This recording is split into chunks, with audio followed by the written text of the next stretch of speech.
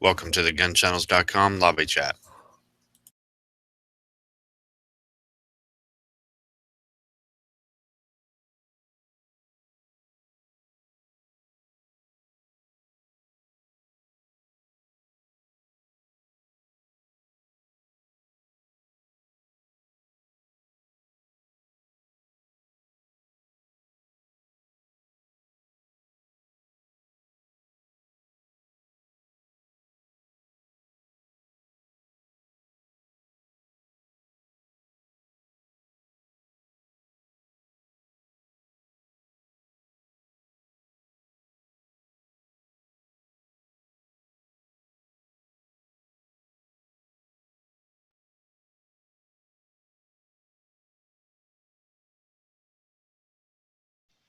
First,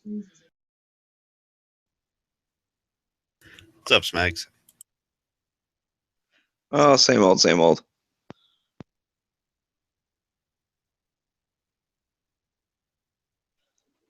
I really hope we move on from last night's chat. Everyone out there's still making jokes about it or whatever. Yeah, I didn't get to catch up on it yet. I was in it till almost noon today, though. I can't believe it went off air or went, off air chat that long. Wow, yeah. Yeah, when I got up this morning, Dead Horse posted a link, and I don't know. I jumped in for a minute to the off air, but then I had to go. But I guess especially the West Coast people, I mean, that was still only like 4 in the morning or whatever.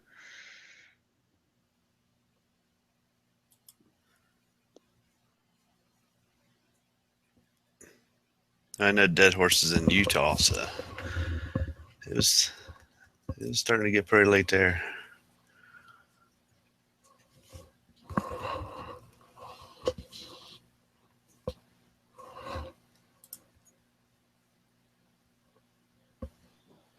Yeah, and I missed the first half of last night's chat that, got DB all wired up or whatever.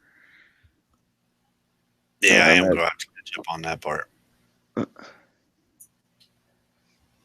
don't know. It was one of those things like everyone kind of made their points, and then it calmed down, and we got talking about something else.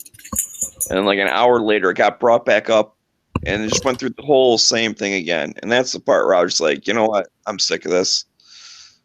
I gotta go to bed. And it's like it's one thing to make your point, okay, fine, whatever, but then to remake your same point over and over.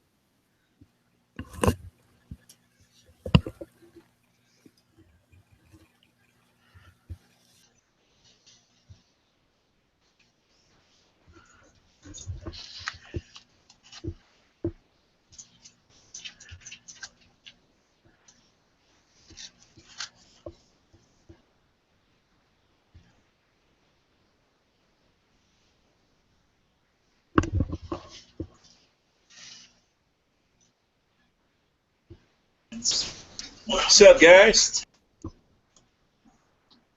Greetings.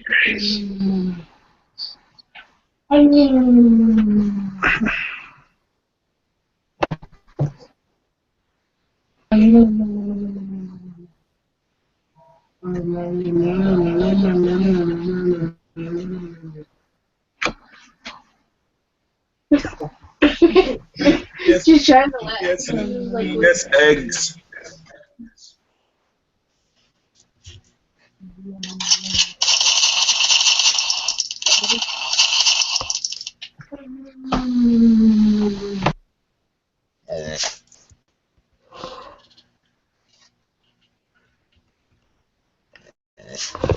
Y'all seen that commercial with the Bacon Brothers? This shit's so funny, man.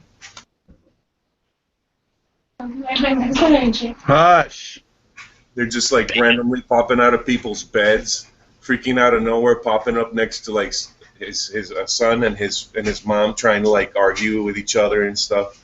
Or how about the last part when they pop up into a man's shower while he's taking a shower? He's like talking about eggs being the best protein ever. I must have missed that one.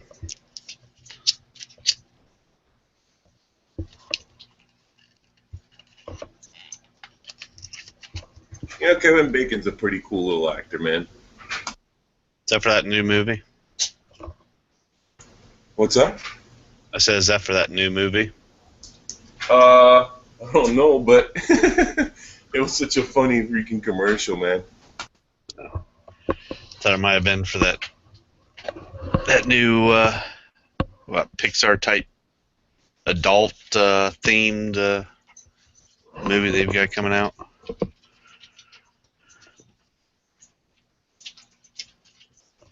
Yeah, I think I know what you're talking about, but I don't think it's a part of that. I'm gonna toss you the link right quick so you can see it.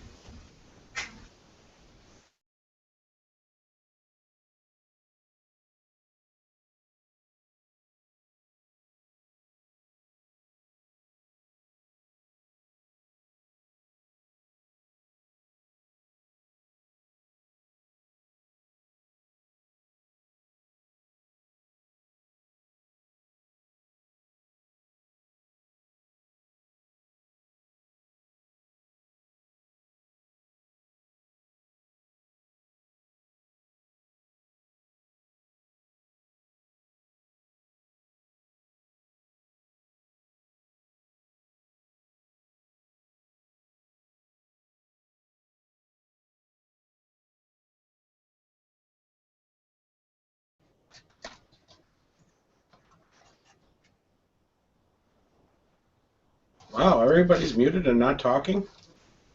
Oh, that's no good. It's all good though. Not everybody's muted. Yeah, I was checking something on my phone there for a minute. Yeah, How's it just going, toss Cork? that link. What's up, Court? It's going. That's about all I'll say about that. It's going.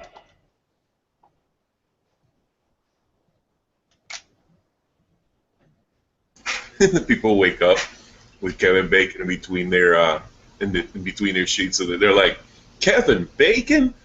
The dude looks at Michael Bacon. He's like, Michael Bacon too.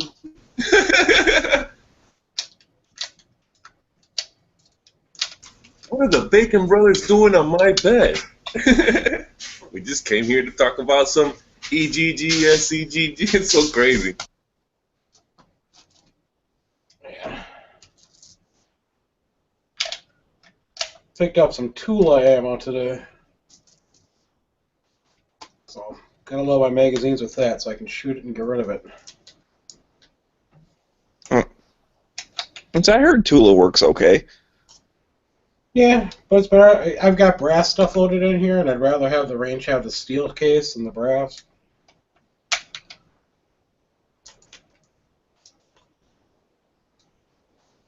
You know what I mean?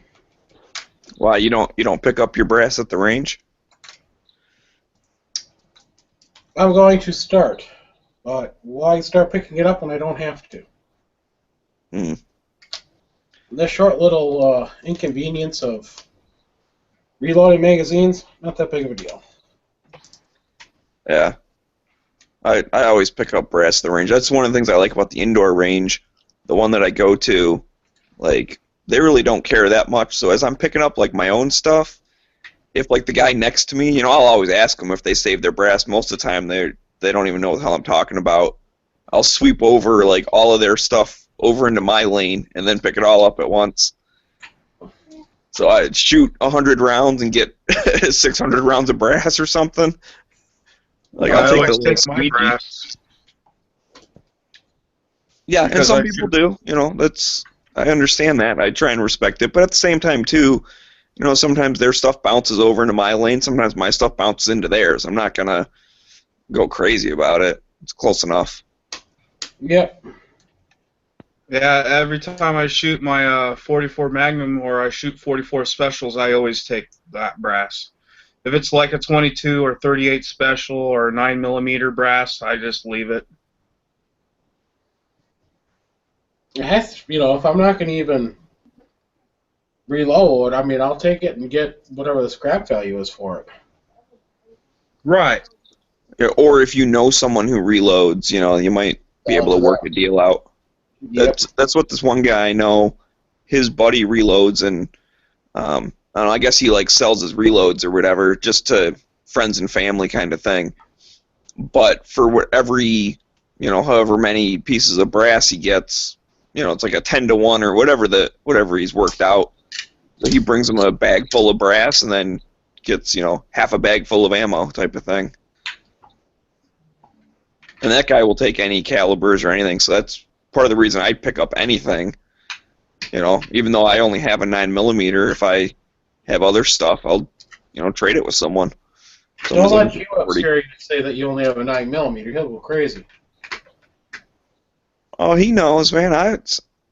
I have like one of each type. I don't have a bunch of stuff. Oh, me either. 40 caliber? Got 40 No. caliber? Yeah, went on I- Eastern, bought 7 boxes of it. Here, let me look at that. I want to see what that is. 40. Because I also have a box of that, but it's in 44 Magnum. Here, I'll go get my box real quick and I'll show you. The guy at the counter probably was thinking, what the hell does he need 7 boxes for? Yeah, when I picked these up at Wally World tonight, what do you need 4 boxes of that for? It was the only 9mm they had. Oh, hell, I had because I usually go in there about 4 or 5 in the morning buying ammo. And I think I bought 300 rounds of Tula one night, and the night manager was like, "What do you need so much ammo for?" I was like, "Hell, that's a day at the range." And that's how much that was. Yowza. Damn. Yeah, mine was 17 bucks a box. That's not bad for 44 Magnum. Yeah, the Tula stuff's kind of expensive for steel case. $10.97 or something like that. That is expensive for 9mm. It's not too bad. I mean, I can order out a line for if I got the steel stuff. I want to try a steel out my Glock anyway to see if it works. Yeah, you never know with ammo. So now I'll know. Have any of you guys seen that the Freedom Munitions doing like how they call that, like American steel or something, where it's steel cases but it's still like brass on the outside or something, like it has a light coating. I don't know, it's supposed to be cheaper than like their reloaded stuff, but I don't know if I like that. Just wonder if anyone had experience with it. What the hell? Yo, No, I've never had experience with it. what's going on, Quark? What's going on?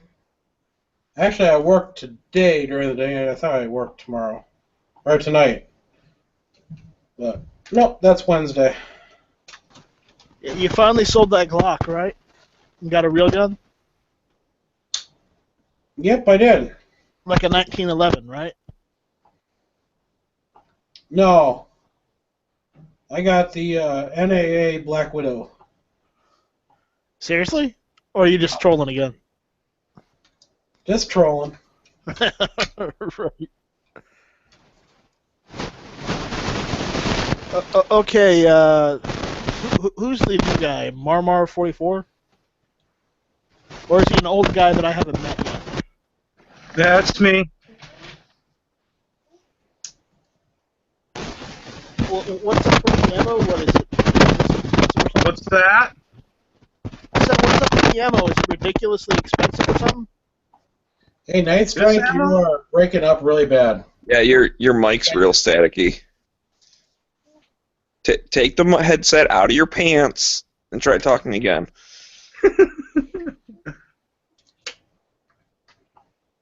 Are you sure it's in his pants and not his ass? I was being nice. How about now? Sounds good. Oh, that's much worse. We can hear you clearly now. Dun dun dun. So what was your question? Why were you showing that ammo? Is it ridiculously expensive or something? No, this stuff right here is 320 grains. This is the stuff that they use for bear load. These are bear loads. These are cast lead Ah, bear loads. fancy. Yeah, and I will never ever shoot those out of my gun because they'll destroy my gun. Unless you're facing bear. No, 240 grains will do it. Are you sure? I don't need a big old hot load like that, unless if I'm going to get a rifle, then I can shoot that out of here and use that as like big game hunting cartridges. But I bought those because I thought they were cool and they're like big old powerful slugs, so I bought them.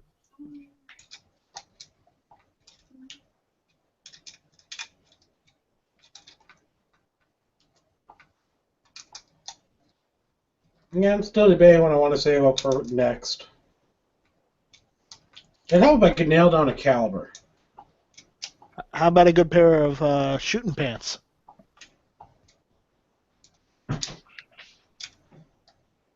They don't make them in that big of a caliber. We'll let you keep the shooting the pants. Nice, right? No, shooting pants. What do they call them? 511s or something like that?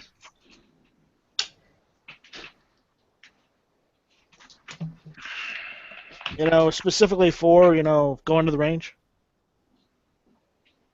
Yeah, I call those jeans. You don't like going for the brand name stuff, huh? Levi's. Hey, nothing wrong with Levi's. Or Wranglers. I'll freaking go in with the tack gear. Like the fucking, what are they called? Like gallows or whatever? Like the shit that you get from freaking the armory. I thought Carpenter was a brand of jeans.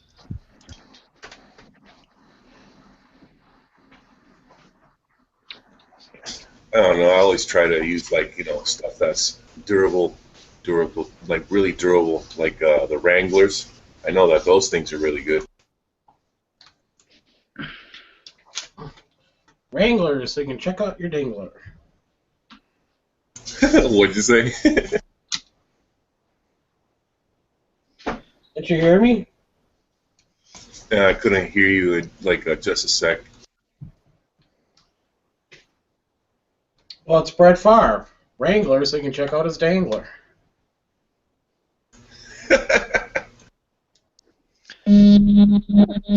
So I got a couple pair of those like fire hose work pants from Duluth. Those things are pretty damn durable. Duluth Trading. Yeah, they're made out of like the same crap that fire hoses used to be made out of, like kind of like a tough canvasy kind of thing. I think this may sound a little ridiculous of me, but I don't care. I kind of feel like whenever I'm concealed carrying, man, I kind of feel like 007, where I like whatever I choose to put on me, I like to have multiple functions. Like my watch, I like to have a watch with a compass, a pincer, and barometer, just in case I'm in, somebody kidnaps me and I'm actually able to go home because I got a compass on me. And how about durable clothing that can that can withstand the weather, like heavy weather and stuff like that. It's kind of like pretty cool to have, that type of 007-ish type of equipment with you. Like how cool would it be to have a bulletproof car, for example? It's possible. It's just expensive.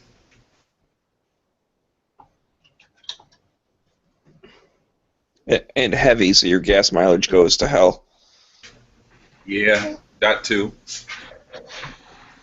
You got a Gander Mountain where you're at? What's up? Do you have a Gander Mountain where you're at? Oh, I wish I have Gander Mountain on the internet. Yeah, because I had like $170 hunting like a seal vet block hunting hoodie, where it was scent lock. And my wife decided to go take it out to her work, and now somebody stole it, and I don't know where it's at. That sucks, dude.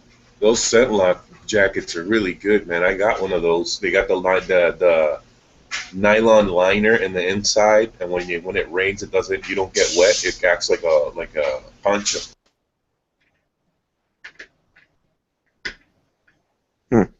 So I just roll around in, dough pee, so I don't have to worry about scent lock.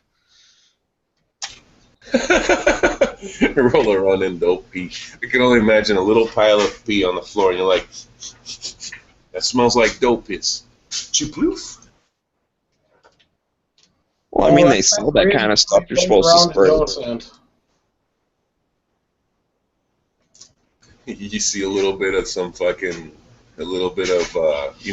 the deer raisin shit that they do, like the little balls of shit.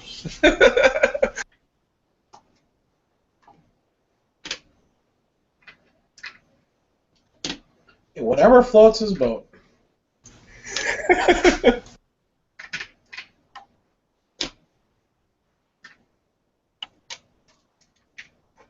Yeah, whenever I go concealed carrying, man, I always try to keep it low key, man. No matter what everybody tells me, like I always try to keep it as low key as possible. Even though I carry 4 firearms in total between my backpack and on my person, I still, try to keep it as low key as possible. Where I have 3 guns on me, and you don't know where they're at unless I show you. Like I have to pull up my shirt and show you that this little ribbon right here is my urban carry, and I can yank it up and bring out a 410 shotgun.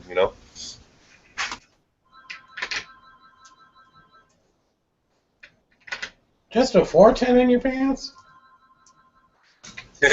Oh, God. That's not a 410. I'm just happy to see you.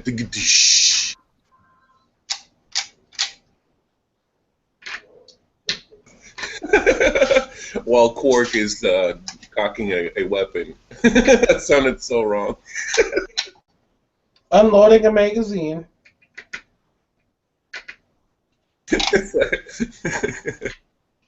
Thank God, she just left. Oh, night strike bounce, man. I hope it wasn't us. He might have gotten a link from Matt. Oh, okay. Yeah, if that's the case, man. Church is always good. Hey, Smeggy, you like my revolver? Sure. Want to show it again? Dan Wesson. What? Dan Wesson? I said, no, it's not a Dan Wesson. Oh, that's a Smith, isn't it? Yeah. A 44 mag. Yeah. That's the Dirty Harry joint, man. Yeah. I'll go get it. Sweet. Congrats, man. That's a very cool weapon to have right there. Ain't much you can't take out with that. I want to get a Model 25, the one that shoots 45 long Colt. Now that's a caliber. Yeah, I like 45 long Colt. I do as well, but they're mad expensive here in Florida, man. $50 for 50 rounds. Oh, I can't find it. I can. It's just $1 a round, so it's really expensive. I'm gonna start reloading. But there she is. Oosh. Dang. That is a demon. I paid $1,200 for the price. Then I also got a Smith & Wesson contract warranty. That was like another fucking $200. So yeah, this gun is almost 50 years old and it still has the warranty on it. That's pretty cool. But hey, your mic's getting all crackly, just like Night Strikes was earlier. Yeah, it's like getting digital grainy. Here, let me turn down the volume a little bit. But that's so cool to find a revolver that actually has its own warranty and it's as old as that gun, man. That's cool. Oh yeah. They're out there. You know, I wish my Firestar actually still, you know, had its business up and running, and I could actually put a warranty on that thing, because that gun is awesome. I love my Firestar M43, man. One of the best things that I've ever had. Hold on, let me go get the flashlight and I'll show you all the other stuff. I'll actually show you. What's up, man? What's up, Lee?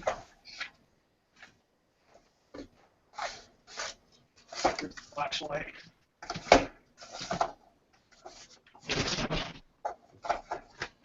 What's he just being quiet? So you can actually see.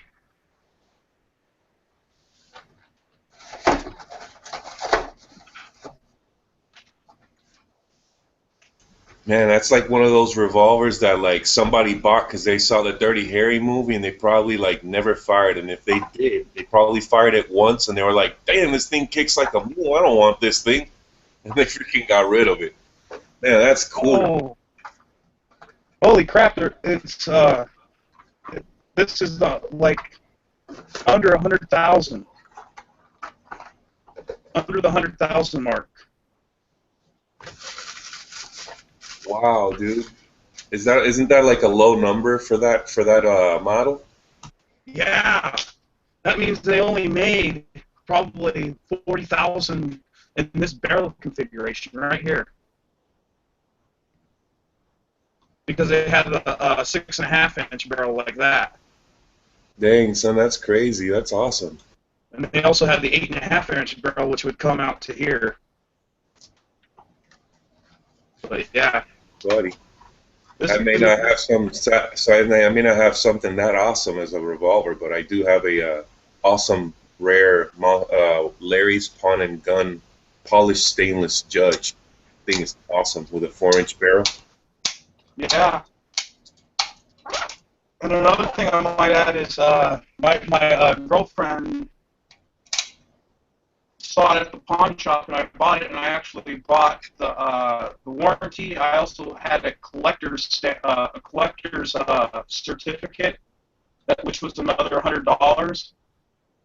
So if I went and traded it, that gun would actually be worth like probably $2,000 plus. That's a really rare. That's a really rare handgun to find. That's sick, dude. It's awesome. Then I have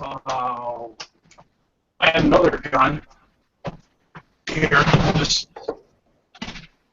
to show the gun today. I have this gun right here. Today's a cool show. Well, today. A small games rifle.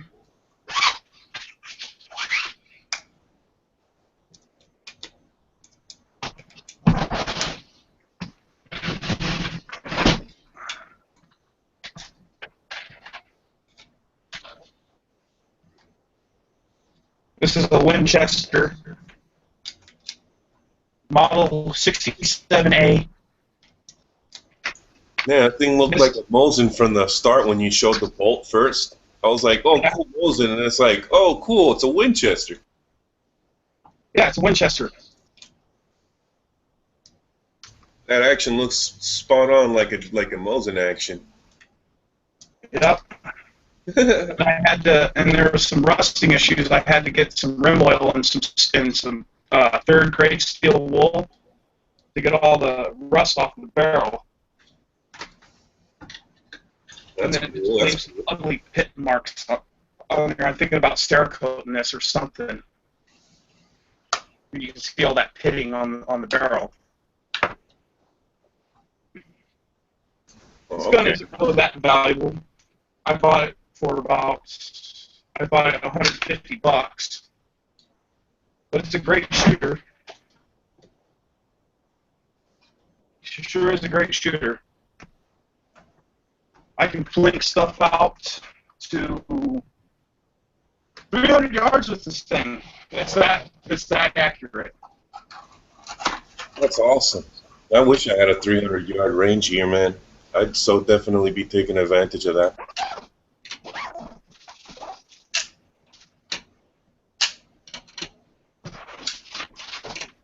No, I'd be shooting at 50 yards, 5 feet. Right. That's the max I probably. That's probably the max that I shoot is like the equivalent of 50, like 50 yards probably, give or take, because I like the human targets are way smaller than a regular human, so you gotta like, keep in mind that adds a little more distance since the target's smaller. But I think the place is like maybe, I don't know, 80 feet at the most, I think.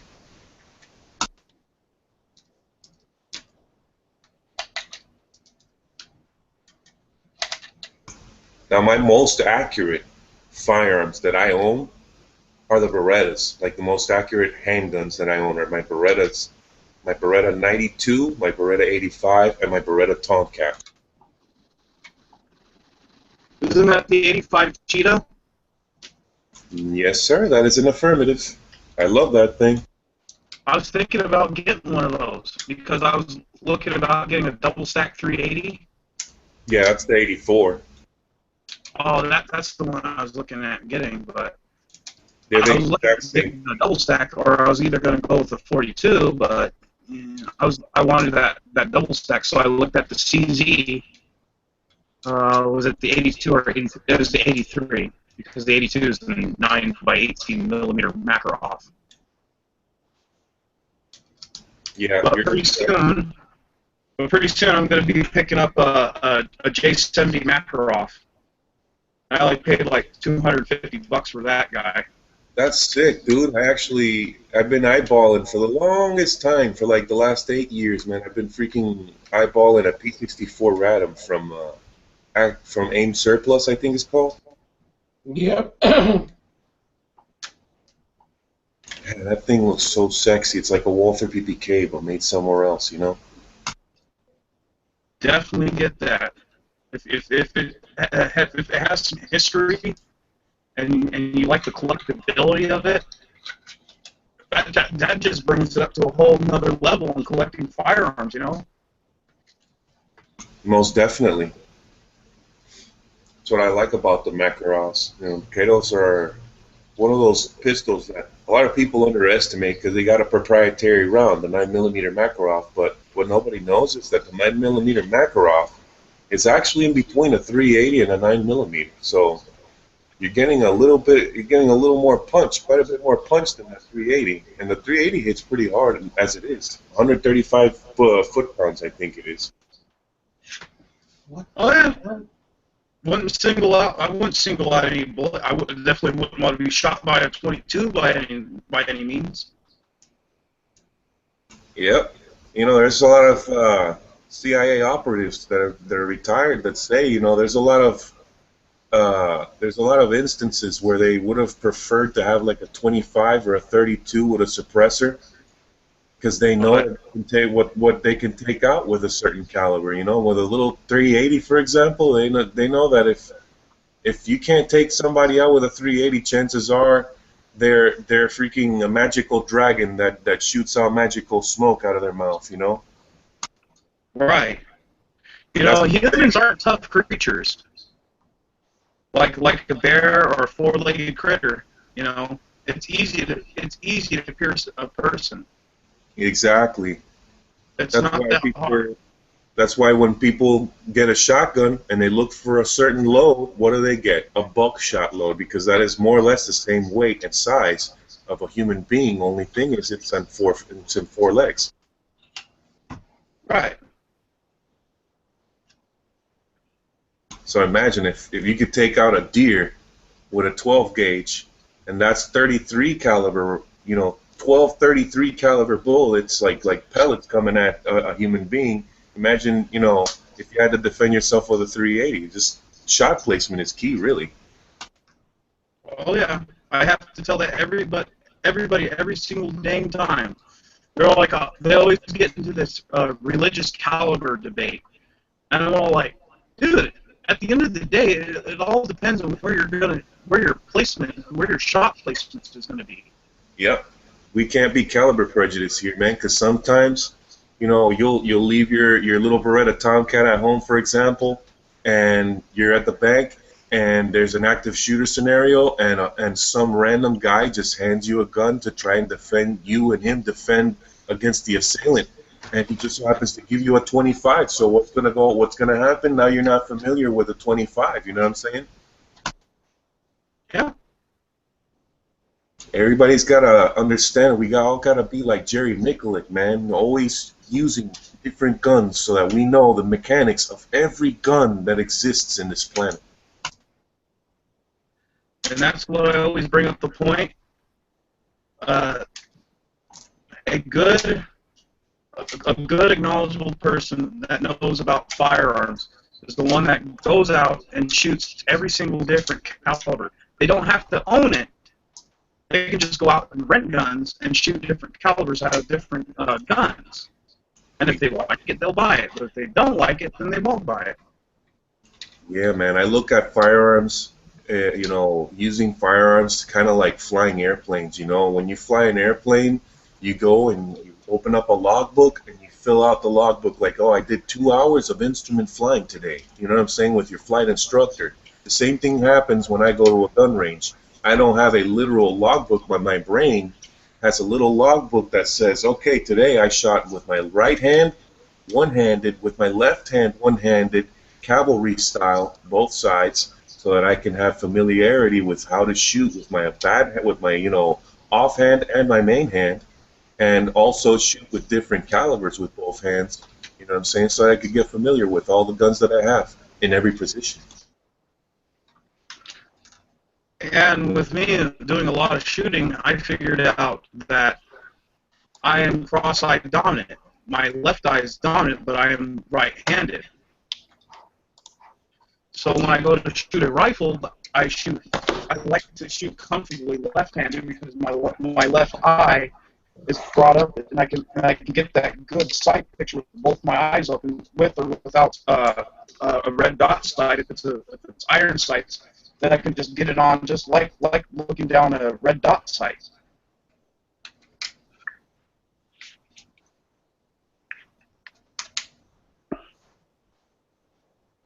Yeah, that's how it is, man. You have tons of formats, and I freaking kind of try to keep it as the same as possible throughout every format. Like my AR-15 is set up very similarly to my CZ Scorpion. You know what I'm saying? So when regardless of whether I'm using the CZ Scorpion or the AR-15, it's the same thing. You just turn on the red dot or green dot, and you just whoop, put the dot on the target, ding, ding, ding, put the target right there. The sights are co-witness to the red dot, so if you don't have it aligned, obviously you're not going to shoot right. Right.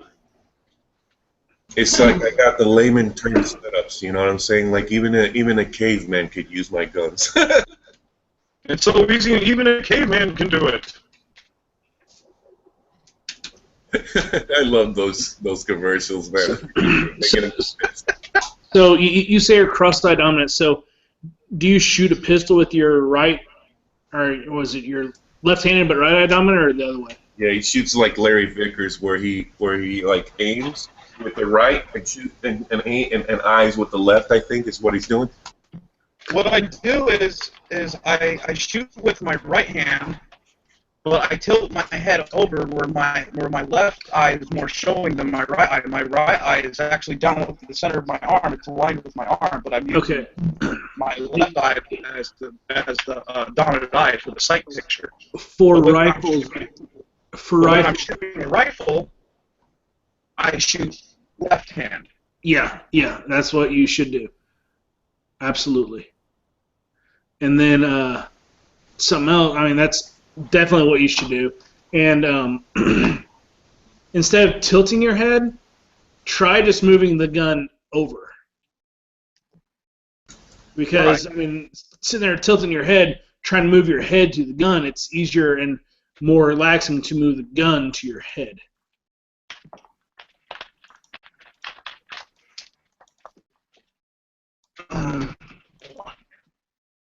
Sounds like some pretty legitimate advice there.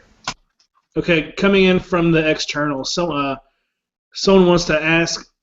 Someone wants me to ask you, Peter, what 9mm bullet head, I guess projectile, powder brand and amount of reloading do you suggest for cheap plinking?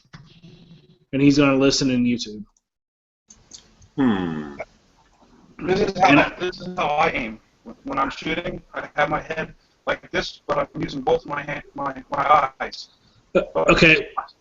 Left side more dominant.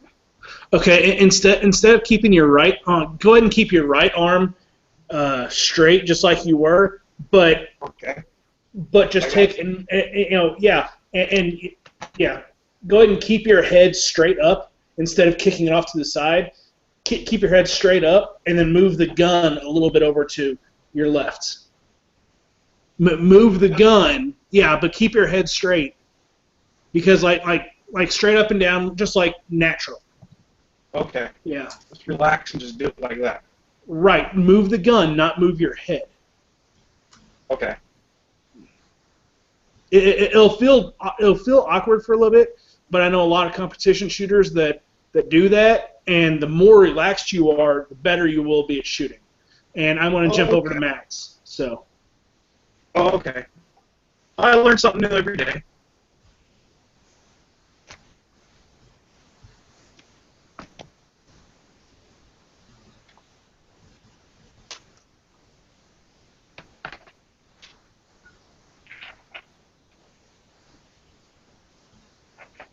Load. Let me see. I haven't been reloading 9mm. That's why I'm looking up information, because I don't like giving people erroneous information.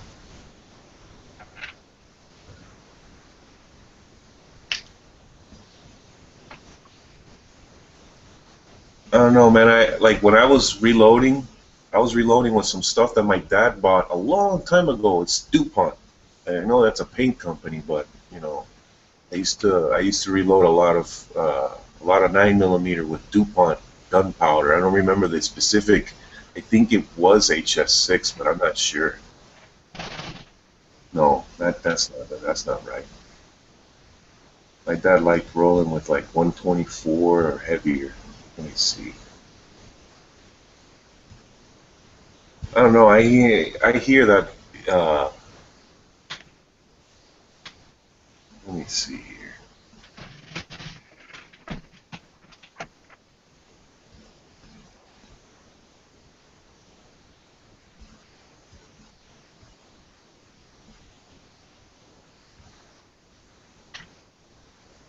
It's getting a little warm in here.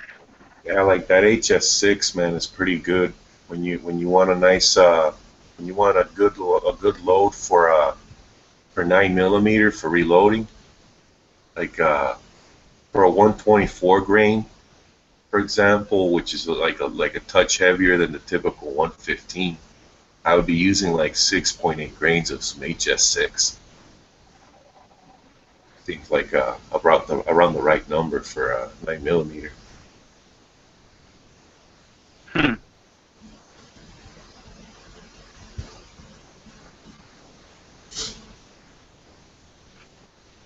I don't have much experience reloading 9mm. I have more experience, actually have more experience reloading 380, because that was actually the last caliber I was reloading when I bought my Glock 42. I was reloading for it, and the powder that I had, I don't know if it was whether the powder that I had was old, or I may have messed up the loading procedure, but the bullets weren't firing as hard as they were supposed to. So I ended up having to load them like a couple of grains, just a couple of grains more. You know what I'm saying? Every time I would load the bullets, I would go like for example 6 grains, of whatever powder, and then I'd be like, okay, it's not shooting hard enough. Shooting enough to push the slide back, but not enough to push the slide back all the way and rechamber a new round, right? So I was like, let me put 6.5 in this. Put it 6.5 on the scale, weighed down the empty casing, zeroed out the scale, boom, boom, boom, started loading up the 6.5, and that's when it started working real nice. I'm like, oh, sweet, I think I got the load correct. Oh yeah, maybe it was just a little deficient on powder. Probably. I think that's what I had assumed, that maybe that the powder I was using was that DuPont stuff. And I know DuPont still makes powder, but they don't make it under the DuPont name brand. You know what I'm saying? I think they make it under some other brand now. So, it's like the powder was probably so old that my dad hasn't used it in such a long time that it probably was, losing its effectiveness. Yeah, maybe it just probably got because maybe the nitrate it's kind of like a pop bottle, Right. When you open up a bottle and you just leave it out and it becomes flat. Mm-hmm. That means all the nitrate has all the carbon or nitrate has escaped the bottle, and then there's no more fizz to it. Exactly, like carbonation, yes. Yeah. Like with the 44 Magnum, I usually load them up to around 23 to 22 grains of powder. And for the 44 specials, I will go down to probably 20 to 19 grains. Sometimes 18 if I want really low recoiling rounds. Man, those sounds like some really nice shots, dude. Oh yeah. Nice. I've been. I can only. When I first got into it, I didn't really know a lot about reloading and stuff like that. So I went on YouTube and I was watching some videos, and there's a really great video that the guy showed you how to seat the bullets properly, how to prime the bullets properly, and how to correctly put the right amount of powder in there. Yeah, like the type of powder, so that you get a very efficient powder burn out of a handgun. Right. A consistent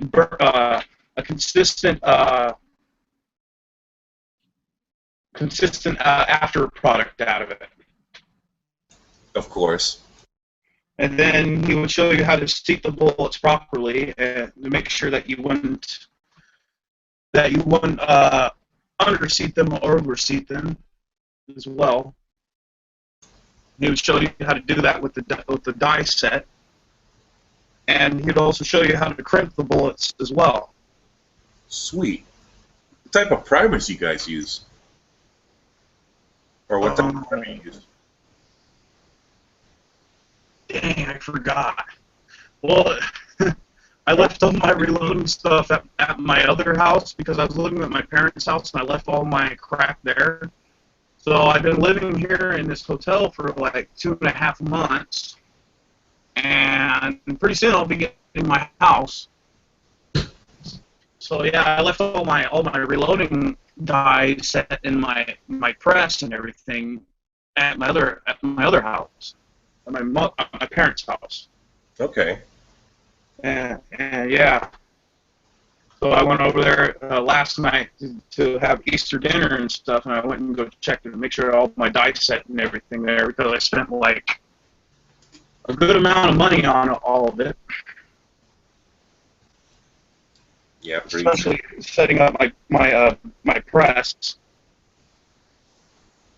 I'll bet you anything through gun channels, man. We could probably like talk to all the freaking reloaders, and whenever there's like some ammo crisis, we could probably like reload the fuck out of all the ammo we got, and probably distribute that shit. Yeah, I got like 300 shells of 44 Magnum, and I got like maybe 100 of 44 specials. The thing about 44 specials is it's really hard for me to go to a shop and just pick some up because there really isn't there. You have to really order them. Yeah, those aren't so readily available. Yeah, it really isn't. It's a really exotic caliber. It's like 32 Smith & Wesson. 32 Smith & Wesson used to be very prevalent, but now it's like so hard to find. You gotta like order that shit. That's because everybody's going to semi-autos. Yep, and then whoever goes to revolvers always goes to a 38 special and up. Yep. I just went straight for the big bore. boy. I just came across it in the pawn shop and was like, dang, I gotta have it. That's Because the I knew what it was. I knew exactly what it was. I knew exactly how rare it was. That's the best thing you can do is, you know, like right now you just got yourself like a real nice piece that you can use and that you're gonna have fun with.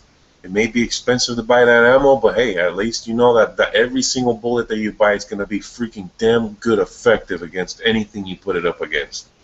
And now all you need to do is, like, you know, collect a respective firearm like a 357 Magnum so you can have a nice plinker revolver, you know, and, you know, just go from there, you know, and have some cool ass revolvers. Yeah, I was thinking about getting either a 686 or either getting a 586 in the blue version. That's cool. But I'm also split too because I also picked up like 2 boxes of 380 because I wanted to get a Glock 42 because I'm in love with that gun, man. It is just a great little shooter. I love my Glock 42. That's my favorite gun. The only thing is this doesn't accept 40 Smith & Wesson bullets, so I got to get myself a Glock 27 and only use the 42 as like my beach gun. You know, when I'm wearing my freaking my cargo shorts and some sandals, you know, I'll probably toss in the 42 and 4 magazines in the pockets. Right.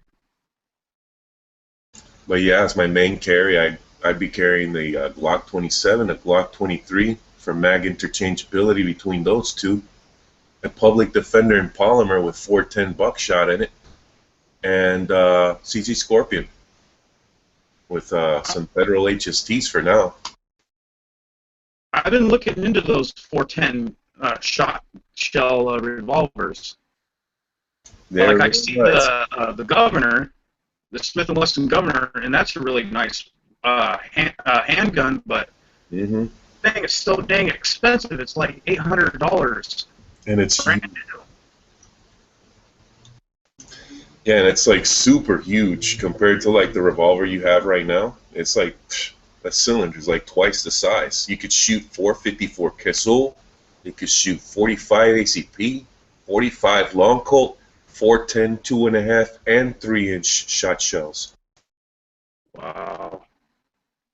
And it even brings moon clips for your 45 ACPs. I gotta get one. That's what I like about firearms like that. They're just so versatile. Most definitely. I have the competition, which is the Taurus Judge in nickel, and then I have a nickel plated like stainless steel circuit Judge, which is a revolving rifle, and then I have the polymer Public Defender. Right on. Did you ever get a Taurus Raging Bull? Been seriously contemplating acquiring one of those soon enough. Because I heard that those things can take hot loads. That's an affirmative because they have the double lock. They lock in the crane of the cylinder, and the cylinder locks where it normally locks. So it's got like the double position lock. Yeah, and they're not that expensive either. You can pick one up for like $600 or $700.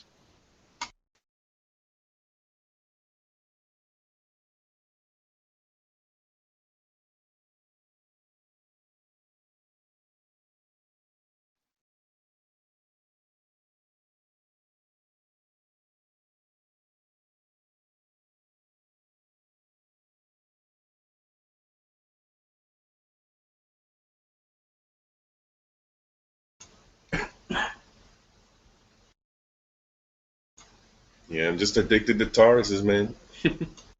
I like Tauruses too.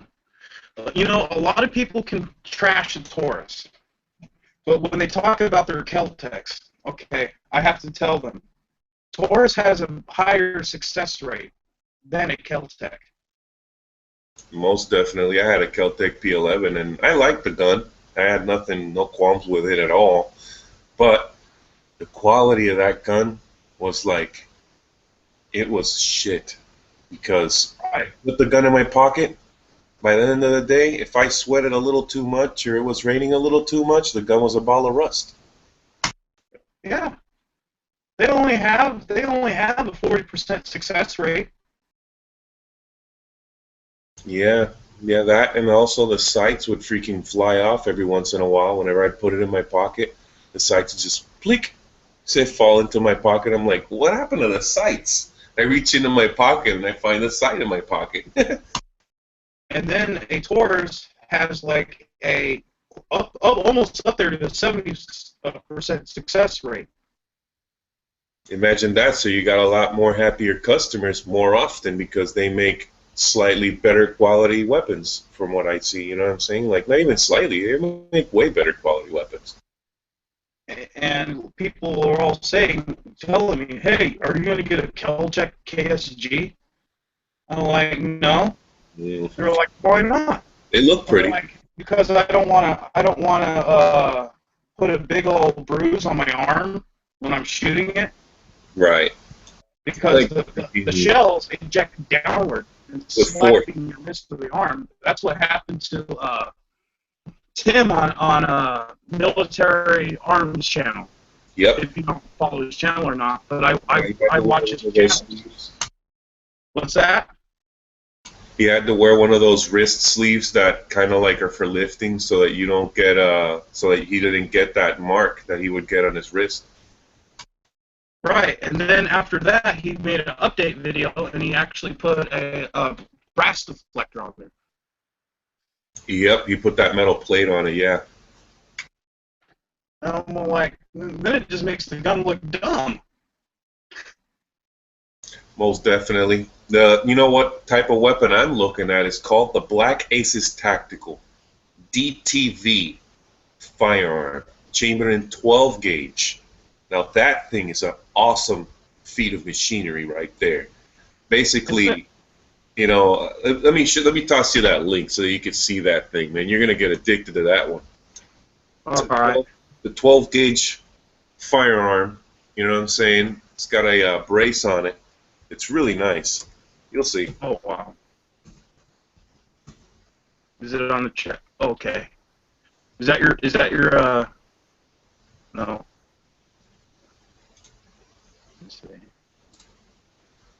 Yeah, just post it on the group chat and I'll just check it out real quick. Paste. Cool. There it is. Let me check that out. You're gonna like that scenario because it's so nice, man. It's a very, you know, short system, and if you get a folding stock, like a folding brace for it, you could stick it in a backpack so easily, man. And it's a magazine-fed 12 gauge chambered firearm, so it's like it's ridiculous. These aren't SBRs, right? No, actually, they're totally legal. No paperwork because they were made from the start as what they are. In other words, they never had a rifle stock on them from the beginning. They were made from the beginning without the stock, so they're not considered a short barrel shotgun because of that. They can't be considered a pistol because it has a forend grip. You know what I'm saying? A vertical grip in the forend, so it can't be considered a pistol. It's just a firearm, chambered in 12 gauge, magazine fed. Did you check out that one shotgun that has double barrels? Yes. What is it called? The freaking DP12? Yeah. Yeah, I really like that thing. I would much prefer to get that DP12 over the Kel-Tec KSG. Yeah. That thing looks like a Remington 870 version of the Kel-Tec. I'd call that the double tap shotgun. Oh yeah, they're freaking nasty, man. That thing's disgusting. I mean, it may be more expensive by a long shot than the Kel-Tec KSG, but I'd rather have that double tap. Boom, boom. Man, that's so sick. You know, you can realize how effective that thing would be in QB and close quarters, especially clearing out rooms and houses and stuff. opening doors like a master key type situation. Boom, boom. Now you got a door open without having to go boom, boom, boom. You know what I'm saying? Right. You could just That go would- doom, doom, and then you can clear the room with one shot. Doom, doom, doom, doom, doom. You know what I'm saying? Like, it's way more effective than a regular pump. Oh yeah. Who would have thought I'm just somebody kind of would have curious. devised that type of system, Oh yeah. right? Like 2 barrels, 1 pump, and make the system work so that it goes bam, bam, reload, bam, bam, reload. Like, dude, that's so cool. I mean, technically, I don't know why they don't have a military contract. I mean, that's technically a 2-round burst. You could kind of consider that a little more than a semi-automatic because you're shooting 2 rounds at a time. Right. It's kind of like a double-barrel shotgun with a pump on it. Right? You don't have to be double loading it all the time. You just freaking pump the action, and it just double loads it all by itself.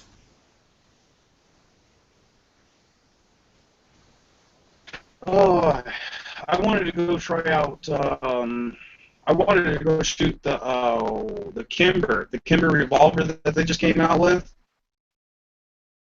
Oh yeah, the K6S, man, that thing looks pretty sweet. I mean, Yankee doesn't think much of it, but I think it's another highly underestimated firearm. It's going to be a nice one. It's a 357, 6 shots. That is in the same size format of one of those 5-shot, like, you know, like the 686 that you were talking about, like more or less like that type of size, real trimmed down, but 6 shots as opposed to 5 on a typical 357 format. It reminds me of a Model 60. Right, right. One of those J-frame Model 60s you're talking about? Yeah. Those things are nice, man. I don't know. I might try to procure one of those because I've been wanting a 357, and I'll bet you that Kimber is making that 357 with a sweet double action only. Right. I would kind of like. I wouldn't turn down getting some trigger time behind that firearm. Not at all. Especially if it's new. Now, Yankee is correct in the fact that since it doesn't have a hammer, you're kind of killing the benefits of a revolver like that because, you know, one of the benefits is to be able to pull back the hammer and go single action with a freaking sweet, crisp, clean, single action trigger. You could just, you know, bang, accurately just like, you know, accurately assess any enemy. Right. I think they're going for the. I think they're going for the concealed carry market for revolvers. If they weren't considering putting a hammer on it, but I wouldn't know why. I didn't know why they came out with a model with a concealed hammer, and they didn't come out with a model with a hammer on it.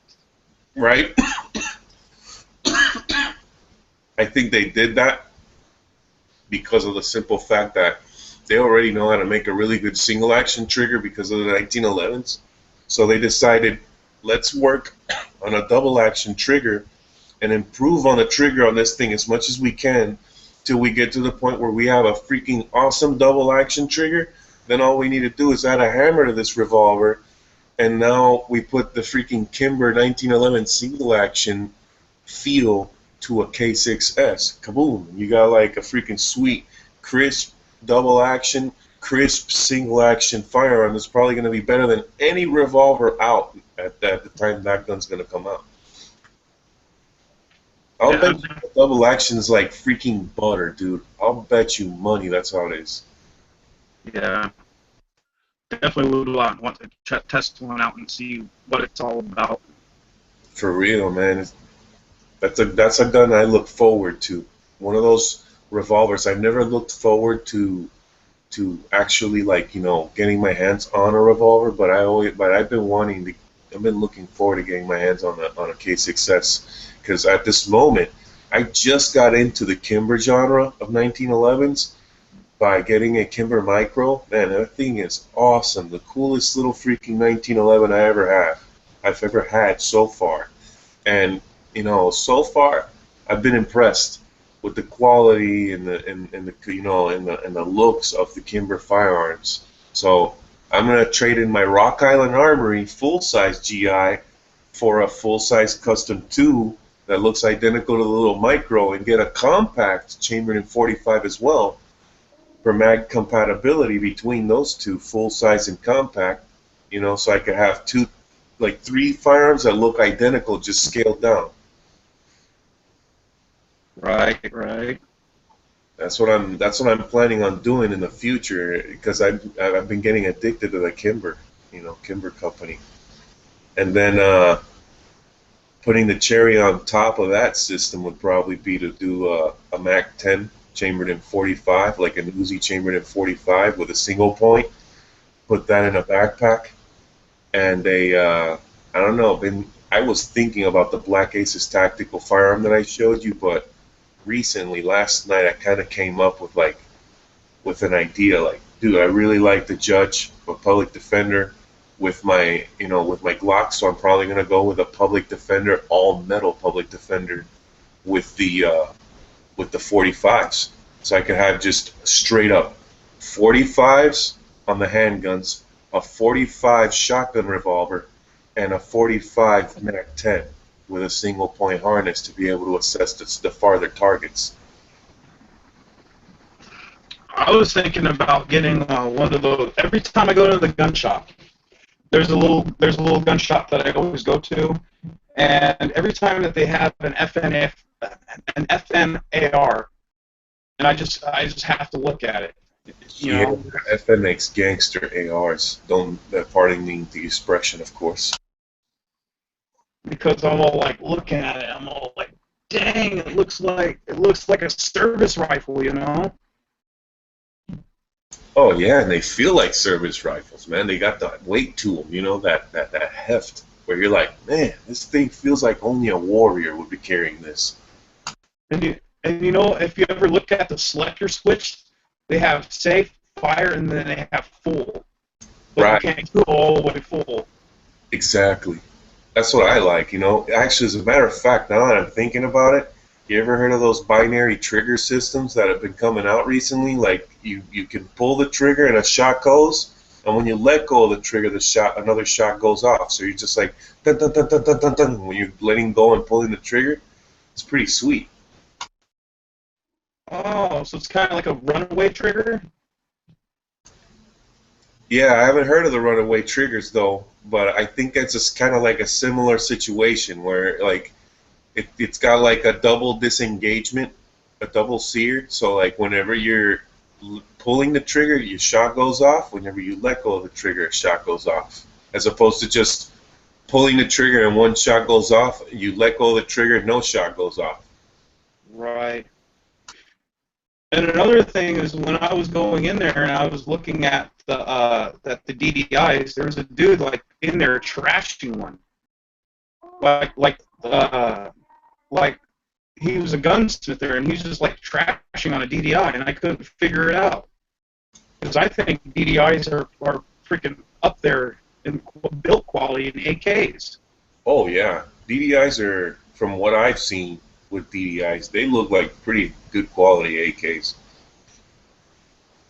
And the dude was all like, well, they got weird, they have weird stock angles. I'm all like, well, that's the authentic stock angle that they used to put on an AK. If you don't know, if you look at Chinese and Russian AKs, they have that weird angle to them. Mm-hmm. And then you look at all these other AKM variants, they just look like, I don't know, they just look like crap. I've never ever wanted to pick one up or buy one. It's the same with a Watts or Tanner. The Vepers are the ones that I'm looking at. If I'm looking into an AK of any type, the Vepers look pretty freaking serious. Oh yeah, definitely would love to get a Veper. I hear they're expensive though. Did they start the importation back on those? Because I've seen a lot of them come up lately.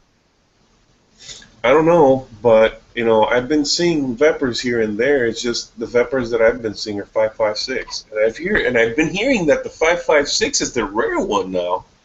But yet I've been consistently seeing a 5.56 Vepr at my local Addison's gun shop, which is like down the street from my house. Oh wow.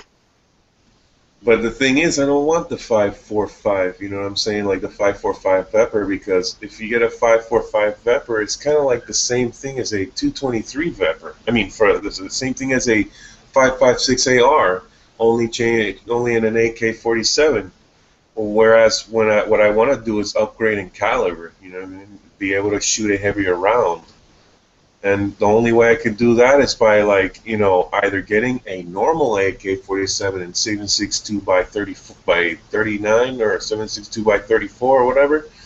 And then I'll be able to have something with a little more kick, you know, but I don't know. Maybe I should probably get a 300 blackout upper so that I don't have to be with a shit ton of guns and just have an upper that I can just be like, I want to shoot an AK type round. Click, 300 blackout.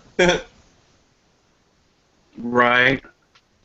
And then, and I was also, looking about getting a FAL. And a lot of people were all saying, well, don't get a FAL, get an AR, get an AK.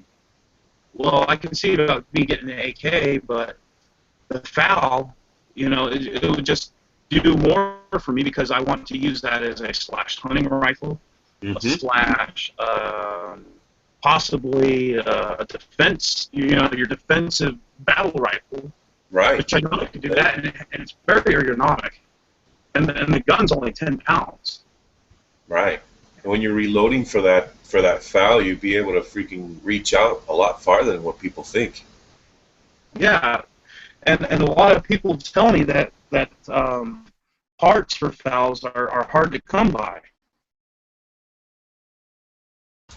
Huh. I didn't know about that one. Like certain parts are they're not interchangeable or something like that. Right. That's weird. That's probably the only thing that's keeping me from buying one. But if I take care of my rifle good, and then I clean it all the time, I go out and shoot it, and I go and clean it out like I do with all the rest of my firearms, and I don't see what would happen, why the parts would be failing on it. Right. I don't know, man. It would be pretty nice to have a FAL, but the next best thing, in my opinion, would probably be like an MP5, so that I can have like a nice compact setup. I could shove in a backpack. Exactly. MP5s are expensive though, and it's a 9mm, a pistol round. I mean, a lot of people say that pistol rounds, in like guns like MP5s and Scorpions are kind of like, what's the point? But I believe there is a point. If you're using hollow points in a little CZ Scorpion, you're gonna get freaking huge amounts of stopping power per bullet with a little CZ Scorpion. Whereas if you were using a 223, I mean, yeah, you're getting a shit ton of stopping power, but it's because the bullet is going hypersonic velocities. It's a super light and super small bullet, so it's not, you can only get so much out of a bullet. With a 9 and a hollow point 9 at that, with a Scorpion or an MP5 or an Uzi, you're getting a lot of advantages.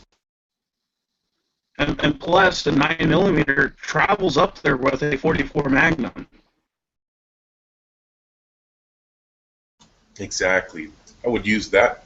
Like, I would be using the MP5, right, as the main, but then, you're getting too close, and then you pull out your 44 mag to be able to, like, erase someone, you know what I'm saying? Right, and if anybody ever talks a 9mm, I want you to send a link to Iraq veteran 8888, and take him to that YouTube video where it's how long will a 9mm kill.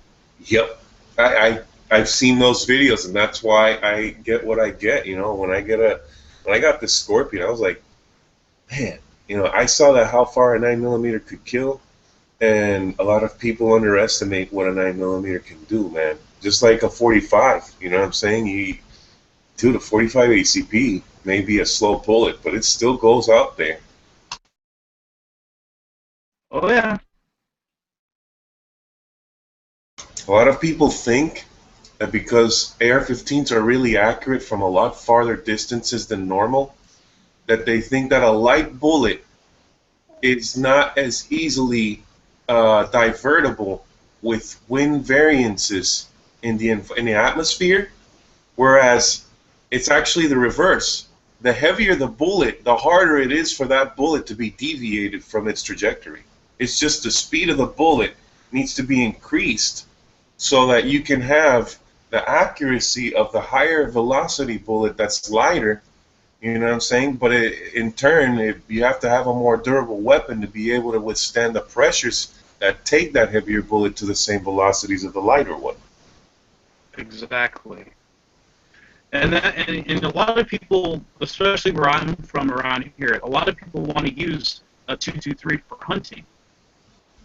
hunting white-tailed deer, and I have to tell them, you know, it's not a good caliber to go out and hunt a whitetail, because you're only going to get an effective range out of a 223 is at 150 yards.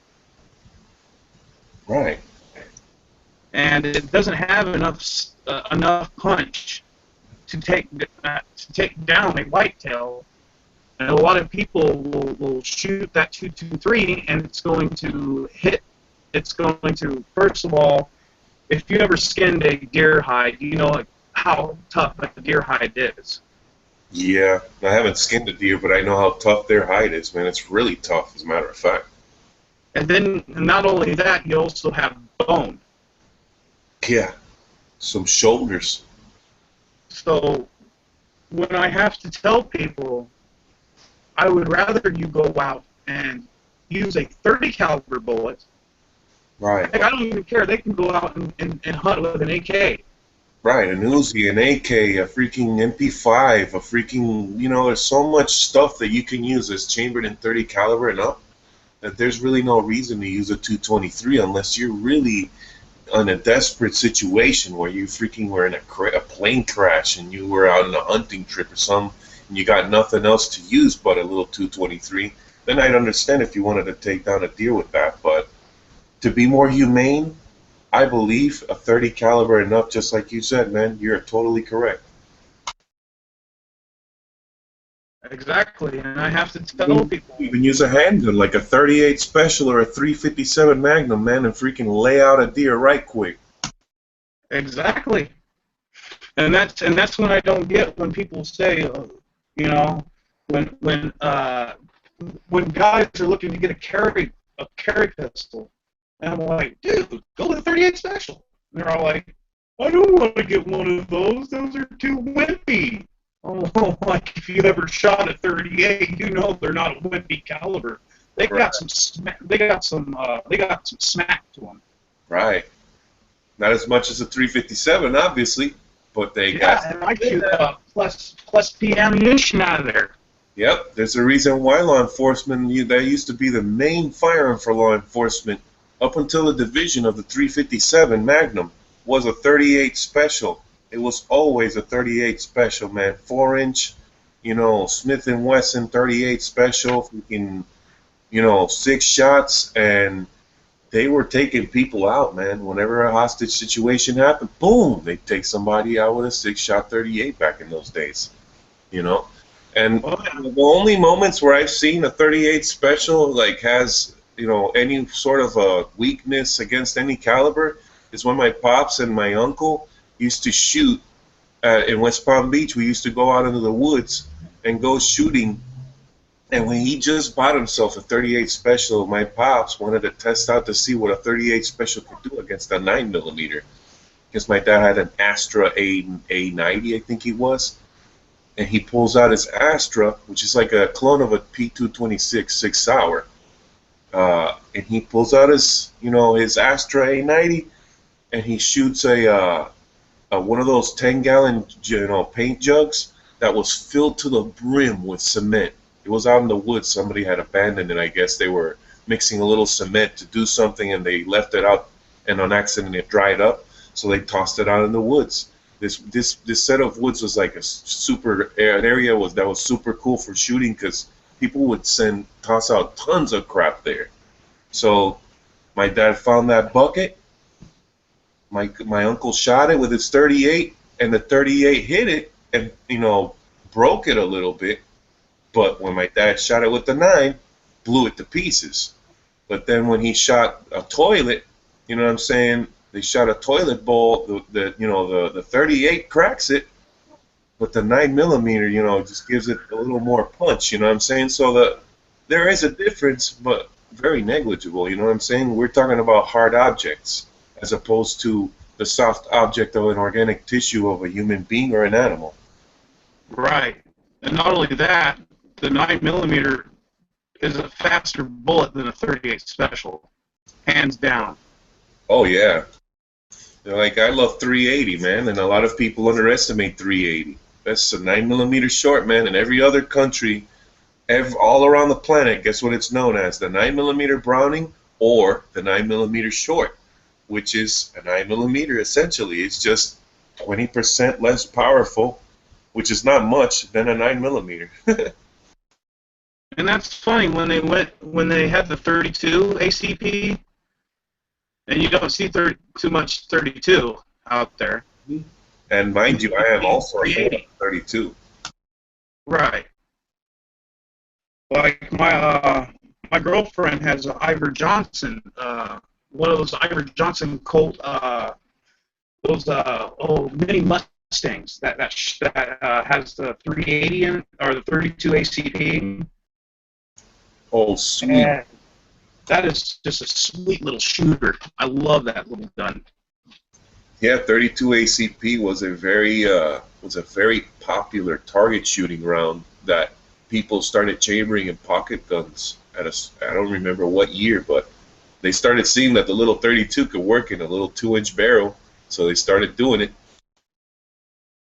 Yeah, the 32 ACP came out, I think, 1906. Yep. Yeah, freaking way long ago. And the 9mm has been around since 1902 or 1901. Imagine that. But yeah, I was talking to a gentleman one night, and we were talking about safari rifle loads, and we were talking, and I said that my wife has a 700 Nitro Express and a 500 Nitro Express, and I said one of them was vintage. I just didn't know what it was. And he thought that both of those calibers were recently modern. Well, the 700 Nitro Express is.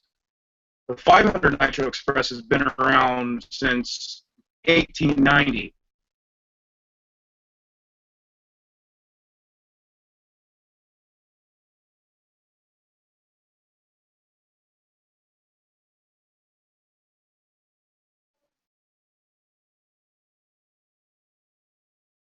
That 500 Nitro, son, is a freaking beast. Oh, yeah. You seen the Nitro 700? The freaking Afghanis shooting the Nitro 700 on some, like, tourist attraction type deal? Oh, yeah, and it's one of its kind, and it's a bolt gun. Uh-huh. Single shot, man. One of the biggest bullets known to man. Well, one of the biggest bullets a civilian could shoot, I think. They just came out with another caliber. It's called it's called the 950 JP, I think. It's called the 950 JP T-Rex. Damn. Actually, I want to look that one up real quick. This is my beauty right here. Taurus Judge, 4-inch barrel, polished stainless wood grips. Oh wow, she's gorgeous. Yeah. Wow. And then I got Pretty the looking gun. matching circuit Judge. I was thinking about getting one of those, man. I was thinking about getting one in 22 long rifle. It's a very, very good investment, man. These things are very nice shooters. Very clean. And I'm planning on going hunting this year with it. Yeah. Yeah, that 45 can do damage. oh yeah. Probably take down a decent deer with this, you know, like a nice 10-pointer. Pow, son. What's up? Maybe even go Oh yeah. double tap, you know, a 45 and a 410. I could put a choke on this sucker, dude. We could go 410 all the way with a tighter pattern and shit. Actually, I'm going to send you a link to that, to a wiki link about that cartridge. Okay. I can find something about it. That's cool. I always like knowing more stuff about the 45 Colt, man. It's one of my favorite rounds. It's just not expensive, that's all. Oh no, I was talking about the 590 JDJ. Oh, yeah. That one. Okay, the 590, man. That must be nasty. Actually, I'll show you a YouTube video of a dude shooting one.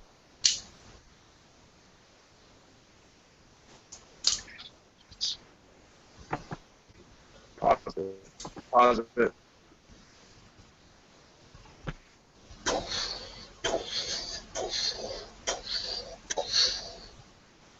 This thing is so awesome, man. I shot it a handful of times, and every single time, dude, I always get a crowd around me, man, because they're like, dang, son, What was that one? all the way down the end of the range, bro, and he's like blowing out the center mass of this thing with 5 shots, and then the other 5 shots are coming in so much faster, like, click, bum, bum, bum, bum. Wow. Yeah, man, I'm pretty nasty with with shooting these judges, man. I like working with them because I like having people underestimate me because like, oh, you're carrying a revolver, but yet they don't know that I train in a way where I'll go and I'll like kind of like deceivingly Jerry Miculek a dude, and I'll be like, doom doom, click, 2 shots, boom boom. 2 shots, boom, boom. You know what I'm saying? They'll be like, whoa, what are you doing? Dude, this is Right. You got a double load to keep your gun tapped. You know what I'm saying? So that when you do need the 5 shots, it's there. Like shoot 2, load 2. Right. Shoot 2, load 2, right? And then you shoot, if you want to shoot more, you can shoot 4 and then do two double loads. You know what I'm saying? Like, clack, boom, boom, boom, boom. Clack, boom, boom, boom, boom. You know what I'm saying? And you'll be fast as opposed to being slow because you're just doing the normal procedure of emptying out your casings and then going one by one. 1, 2, 3, 4, 5. And doom, doom, doom, doom. You know what I'm saying? The way I do it is double loads. That's my little trick to being super fast with a wheel gun like this thing. People underestimate it. People are like, "Oh, why do you use the judges, man? Why couldn't you be using any other gun but a?" Or you can get one of these. Oh yeah, one of them speed loaders, man. I've been wanting a sets. I've been wanting a. I love these things. So Every that's it, buddy. 5 in with 1 move. I'm gonna be shooting it like Hickok 45. Heck yeah, man. I always like that, man. I like tricking people. It's like, oh, he's just got a 5-shot. What could he possibly do with a 5-shot? Well, what you don't understand is I'm going to shoot twice, double load, shoot twice, and now I could shoot what? 9 people as opposed to the 5? That's the thing, this is a force multiplier when used correctly right here. And then people forget that one of these days I'm gonna have a satchel where I'm gonna be able to stick this in, man. And when I have, a situation where I got to assess something with a nice revolving rifle, I'll have it. I don't know what I'm gonna do, but I think what I'm gonna end up doing is probably doing something to the stock where I could either flex it, click, and fold it down and put it in a backpack or something, or maybe do something like how the you ever seen the Chiappa triple threat? Yeah. 12 gauge three barrel shotgun that has the back piece where you can unscrew it and then you can like take it off. It's got like a brass piece right in the stock where it splits.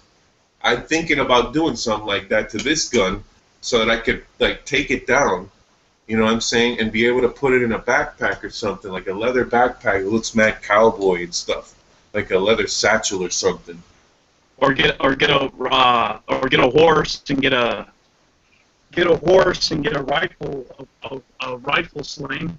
And you can just stick your rifle right onto the horse, right on your satchel on your horse. Right, like get a Harley Davidson and put a freaking rifle satchel on the side and put this sucker right there with a folding stock, dude.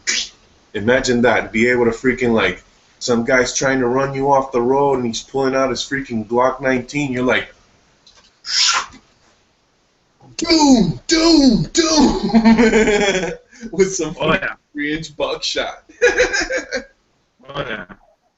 Dude, I actually am carrying 3-inch buckshot on this sucker right here.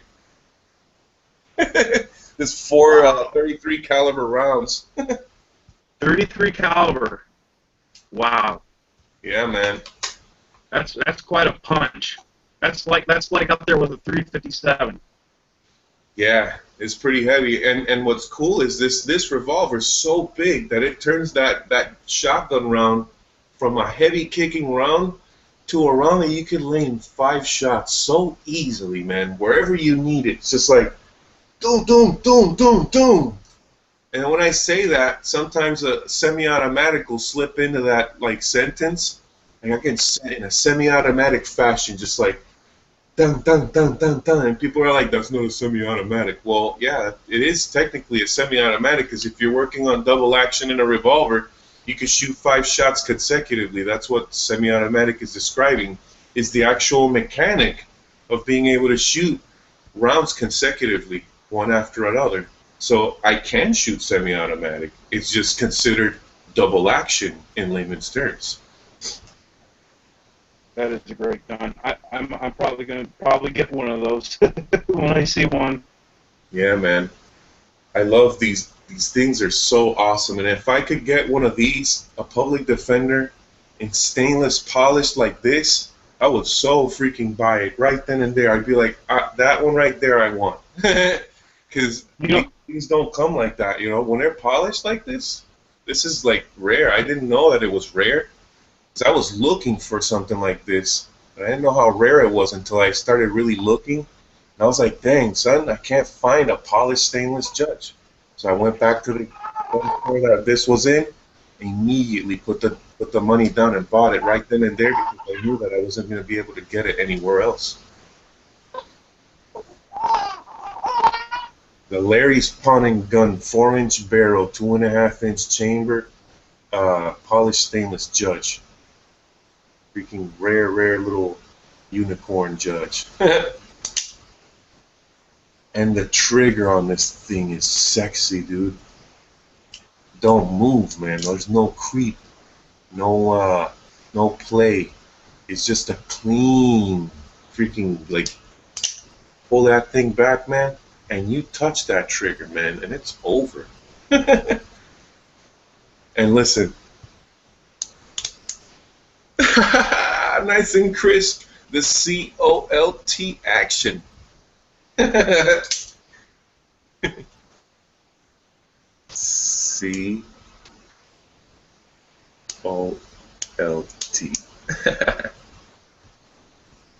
No, wait a minute. That thing had actually like 5 clicks.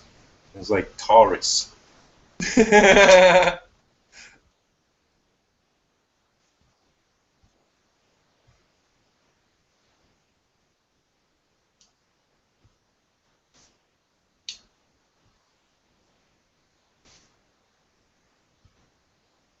It was missing one more click. I actually counted it. It was like T-A-R-U, like T-A-U-R-U, and the last one was missing.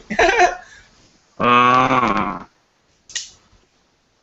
You know how they Sorry do. about that. I had to go feed my daughter real quick. What's up? I had to go feed my daughter real quick. I had to make her a ball.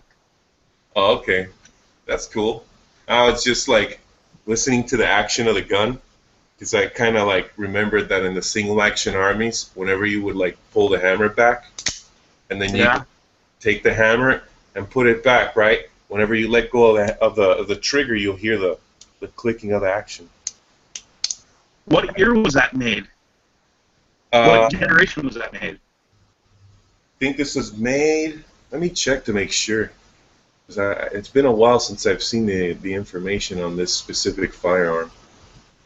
Because doesn't Matt have like a Taurus that's pretty rare too? Because I watched one of his channels and he had like a, oh crap, what did he have? But I liked it. It was a blue version. Huh. It wasn't a Public Defender. It was something else. It was a Model 66 Taurus. Okay.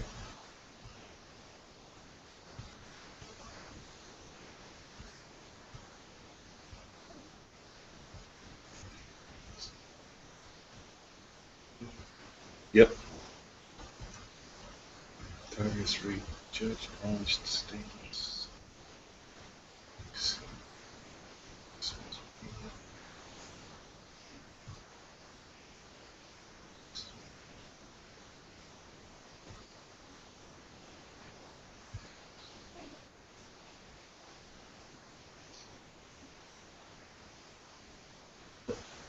People are asking if I want to talk about politics. I'm like, no, not really. Politics. I mean, man, it sucks what happened in Brussels if that does involve any form of politics. But I don't know, man. No, they want to get involved. That's where I'm. Want to talk about all this Trump and Hillary and Ted Cruz and all this other bullshit, and I'm like, I care less. Yeah, I like Trump because he's kind of like more pro-gun than Hillary and stuff. But man, screw Hillary, man. She crazy. She wants to be president, but she'll kiss the ass of the devil, man. She's crazy. Yeah, you know, Hillary be all like, "You're speaking against me. Fuck with your head." Right? I think if you deal with evil, you have no right to be a leader, man. You know what I'm saying? If you will if you in her case let a rapist go, right? Like you let a rapist go because you convinced a little girl that dude didn't rape you because it was consensual because you allowed it to happen, type shit. And you want to be president after that if you committed such an atrocity? I don't know, man. You must be smoking something. Because, if you're bad, you don't deserve leadership roles. What I believe is she would do what Richard Nixon did. That whole Watergate scandals crap that went on with Benghazi. There's something that don't add up there. Didn't they impeach Nixon for doing that kind of crap? You know? That's all. Like, it makes you think. Why do we want these kind of people in office? Exactly. But you want somebody in there that serves you. You're not serving them.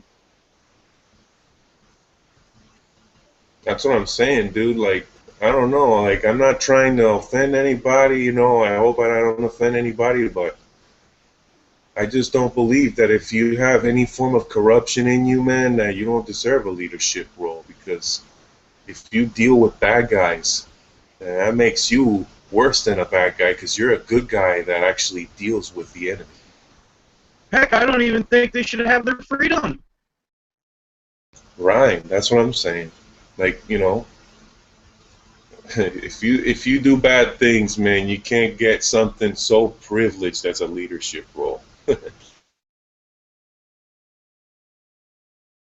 And I was for a little bit there a supporter of Trump, But when he goes and he reneges on what he says, he was saying and like he was saying, and then he was all like saying, "Oh well, I'm going to do it this way. Oh, I'm going to do this that way. You know, I'm going to make China pay for this. I'm going to make Mexico pay for that." And we're like, "Well, how are you going to do that? Put tariffs on everything?" Well, if you put tariffs on everything, you're going to drive the cost up in buying stuff.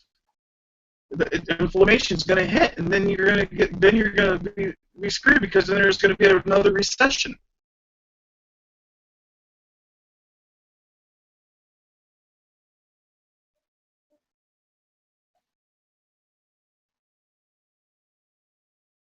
That's what I just think about that kind of stuff. But I don't want to follow that.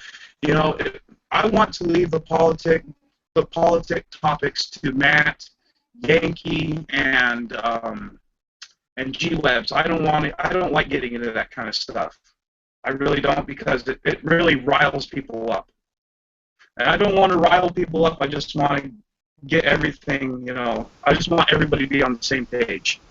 Me too. You know, I don't want to get anybody riled up, you know, and I have my views, but I kind of want to keep them to myself, because, you know, that your common sense things where, you know, I'll be like what I just said about Hillary, you know what I'm saying? I don't want to offend anybody, but that's the way my common sense mind works, you know. If you do what you do, then don't expect certain things to come at you, you know what I'm saying? So the common sense kind of like comes out, and it sounds all wrong when I say it, but that's the reason why I kind of keep it to myself, and I let the professionals like Yankee and all those other guys, you know, talk about their politics. Always politicking about politics.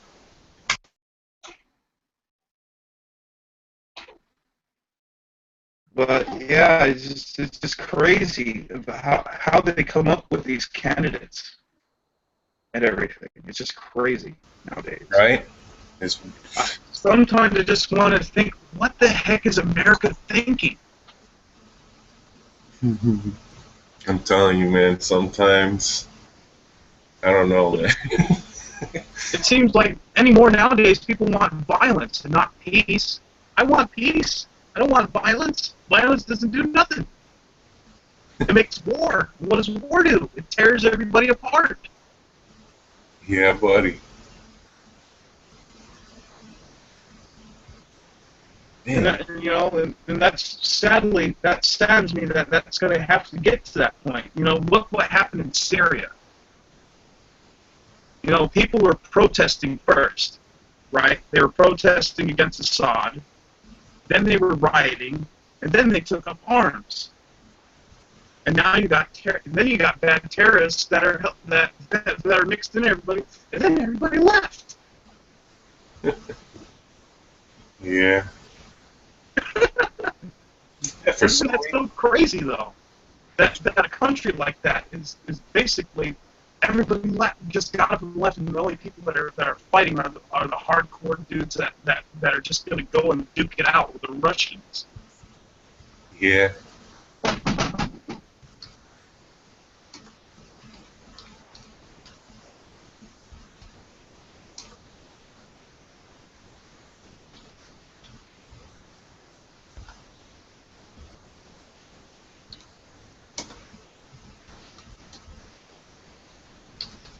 I'm trying to find the information of this judge, and for some reason I can't pinpoint, but I'll find it.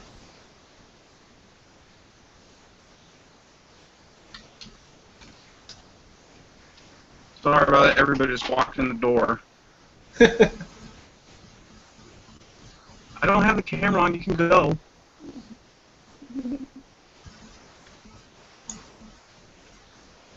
Go.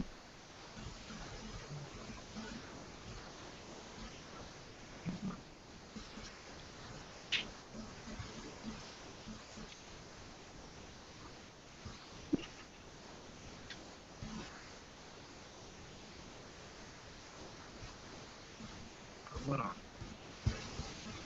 No.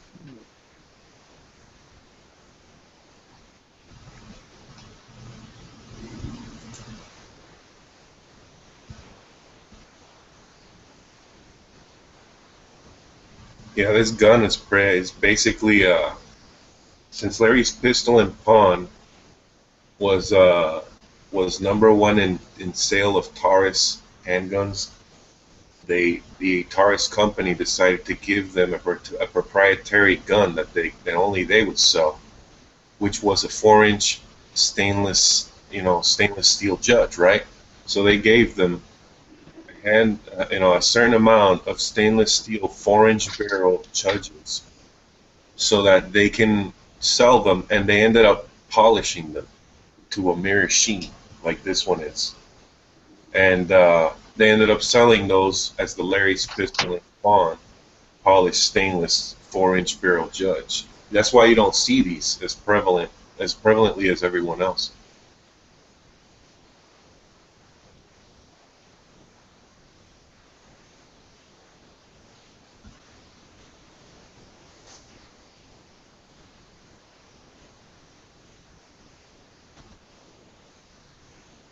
Yeah, I was in this TaurusArm.net is where I saw the Larry's Pistol and Pawn information.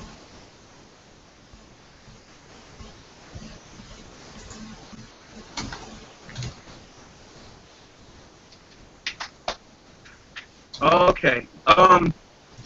Any guns that you regret letting get away? Oh, here we go.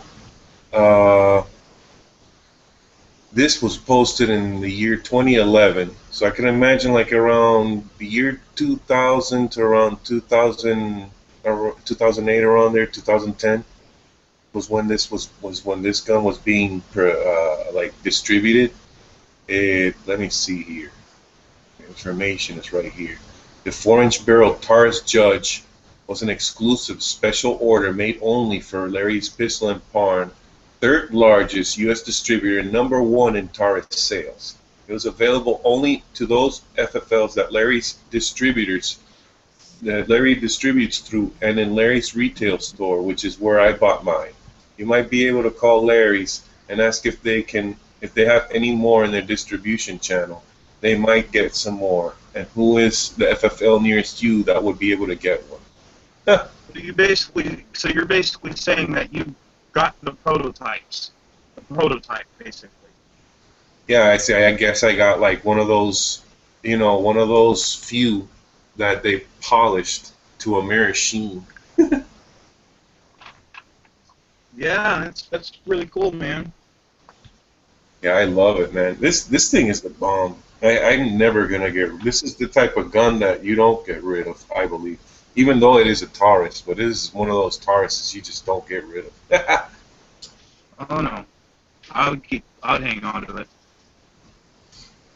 I'm surprised that a lot of people aren't looking at the Taurus Poly Protector. Right? I got the Palm Republic Defender, and that thing is awesome. I love it. It's just a sledgehammer because it's such a small gun that shoots 410. But it's an awesome gun. It gives me a pleasure to freaking feel the pain of that gun. Oh wow! When you cock that hammer and you just wham, and you feel that the palm of your hand just like, ow, hey, I just got freaking punched in the hand by Mike Tyson. Oh wow! I wonder why Theodore ain't joining the chat.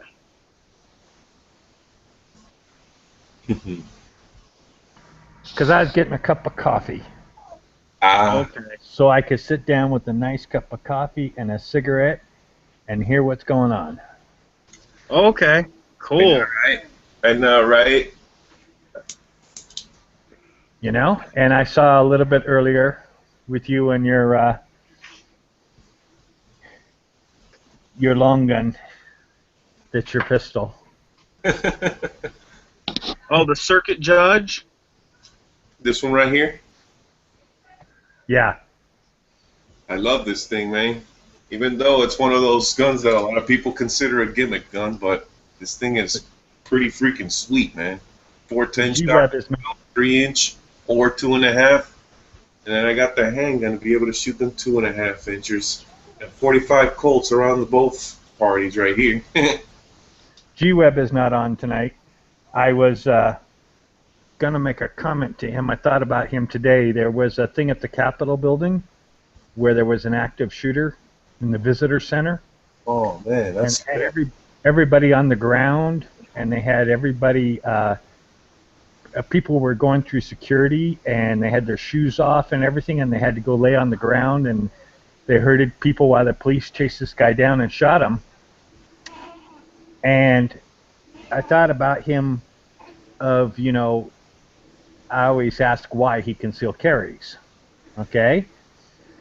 And I thought, what a pain in the ass in that situation where you want to be a person who concealed carry. You couldn't if you were in the Capitol complex. Yeah, you can't carry in federal buildings. Right. So here, in a real situation where there was real danger, you could not have even had protection for yourself. I was thinking that was kind of a bum deal. Exactly. That's why I try to steer clear from places I can't be armed at. You know what I'm saying? Because even though I'm not looking for a gunfight, but I want to be ready just in case anybody who wants to take my life because they think I'm like some punk or something is gonna have a hard time trying to take my life. Right. But anyway, after our long conversation yesterday with G-Web and whatnot, I heard that on the news today. I said, I go on there and let them know that, hey, you know, I think I understand self-protection, an important, very important issue, but it's a real bum deal that some of the more dangerous spots to be in, you can't be protected. Well, thanks to those people that want you to rely on the police. Yeah, well, you know, I saw these people laying on the ground. A lot of them, they were out, and they were asking afterwards, after the police evacuated them and stuff, like, you know, when am I going to get my shoes back and my stuff that was, you know, going through checkout, you know? I mean, I was thinking, you know, every person needs to have a certain amount of self-esteem, you know? And that type of event where they take everything from you, yeah, pretty naked, huh? Yeah, they fight. You know, some people have to have fight in them, you know, to be able to, like, overcome a situation like that. You know what I'm saying? If you don't have the fight, then you're never going to, you know, those things are going to happen and you won't be able to do nothing about it. But when you have the courage to be able to overcome your fear and actually, you know, get into a situation like that and actually think, okay, yo, I may not be armed. I may not be able to be armed in this place, but hey, I still got hands and feet. And the guy is within arm's distance. Maybe if I grab his legs, you know what I'm saying, and topple him over and freaking smash him in the face with his own gun, you know what I'm saying, maybe I'd be able to, you know, overcome the odds and destroy him, even though he may be able to shoot me. You know what I'm saying? But we got to fight. Well, you know, the thing is that these people that were on the ground there, these reporters and stuff, the camera, it just came over the PA system and they told everybody down on the ground and everything. They didn't tell them what was going on. And, you know, that's almost worse. You don't know what's going on and you're laying on the ground, you know, and somebody's going to be coming around, you know, in an active shooter situation. It doesn't sound to me like a good position to be in at all. Oh, yeah, man, it's a horrible position, and I haven't been in that. I could only imagine. I freaking get antsy just thinking about it. Like, yeah. Like, I want to do something, you know what I'm saying? Like, yo, I can't be freaking, you know, can't be in a situation like that without freaking getting pissed and angry and wanting to take care of the man that has the gun, you know what I'm saying? Right.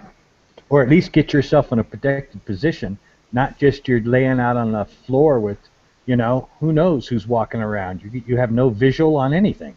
Exactly. That's what, you know, that's what saddens me when I see bullies, because that's all they are, you know. Terrorists are just bigger bullies that are not in school anymore and can use heavier weapons. So, you know, you got those types of bullies coming around and pulling out AK-47s and heavy weapons. Well, sometimes you need a guy that's going to pull out a little CZ Scorpion and blow your freaking head away because you apparently think that you have some sort of an advantage over somebody else, or that you have some right to life over somebody else. And that's not right. Well, I think another thing that's funny is because of, you know, the terrorism that we have, and a lot of it is from radical Islam. Before we really painted this picture of radical Islam in the last 6 months, a year, they were doing this whole thing about anybody who was a Christian was a gun owner and a dangerous person, that the terrorists were evangelists and shit, right? What would you say?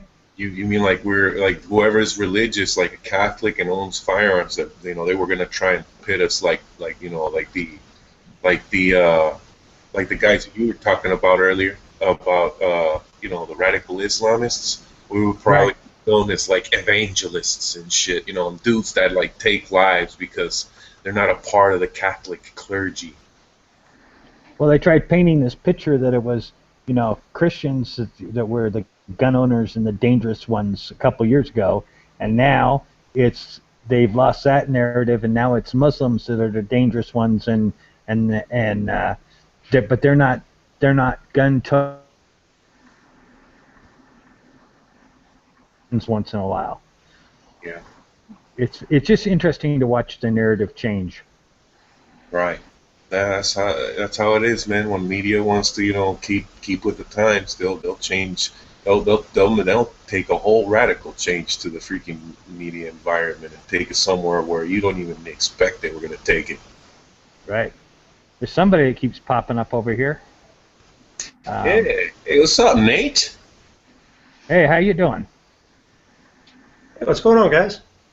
What is this? I'm visually impaired. Your name is Nathan? Nathan Armory. Nathan. Just call me Nathan. Okay. It was so small, I was sitting there trying to put a magnifier on it to see what your name was.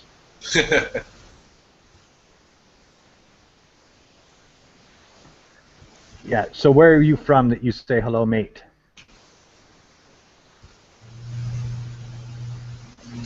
No, I said hello, Nate. N-A-T-E. Oh, Nate. Oh, okay. My mother calls me Nate. Call me Nathan. Okay. And so where are you from? I'm from Dallas, Texas. Oh, cool. Cool. I was where Fort Sam is in San Antonio? Yeah. Yeah, I was stationed down in Fort Sam. And I was amazed going to Dallas that, of course, this is 30 years ago, but it was like the cement city, all the tall cement buildings, I don't know. They're all pretty colors now, lots of glass. I'm just saying, they're compared to San Antonio, Yeah, compared to San Antonio, yeah. But I mean, I forgot there were like 7 golf courses on Fort Sam. Mm-hmm. Fort Sam's a pretty beautiful place to be. I grew up in Huntsville, Texas when I was a little kid, and that's where Sam Houston National Park was. And they also had the Sam Houston National Museum there, so I know a little bit about the feller. Well, the Riverwalk and everything there is a beautiful place. Yeah, I do enjoy going and vacationing down on the Riverwalk there. That is awesome.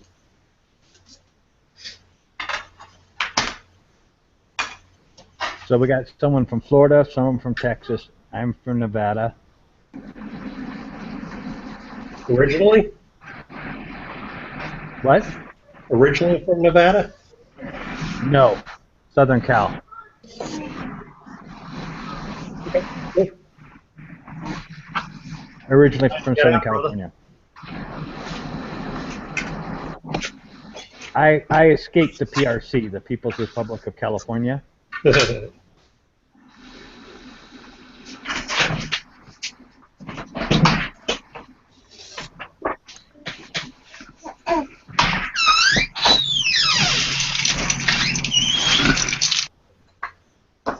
Sorry if I'm not fully focused. I'm working on making a template for a mag carrier. I messed up the last two. They're not up to my standards. No problem at all. Go ahead and work, man. I'm just here working on my ballad song skills.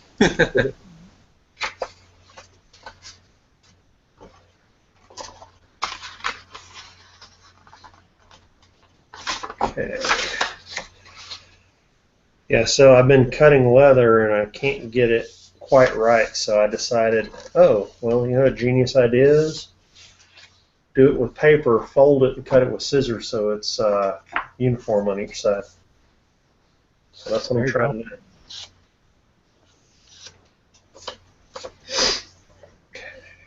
You don't have a CNC machine. It's hard to cut leather with a CNC machine.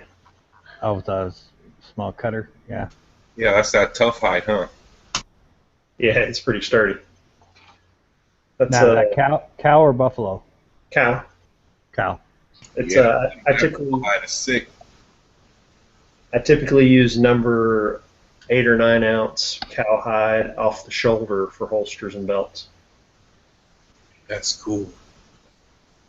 I've been wanting to get into leather working so I can make mag holders. I always like to have a nice matching mag holders. Like I have some cool DeSantis Mad Max holsters, right? I have a Mad Max DeSantis holster for my Glock 23. I have a Recluse holster for my, for my little Glock 42, and I have a cool Urban Carry, leather holster for my Public Defender and all that. But then no mag holders, no shell holders that are like nice and leather with nice loops and stuff. You know what I'm saying? Like black leather. I'm thinking about getting into leatherworking and maybe getting into that type of stuff, like making the mag holders, or I don't know, maybe making something for like my Judge, because I've been trying to find a holster for my Judge and I haven't been able to find one yet. Have you seen Yankee's new video on a rear pocket holster? It looks like a wallet, and it. Yeah. I thought it was a pretty cool thing for a pretty small gun. Right. Yeah, I love it. It's like my Recluse holster for my Glock 42 is like a pocket holster that's made out of leather. Yeah, I'm the only non-carrying person in this channel. Do you want to know what the best way to carry a Judge is? You get a boat, you go to the lake, you keep your Judge in the boat, you tie a rope to it, and when you want to fish, you throw it overboard as an anchor. Use a Judge. What did you say? That is heavy. I didn't hear what you said. I told him to use his Judge as a boat anchor. That's the best use for it. Oh. Oh my God. They're heavy guns, dude. A freaking rock. They're very heavy guns. Oh yeah, man. A Judge makes my Dirty Harry 44 Magnum feel light. Let me just put it that way. Yeah, that is true, man.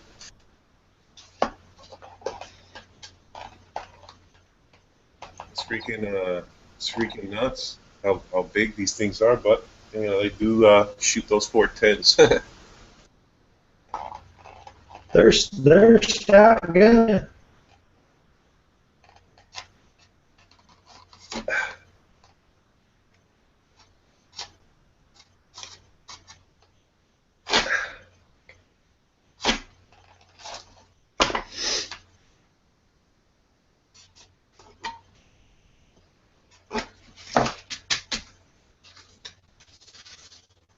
This karambit feels so sexy in the hand, man. Why are you not wearing a shirt? Well, I was kind of caught off guard because I've been, doing the videos and stuff, and I haven't been able to put on a shirt yet. Okay, so let me get this right. You've been doing shirtless videos and got caught off guard by video chat? No, I was I woke up not too long ago, and went into the chat, and I haven't been able to get a chance to put on a shirt, and then I needed to show something right quick, and just coincidentally, I didn't have my shirt on. I forgot. Okay. Sure. A likely story. Yeah, Sorry, you might be charge like $100 an hour. Just kidding. Normally, I dance for my views. Oh my.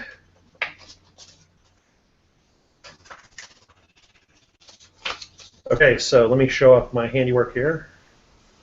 The magic of origami. Ooh. Ooh. Not every snowflake is the same, but most of my holsters will be because I'm cutting them out with paper. Yay. Sweet. And you're making them half fold. That's cool. Like, fold it in half. No, this is just a piece of paper. Yeah, that's this is the whole leather hide, right? You cut it like that, and then you fold it, or do you cut it in half after you do the pattern, and then stitch it together? No, I fold it. I fold it at the bottom by getting it wet with water and then folding it over. But here's like another one of my holsters. Any problem with it? Yeah, that's nice. Well, no, it's not nice. See how one side is way, the stitch lines are way different than the other side? That's horrible. Oh, yeah. I thought that was like a rough draft or something. It is a rough draft. It's going in the garbage. That's how rough a draft it is. There it is, in the garbage. Swish. Subpar. Subpar.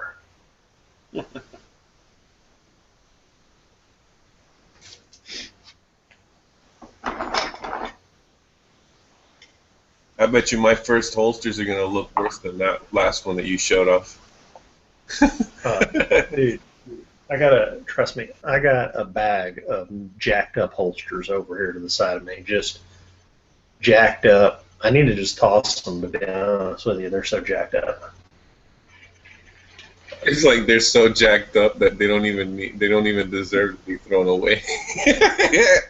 Look, I haven't got around to it. Hold on. I'll show you a jacked up holster. Let's see, where did I put them? Right there.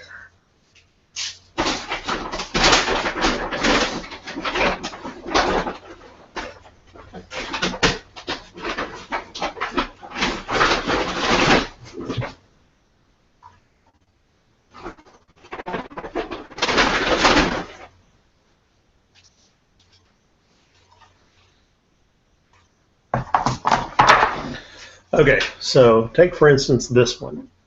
Now this one is about halfway done. Doesn't look too bad, right? Not too bad. Except it slipped off on the backside on the stitching machine.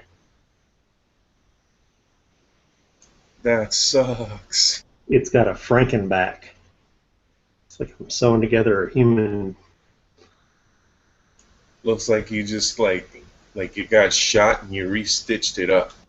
All that happened was, as I was running the machine, it was too close to the edge, and it twisted it too much. And then through the front stitching looked good, and when I took it off and looked at it, the back stitching was just destroyed. So anyway, that one's done. This one's pretty nice. It just I put it in the back of my car, and it rubbed around, and it just kind of got like kind of abused. I mean, it's a good beater holster. Okay. It's not. Yeah, it's got like wear marks, like it's been around town. It's like drug behind a horse with it on. Yeah. So anyway, so I got some holsters that I messed the stitching up on, or the cut was wrong, or once I stitched them up and I put the gun in it, it wouldn't fit at all. Oh. So it happens. So from one leather guy to another, I'm just letting you know. There's a learning curve to the practice. Mm-hmm. Gotta make mistakes to make improvements. Yeah. I'm doing it kind of as a startup side business, so Have you ever heard of making rifle bags, like you know how the tactical rifle bags are, but made out of leather? No, You I like never looked into. bag, Sounds like you take a whole lot of cowhide though. right? Take a whole lot. So like when you're riding a horse and you have a rifle sling for the horse, carrier. I'm sorry, what is it called? A sheath, kind of like that. Yeah, I mean that could work.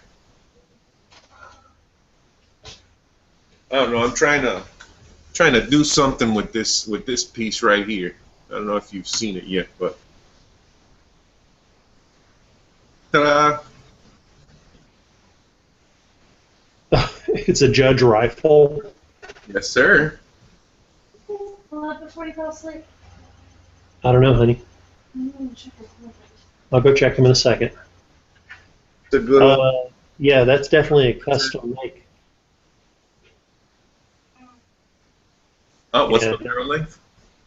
No, I said that's a custom make. They're not just going to mass produce slings for that thing. Right.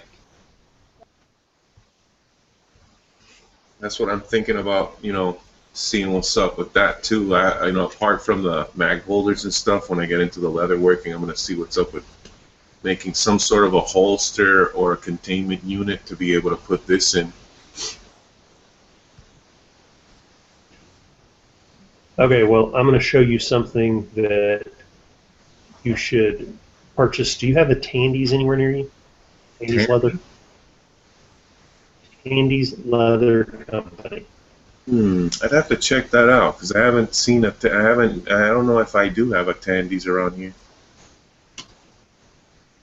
Where are you at? Central Florida, specifically Kissimmee, or actually, just to be more in general, Orlando. I'm like, okay, so you probably don't have a Tandy's anywhere. That's just, it's one of the national leather chain stores. So if you want to get into leather making and making holsters and rifle holsters and stuff specifically, and pistol holsters and everything, you simply need to find a leather store in your area and go there and buy a book on how to make holsters. Like I bought a book from Tandy's. It was like made in the 1940s. It's all black and white, and it's all cowboy action stuff, and I can tell by the guns they're making holsters for that it was all in the 40s. But like the only semi-automatic pistol in the book is a 1911. That's how old it is. But again, it teaches you the basic rules of making holsters, which is how to make the pattern, how to draw out around the gun, how to give it, I think it's 3/8 of an inch around each side to give you room for the stitching. And there's other techniques mentioned in the book that show you how to lace, stitch, and do other things. Now, when I started out, I was punching holes with one of these little fork thing, and I'd make the holes and then I'd sew it figure style. And the book tells you how to do that. That's how you need to start off with holsters and stuff. So, oh, wow. That's cool. Well, I mean, it's my first holsters were ridiculous. What you're seeing, those holsters I just showed you were mess-ups on the sewing machine that I use.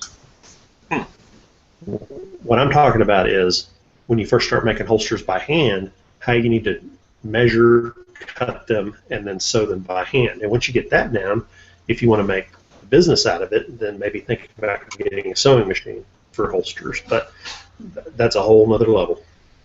Oh, of course. Yeah, I'm right now. I'm not thinking on that large a scale. I'm just thinking on a personal scale for now, just to see how what it feels like, get my feet wet into the leather working, because I like trade skills like that, man. I'm so addicted to wanting to learn trade skills. Like I'm a bullet reloader.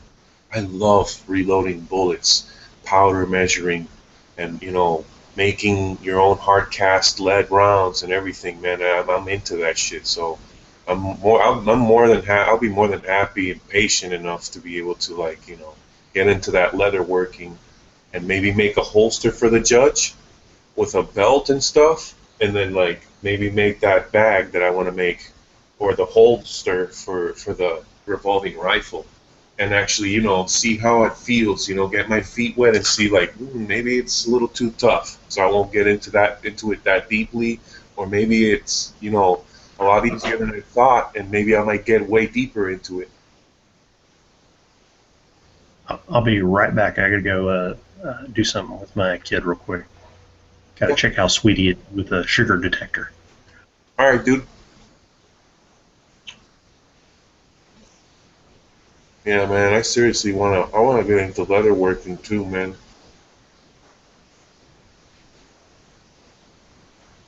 Well, here I am back again. It'd be cool to be into leatherworking. You'll be able to reload your own ammo, be able to like machine parts, be a machinist. That would be cool. Be able to freaking be a metal worker as well. Like, I know machinist is a form of metalworking, but machinist is cutting metal, whereas metalworking or forging would be like, taking raw metal and putting it into a cast and shit. You know what I'm saying? Like, being able to learn all that stuff would probably be so cool. Blacksmithing would be cool. Right? Blacksmithing is another one, man. There ain't much blacksmiths out there now. The only blacksmiths that are out there are freaking people that, machinists and metal workers. Like I said, there's no such thing as a blacksmith like back in the day. Hey, do you want to see a really rare and collectible knife? Since I've seen you've been playing around with knives and blades and shit. Yeah, go for it, man. I love blades. I'm addicted, man. Let me turn on my office light. So there's this TV show on making swords. I don't remember exactly what the TV show is or whatever, but they have their own forge and everything. I know what it is. Yeah, I think I know what show you're talking about. Handmade. You ready for that blade? Uh-huh.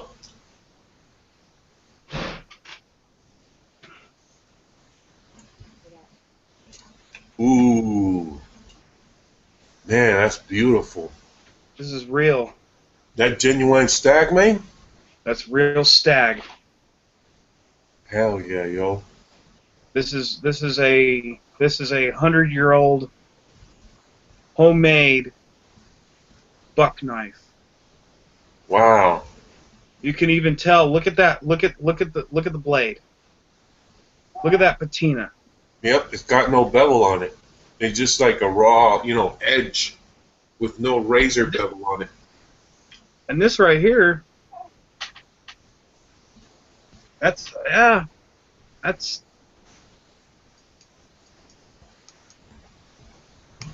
you can hear that.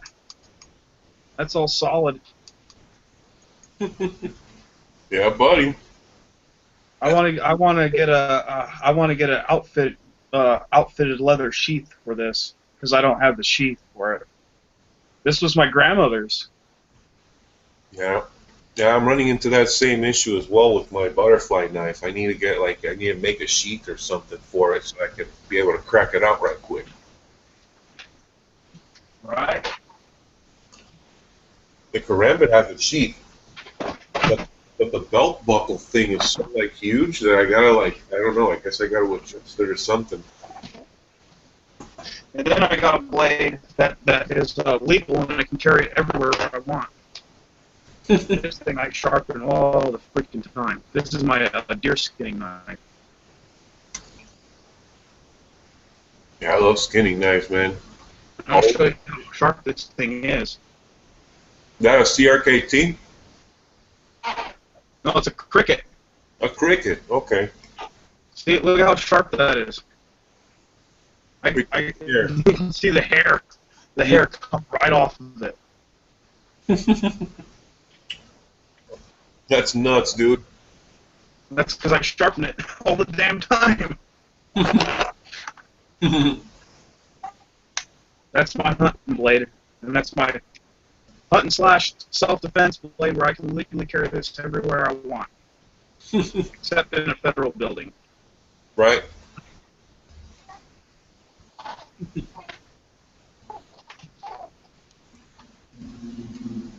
Yeah, man, I love blades.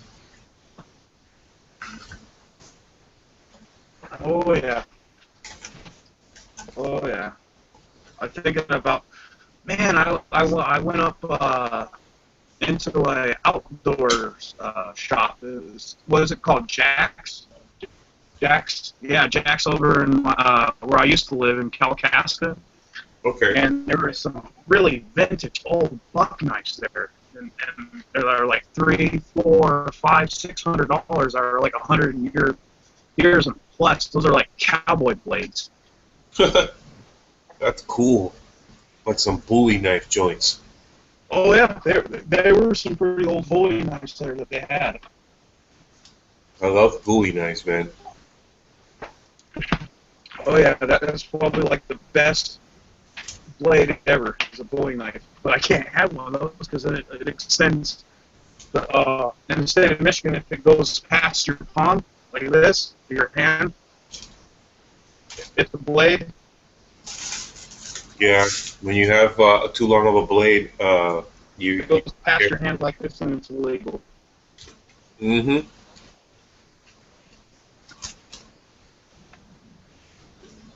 I have a Bowie knife my grandfather left me that I really love. I mean, it's not like a real old school Bowie knife, but it's called an Arkansas toothpick or something. He got it off some infomercial, but it's got good memories for me. Yeah, the name of that show is Forged in Fire. It's a History Channel show where they make it's like a competition thing, making swords. Mm-hmm. Yeah, I've heard of that show. Forged in Fire or Forged in Steel or something like that? Forged in Fire. Okay, yeah. Yeah, I've heard of it. I haven't watched the program really, though. I don't watch much TV anymore. If you want to learn a little bit about smelting and stuff like that, you know? Mm-hmm. Yeah, most definitely. I'm going to try and watch that show more often because I'm into that type of stuff. And a grindstone. Yeah,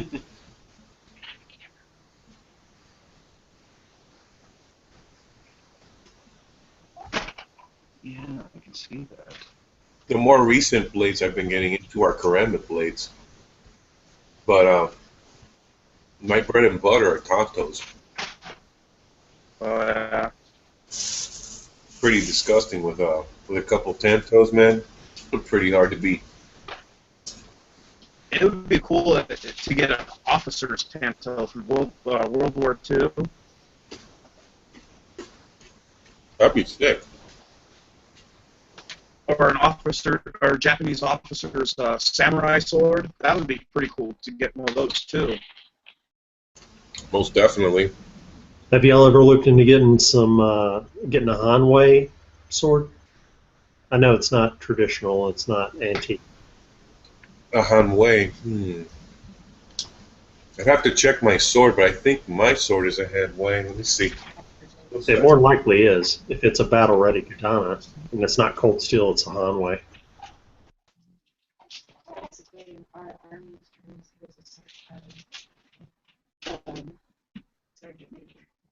Oh, no, like a general.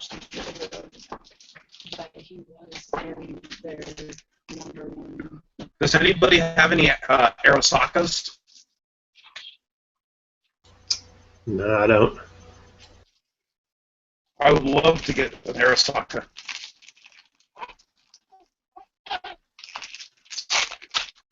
Whoa, that is so cool. Oh, that's the same one, well, similar to the one I have. That's a Hanwei Practical XL, is that what that's called? Oh, are those battle ready? Yes, sir. Yeah, they are, and I recognize the Suba. The Suba is the same as the one I got when it came. Wow, that looks like a really good blade. It is folded steel. Very, very nice blade. It cuts like hot knife through butter. Where are those forged? Hanwei does it in a couple different places. Japan is one, of course, and then Hanwei does some of the other blades in some other Asiatic countries where they have them made. But Hanweis range anywhere from about $300 up to $3,000, depending on the quality of steel and the wraps and subas. It makes some very beautiful blades. Morigato gozaimasu. So I have the exact same sword he does, but I went and from Hong Kong ordered a Cloud Dragon Suba set and then put maroon hand wraps on it. That's cool. Wow. I didn't know you could customize these things until I bought this one, and I started seeing, like, all the parts of the blade readily available, except for the blade itself, of course. But you could change the pommel, the suba, everything, man, everything. Yeah, hold on. Let me. I'll go grab mine and show you what I did to the handle.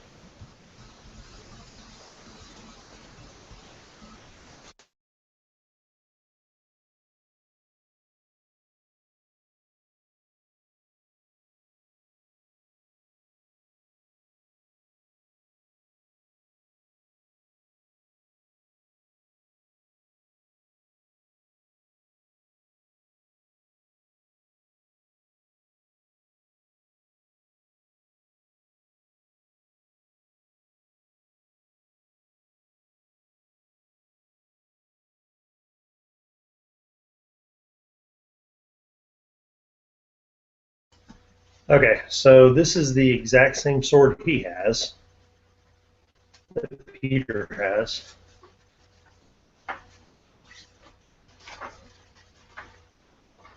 So it's the exact same sword.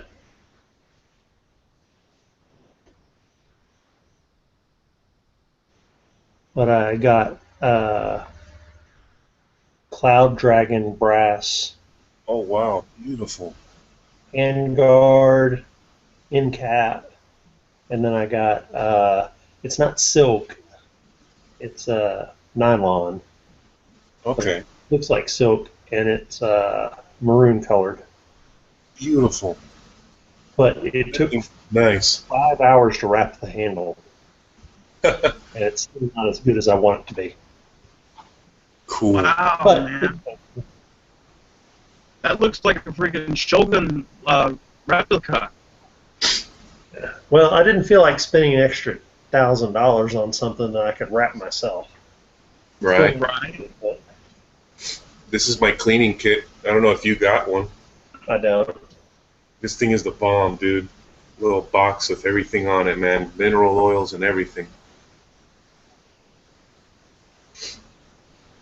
Yeah, I got one of those to just be like on a set and just there for display. My wife makes me keep mine in the gun safe. Right? This is a very underestimated weapon right here, man. If, shit hits the fan, you got a samurai sword, man. You could be hitting some pretty serious targets, you know what I'm saying? Like, inside of a home, I know this is fantasy of me to say, but imagine if you're in a post-apocalyptic situation and zombies are pouring into your house and you run out of ammo. Dude, you got a sword, you know what I'm saying? Yeah. Swords don't run out of bullets. Here's my first real question to you then, Peter.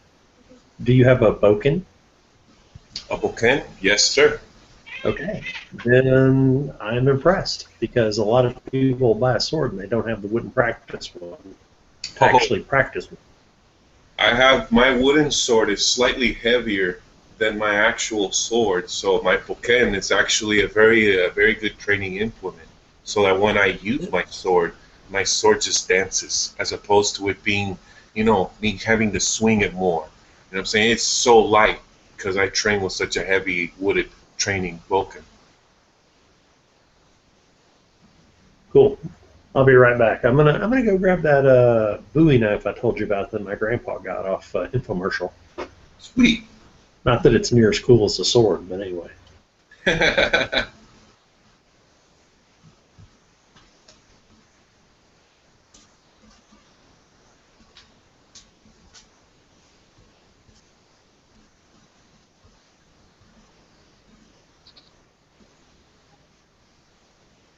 Seems like you enjoy a lot of different kinds of weaponry, huh? That's an affirmative.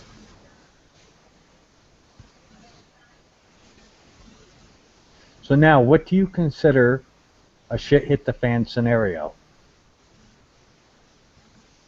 In other words, if you have the weapons you have, you say you prepare or whatnot for a shit hit this fan scenario. What is your preparation and what type of shit hit the fan scenario do you think would happen? I did. That would be that's kind of hard to prepare for, because a shit hits the fan situation could vary from being an active shooter scenario to, who knows, like the next World War where freaking it's like waged in America or something, and we have no law anymore because everybody's dying and we're freaking here fighting like they are in Afghanistan. It can vary so much. So, like, what could be one well-assessed situation with a certain setup would probably not be as effective of a setup when put in another scenario. Now, would you rather bug in or bug out? I'd probably want to bug out because of the theory of MOVE, which is an acronym that operators use. Motionless operators ventilate easy. So, I'd be moving. I'd be moving and hiding. And when I would be moving would be mainly at night. In the blackness of night, 12 o'clock and onward, I'd be moving while everybody's sleeping. Now, what would you do for food then? Hunting at night, probably. I'd probably by that time, I would try to acquire myself some form of night vision, so to make myself, to make it a lot easier for me to be able to grab game at night, and maybe use, melee weapons that are ranged like throwing knives to be able to take out, small game, so that I won't be giving off my position every time I shoot an AR-15 or a handgun or a shotgun. Just, the essence of my of the situational awareness that I would be attaining to would be silent, invisible, undetectable, just staying out off the radar. Now, what kind of small game is there in Florida where you're at? Dove, quail, squirrel, let me see, bobcat. So I consider that like small, medium game, more or less. There's boar, which is medium to large game right there. We got quite a few types of small game, actually. Nice. I could actually go so far as to have a little blowgun. I have a little pygmy blow dart gun that I could probably use to take out small game. That way, I won't even be running the issue of any soldier or any sort of opposition being brought to my vicinity through the noise. Right. But very good weapon to have in those types of situations would be a compound bow or a crossbow, which would be even easier for for a person who wants to avoid needing a skill like shooting a bow and arrow. Crossbow would be a lot easier. Because then you have silence, totally silences them that can seriously affect targets at far distances, and whoever gets hit with an arrow ain't gonna survive. There have been no reported accounts of a person getting hit with an arrow and surviving. And that's because those hunting arrows, when they cut into your body, it's a non-survivable wound.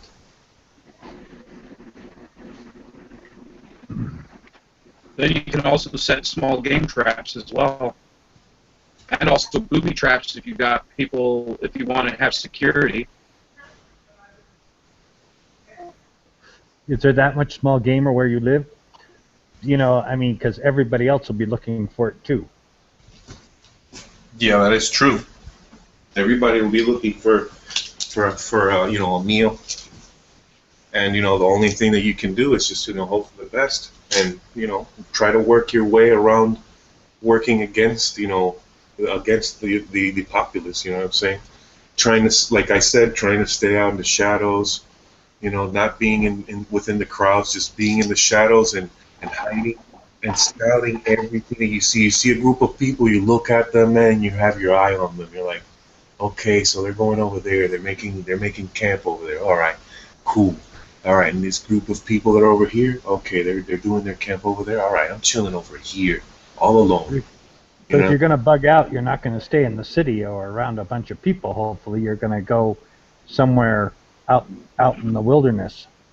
Yeah, but I mean, like, along with, like, I'm keeping in mind that I probably won't be the only one bugging out, so I'll probably, be spotting like maybe one or two people, maybe going to the same place that I'm going to, because they probably think, common sense like I do, and they're probably thinking, oh, that position looks pretty nice, but then I'm there and I'm looking and I'm like, okay, they're staying here. Let me keep walking this way so that I can make my camp, isolated and shit. You wouldn't have a hunting partner? It'd have to be a person that I could trust, and not very many people that I would trust in a situation like that, because you never know what a person's intentions are until they come out to surface. Right. If somebody, I meant that you knew ahead of time. Yeah, I'd probably. Sometimes people set up relationships with other like-minded people. Well, what'd you say? I said sometimes people set up relationships with other like-minded people or make friendships and know backgrounds of people, and then when the shit hits the fan, they know they can count on them. Indeed. That's I have a couple of people that I could trust like that, and I would roll with a group, but I wouldn't like roll with a group to the point where I'm kind of where everybody knows I'm rolling with a group. I'd probably roll, and whenever I go into civilization for acquiring goods or something, I'd probably be like, okay, you go in, we'll keep an eye on you from like 10 yards away. You know what I'm saying? Like hiding in the shadows and stuff, hiding behind things, keeping an eye on you just in case you get ambushed. At least we have a backup team, you know what I'm saying, to be able to destroy the ambush. One of the things that I find interesting about, per se, preppers is that Obama signed a executive order that said in the state of an emergency he can confiscate all foodstuffs, all of the things that a person may have stored for their survival in a shit hit the fan scenario. Now, ain't that amusing, huh? But in a war situation where somebody actually invaded the United States, which to me is kind of ridiculous because there's no country that can actually get here, okay? In other words, people talk about China, except they don't have any ships, They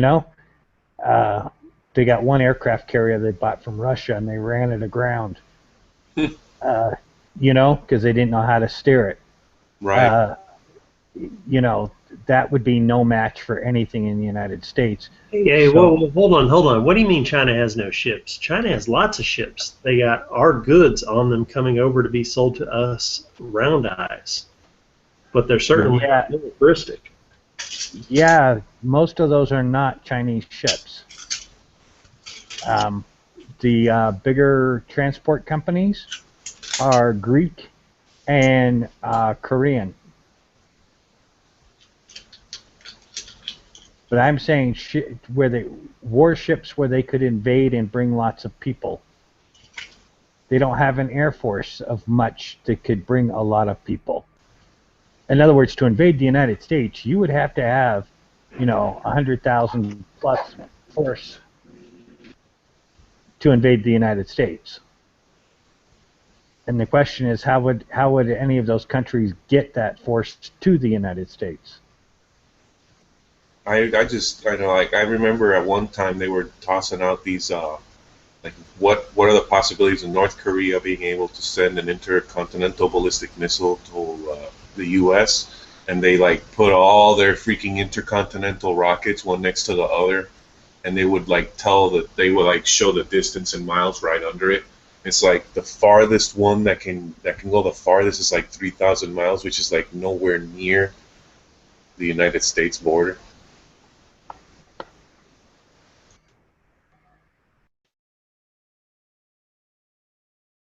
I hate to point this out, but I was old enough to watch the first Gulf War, and our Patriot missiles took out almost all the Scuds that were flown into Israel across that border. They missed a few of the high-flying ones, but they nailed the rest.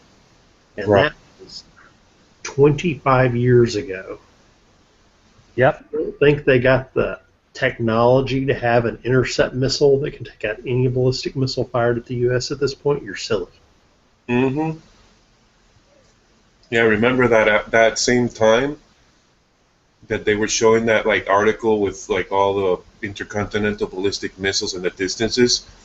I think North Korea like shot out a missile and it landed in the water or something. I don't remember what like the specifics of those news bulletins, but I remember something like that happened. Yeah, but even if they've got one missile, it's not going to do much to the United States, and that's not invading the United States. You know? You fire a missile to the United States, we'd probably intercept it, you're right. But right. Even if they didn't, one missile is not going to do that much. The United States is a pretty damn big place.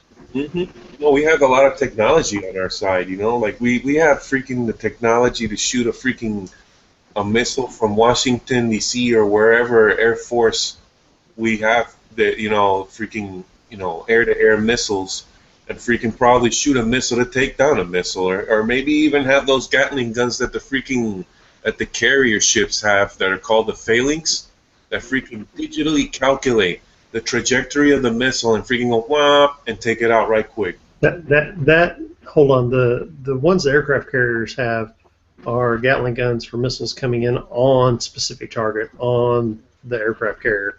What we have Patriot missile type technology with upgraded power and range and targeting capabilities. Where it intercepts anything coming in on us. If we could hit in 1992 have like a 95% rate, what do you think it is now with our technology? Shoot, we could probably plant one of those Patriots in a freaking mouse hole. Like, there's the mouse. I want to take that mouse out. I'm going to shoot a Patriot missile at the mouse's eyeball, and that is where that missile's going. Okay, I got questions for you. You know our stealth bombers that drop bombs on people? Yeah, the B-2 and the F-117 stealth fighters. I know what you're talking about. Where do they take off? Where do the B-2s take off from and land? The B-2? What's their airport? I don't remember. Last I checked, I think it was Area 51, but I don't remember. Okay, so our stealth bombers... Germany. Will take off in Utah, fly 24 hours around the world, drop their bombs, and land in Utah. Yep. They never land in a foreign country. Exactly. Isn't that awesome? But we're not supposed to talk about... We're not supposed to talk about Utah openly. Oh, whoops. Oh, I'm sorry. That's where I go, not elk hunt, pronghorn antelope hunting. That's all Utah's good for. Oh, cool. Yeah. I'm kidding. I've never been pronghorn hunting. Freaking, I remember when back in the day when the SR-71 was the spy plane for the United States. That thing was freaking traveled so fast and, traveled at such a high altitude that these guys would freaking see time, like mess up a little bit because they would go somewhere, get their information, do their reconnaissance, and then get like halfway around the world and they'd witness like 3 sunrises in one day.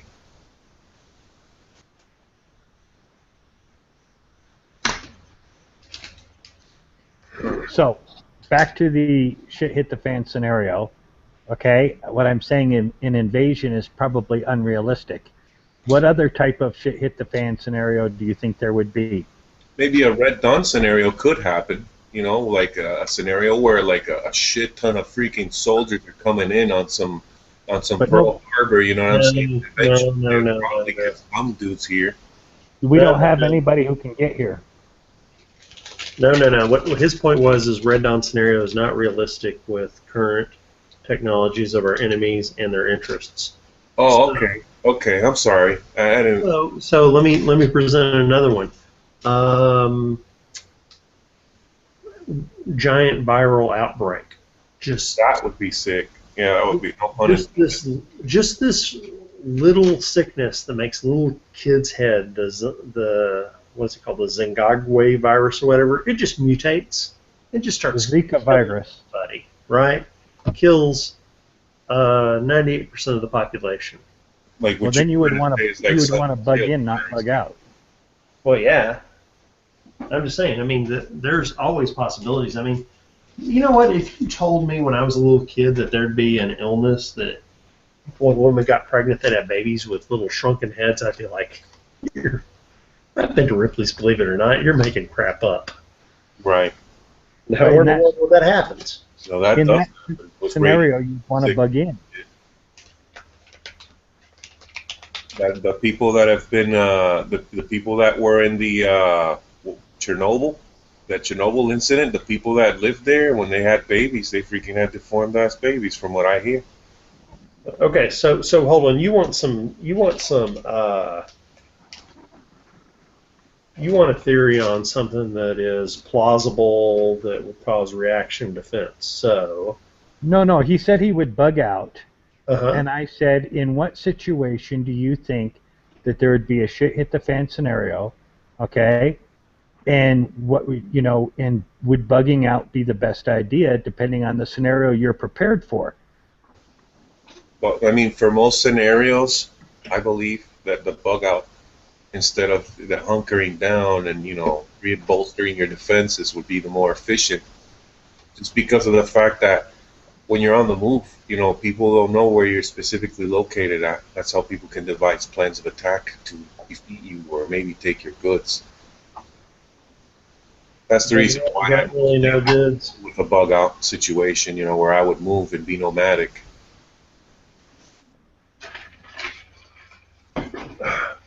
Right. So you have the nomadic skill set, huh? Now, what other type of scenarios would you imagine then for a shit hit the fan scenario? I think a virus would be shitty. You'd have to bug into that. That sounds so legit right there. I don't mean to bite off of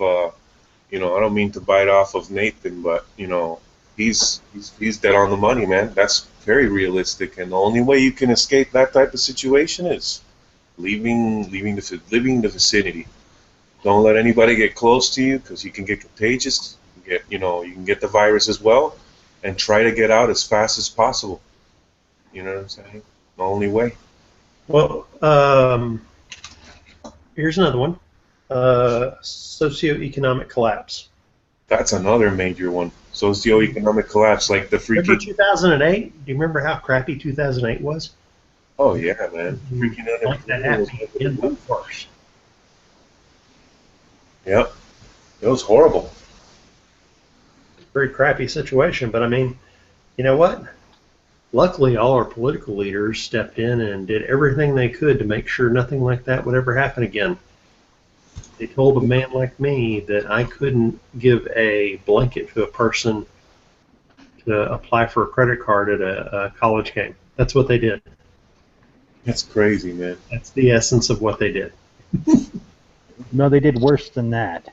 The only thing that can remedy a situation like that is just like being able to not break under that type of pressure, and like learning trade skills where people can learn, people can compromise and say, oh, you know what, man, you're a cool ass leather worker, man, and I need a holster, so I'm gonna give you my bow and arrow that I have here that I don't use. You can give me a holster and start the original way of business, which was the trade business. There's lots of parts in the world where barter and trade works. Exactly. Barter and trade used to be the original ways of how, people used to work. Like, oh, I have a little mongoose, street bicycle. Hey, maybe somebody needs a mongoose street bicycle. I'll be more than willing to give me a rifle for a mongoose street bicycle. You never know. So I have a question. Post-apocalyptic, you might be right. What would an economic collapse look like?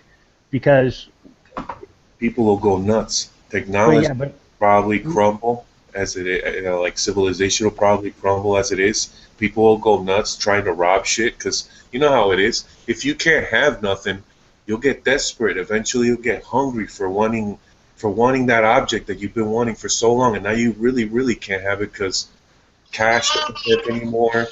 All the people that have retail items probably aren't going to want to get rid of it unless you give them something that's worth way more than what you have. Now, economic collapse would be line. People losing belief in the actual dollar. So Like- they didn't think it was worth anything. It'd be something that grew upon itself, and they would not have any way to barter between each other. And that would shut down shipments of food to the grocery markets. The grocery markets only have like 3 days worth of food stocked in them anyway. Yeah. And once the trucking industry got shut down, the delivery system got shut down, other things would fail and be a catastrophic collapse. It'd be very difficult to, even for the government to step in and reinstitute all the food, all the delivery, all the commerce and everything, because everyone would be so scared. And it's happened before. It'd be like on some, like, just to compare, like, a visual of what a socioeconomic collapse would be like. It'd be kind of be like those RoboCop movies where you see, like, people ransacking little cities and shit. I wouldn't say that. I'd say once it set in and got there for 2 to 3 weeks, it'd be like Hurricane Katrina. Right. That's exactly how it'd be like. When the Mississippi got hit up. That was socioeconomic collapse right there in real life. Am I right? That whole situation in Mississippi was nuts. Freaking the city taking away the guns from the civilians.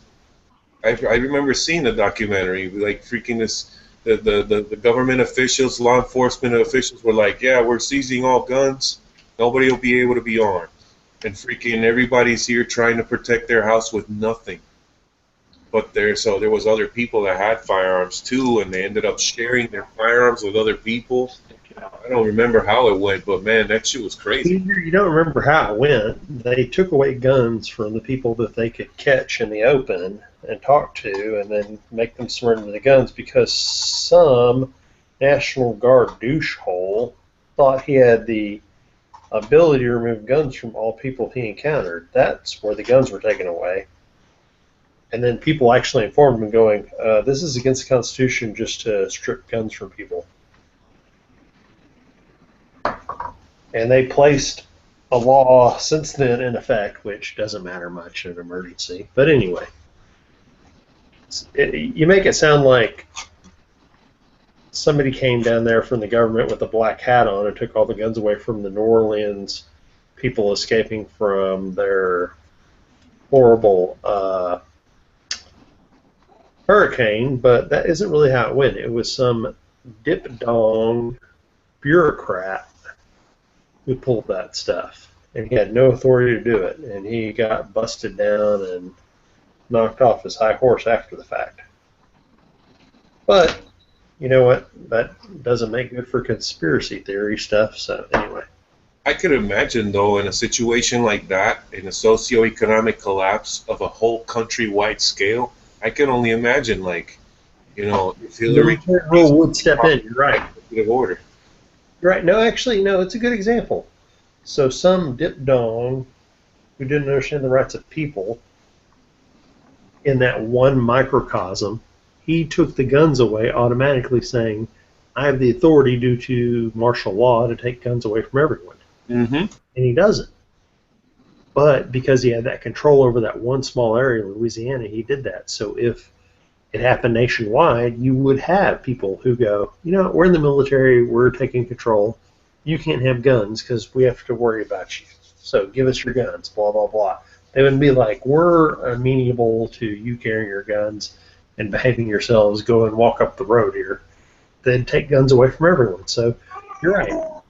And that's standard operating procedure in the military in foreign lands. So it's not that they mean it. They're just trying to watch their butts. They're like, if I let Peter walk by with his AK-47 because he's a law-abiding citizen of the United States, he may shoot us in our butts. That's what they worry about. So you're right. It's human nature.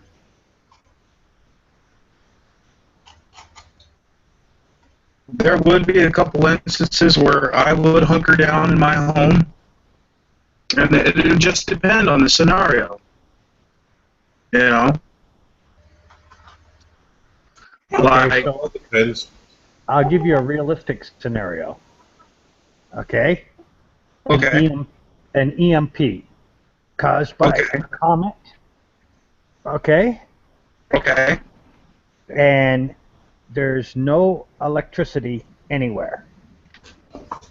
Everything you have no ability to be on the internet. You have no telephones. You have No live no chats? ability to get any news. Okay? Your iPhones and all your good stuff is fried and gone. Okay? There's no electricity coming from the power company or whatnot, and everyone's in the dark.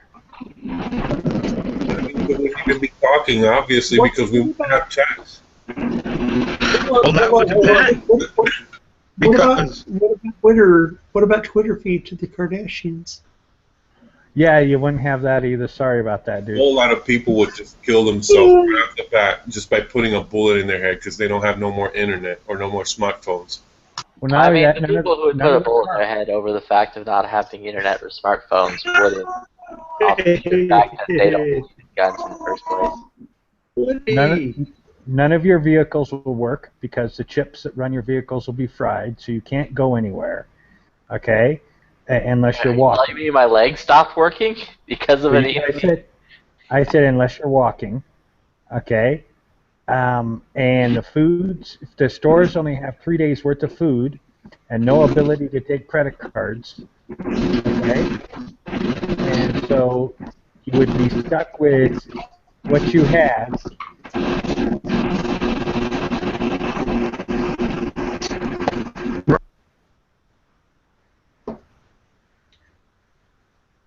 Sorry, he was just making ungodly noise. Yeah, somebody's Sounds like- making a lot of It noise. feels like he lost connection with the Earth. Is what we're discussing. Yeah. Well, No, I me, was because I would want to stick home, is because that's my home. That's my shelter. You know, that's where all my food is. That's where all my ammunition is. That's where all my guns are. And if I can't go anywhere, say like my car, I can't drive anywhere with all my stuff in the back of it, then I'm not going to go anywhere so quickly. I'm going to stick that would be the to my moment. home, Yeah. and plus I have children, and I have a wife. That's going to be really difficult just going off and trying to take your kids and your wife and a 5-month-old baby. I would stick indoors and shelter, especially up here in northern Michigan where it's freezing cold outside. Most definitely, you are correct because you have kids and a family to take care of. You have a lot of equipment to have to tote around. So, your better option would probably be to hunker down and bug in. Okay, I so would go now next here's, door and eat my neighbor and take whatever stuff they have that I want. so here's another part of that. Because you were asking for a realistic shit hit the fan scenario. I'm saying if now it's been a month later, okay, and you've got food and whatnot, and a family comes to your door and they have children and they're starving, do you give them food? Or do you Nah. defend yourself? You murder them and then you eat them. It's like takeout. The food literally just came and delivered itself to you. Well, That's I'd be realistic. If somebody was freezing cold, starving, didn't have water, didn't have arms or anything, then yes, I would invite them into my home and I'd give them rations of food, and I'd give them rations of ammunition, and I'd give them maybe 1 or 2 guns, and I'd put them back on their way. Are you ridiculous? You give them Why? stores and Well, for one, why would you even let them in your house? Because, like, you know, when you're not paying attention, they can slit your throat. than that. Secondly, why would you give them guns and ammo? Because now they know where you live. They know that you have guns and ammo. They know that you're a human being, so you can't be awake all hours of the day. They'll just come back and kill you, eat you, and take your stuff. I mean, all I know is it's That like may be and that may not be. You know? All I know is, like... It's all the same. Not all bad people are bad or distrustful. Some are and some aren't. But you know what? If somebody comes to my doorstep and they need help and they're dying, I am going to help them. Someone dying is something to help, and I can do that too. But when I mean, if I could do it, I would do it too. yeah, if I help you and you're dying, then that's okay. But if you just come by for a bite to eat, I'm not going to give you a machine gun. Yeah, no, I'm not about that. I straight up just wouldn't help. In fact, they would become food. Oh, you're ridiculous because you're a hungry panda bear. It's just like, at this situation, food's gonna be harder to come by. So you can eat people. That's a fair assessment, Smeggy. Now, I would like to show... Also, still not Smeggy. I'm sorry, Flippy. Sorry. You look like Smeggy, except you're a panda and not an Iceman. Oh, crap, Bob's here. Well, Bob's answer would be, are they hot? Screw you guys. I'm going home. Hold on, Peter, I want to just show you something real quick. For everyone here, I would just like... Oh, damn it. Did Bob really just leave in his own collision? No, he probably dropped. Anyway. Bend him. So, Peter, I was trying to say that earlier, my grandfather left this to me. It's called an Arkansas toothpick, right? Ooh, that looks awesome. It looks really nice. But when you pull it out and look at it, it's a Bowie knife, but it's like one of those really thin stainless steel Bowie knives. Wow. That looks nice. It's not high-end steel or anything. It's like just stainless steel, mass-produced. Yeah, like one of those buck knives. Yeah, just like a buck knife, yeah, except cheaper than that. So we got this, and when I saw it when I was a kid, I always wanted it, and finally I inherited it. And at some point, I really liked marine stuff, so I got a K-bar. Always wanted a K-bar. They're expensive, though. This is a serrated K-bar, so anyway, I think it's about $100, nothing. So anyway. So when I was in college, I got a hold of a good deal at a pawn shop of a Cold Steel Classic. Oh, wow, beautiful. Yeah, it's a Cold Steel Classic combat knife. But I hated the handle because it was all made of, I forget what they called it, but the handle was made of this smooth material that felt like corn, but it was fake and not real. It was highly smooth. So I sent it off to a friend of mine, and he put an elk handle on it. Oh, beautiful. Okay. And then I didn't even request it. So, Bob? Bob, I'm sorry to tell you. Hold on, Bob, I'm sorry to tell you, but whatever antenna you're on out there in Arizona ain't picking up. Whatever what? Whatever antenna Bob is on in Arizona ain't picking up. Why? You need to stop biting off my style, Bob. I'm freaking the only one without a shirt here. Not anymore, buddy. There you go. It goes. Jesus I can hear you, Christ. Bob. I wasn't aware it's the fucking naked chat tonight. No, who has it? Who has it used to always do his naked chat, not naked chats, but all his videos were he was topless. Topless. No, he used to every video he didn't have his shirt on it, and it wasn't like he was like well, he was built like us. Hey, Peter, check out the picture real quick. Check this out. Ooh, wow. Wait, did Huck do that? Yeah, that's Huck's work. Oh, I thought so. That's nice. Yeah, look what Huck did to the bottom of the elk handle that put on my knife. That's pretty sweet work. Oh, yeah. Awesome. That's Huck epic is right there. awesome. Beautiful. Oh, yeah, I got some of Huck's work. He did a Sykes Fairbanks commando knife for me that's just freaking gorgeous. I love knives. No, look, let me tell you this. You find a knife that you truly love, that you truly enjoy the feel and how it works, and then you send it to Huck and have him perfect it. Well, I just picked the design I liked and had him make the whole thing, but, you know, that's just me. That is so badass. I'm gonna see what's up with that. Huck can turn a buck 110 into a work of art. No, that's for sure. Yeah. That's mainly his bread and butter, actually.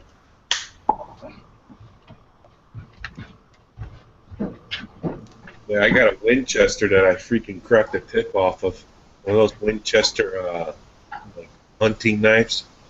Those big ass freaking Winchesters, and it broke the tip, man. So now I gotta like grind it down and hone a new tip for it.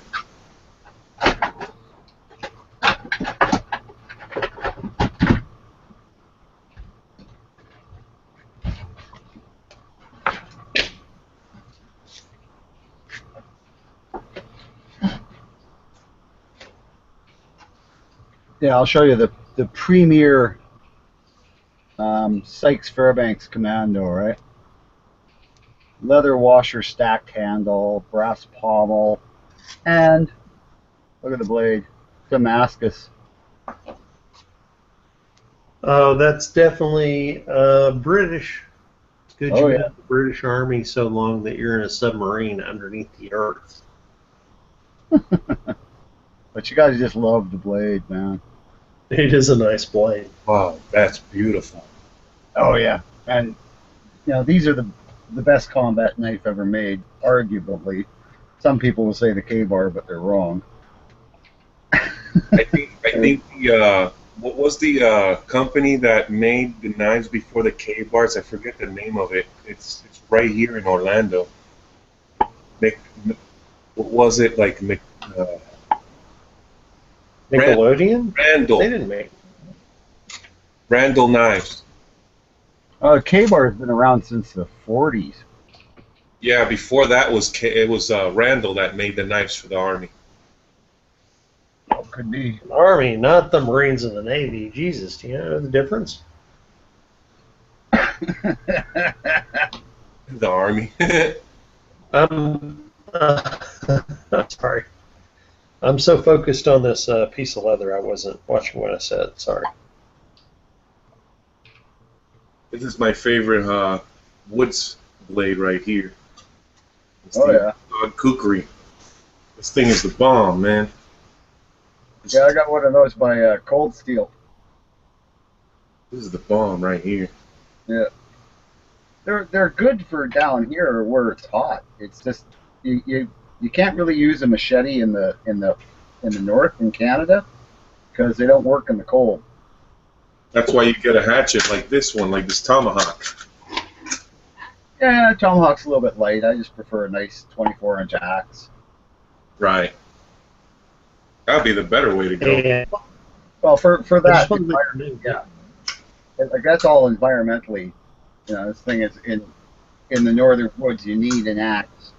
And you can kind of get away with a hatchet, but you're not going to be able to do half the stuff you can. You still want a tomahawk because they work really good for scraping hides and other shit, as well as a defense tool. Yeah, I love my throwing and my SOG fast talk, and I also like this little set that I got here, some throwing blades. Oh yeah. You get this, but what nobody knows is they come in threes. Yeah. Oh yeah. Yeah. They're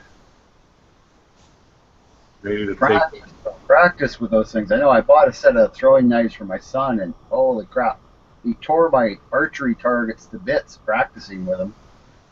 I know how to throw real well. As a matter of fact, I throw nails, wood nails. Yeah, that'd work. Yeah, you just get a nice, a 12-inch spike. You build houses with them, Peter? I wish I could build a house by throwing nails. That'd be what a job, huh? I'd be getting paid twice the amount of a regular woodworker because I'm here freaking Wait a second. We don't need that guy with the nail gun. Peter does. Yeah. Yeah. That'd be funny. Oh man, nail guns are fun, but I know a lot of old school carpenters won't use them just because they think they're too dangerous. Because so many people get shot, and not the person using them half the time. Like it'll hit a knot in the wood, and it'll come out sideways and hit the guy 30 feet away. On a ricochet? Yeah. Oh yeah, they're nasty. Yeah. They're nice though. They're fun. I mean, I remember when we first got them on job sites, we would wire the safeties back and use them to try to shoot gophers and shit. Oh yeah. Oh, what happened to me? It's fun. But yeah, they're not terribly safe. And a good framer will frame just as fast with a hammer. Oh yeah. But those guys are, they got arms on them the size of your legs, eh? Just one arm.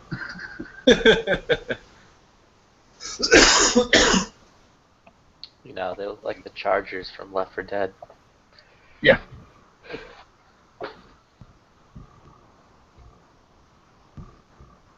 Yeah, that's pretty funny. Like I say, I mean, a lot of the old school guys, they don't want nothing to do with air nailers.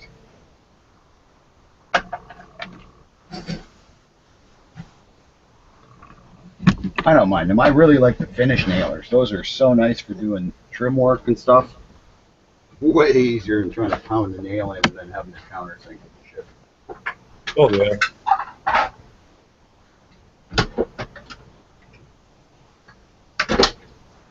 I don't know. When you're hanging on a wall, you want it to go down fast. You got that sucker up and you want that base plate nailed fast, a nail gun is a good thing. It is, but if you've ever seen guys who've been doing it for 30 years, they do it as fast as the nail gun.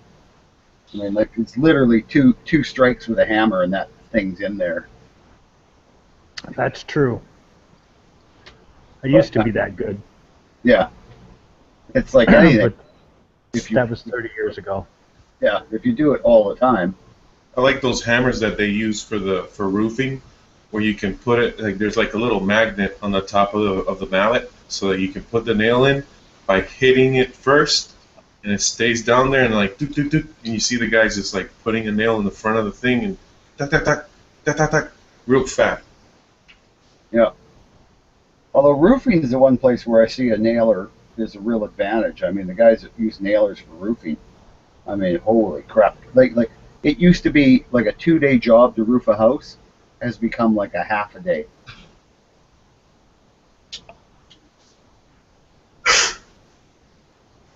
And they're drum magazines, and you got anything that's got a drum magazine. Yeah. It's barely legal in Canada to have a drum magazine for your nail gun. Yeah, it is not. I got a 110 round drum magazine for my Ruger 1022, man. It's fun, but you know what? It takes all the fun out of hunting gophers because it makes the stupid gun heavy then. And I like to. I actually prefer to hunt with a single shot. Have you seen those triggers that you spin the trigger? It's like a Gatling gun trigger. Oh yeah. For the Rugers. Yeah. Oh, those have been around for years. I remember seeing those in Soldier of Fortune 30 years ago. Because you could get setups to put 2 M1 carbines in the kind of rigs that they have for the M22 or the 1022s now. You could get those for M1 carbines because M1 carbines used to be dirt cheap. And the ammo was dirt cheap. I don't know that I'd ever try to throw that many rounds. I have more respect for my barrel of my 1022 than to burn it up. Yeah. You know? Yeah, you would. I mean, I burned out barrels on a nylon. Well, it wasn't a nylon 66 because it was a mag-fed one. But when I was a kid, I went and bought all these 10-round magazines so I could load 100 rounds into magazines, and I'd just burn through those things, shooting shit, and it ruined the barrel on it. It was so fucked after about 2 years. You couldn't hit shit. Yeah, I got the Ruger takedown. Mm-hmm. And boy, does that make it easy to clean. Woo. Yeah. As far as the barrel, just take a snake and run it through it. Yep. Oh yeah, one of those bore snakes. I have bore snakes for 12 gauge and for my 223. Man, it works wonders. Yeah, Oh, yeah. I got them. I got them for all the gauges that I need. It just makes life easy. I'm gonna have fun. Go home in the spring. All my guns have been sitting in an unheated part of the barn, so yeah, it should be great fun. They're all locked up in gun cabinets, but I mean, still, they're gonna get that temperature change, and there's so much moisture in a barn. It's gonna be ugly. Yeah, we got about 4 inches of snow last night and today. Really? So we've been, Where? What part of the country? I'm in Nevada. In Nevada. In Nevada? Oh, you must be up in the mountains then. I am in Reno. Yeah. Okay. I'm at 5,000 feet. Yeah, that'll do it. I got the fireplaces on, and all hunkered down inside for the night. Well, I was talking to people back home, and they said it was really nice out today. It was +4. Excellent. Celsius, so that's 35 or something. Yeah. But yeah, that was nice out. Yeah. Well, last week it was 70 degrees. Yeah. So we put out all the pillows on the lawn furniture, and the patio and everything. And all of a sudden, snow came, and we're pulling everything in and putting everything away. Oh, what a pain. Well, it's funny. Like a couple of weeks ago, I had one of the people that I know from back home, and she was telling me she was out on her deck getting a suntan in her bikini. And it was like, well, yeah, but there's still snow on the ground. Oh, yeah, but the sun was out, and it was warm if you were out of the wind. It was probably still close to freezing, but, that's just... If you're used to it, and you're used to being -30, you can go out and, suntan at something that's barely above freezing. There's nothing like being in a hot tub in the snow. It's snowing outside, and you're in a hot tub just kicking it with a drink. Yeah, and your hair's freezing. Yeah. Keeps your beer cold, though. You just set it in the snow next to the hot tub. Absolutely. Just digging in the snow and you're cool. Yep. Well, we used to always challenge each other. You jump out of the hot tub, go roll into a snowbank, and then get back in the hot tub.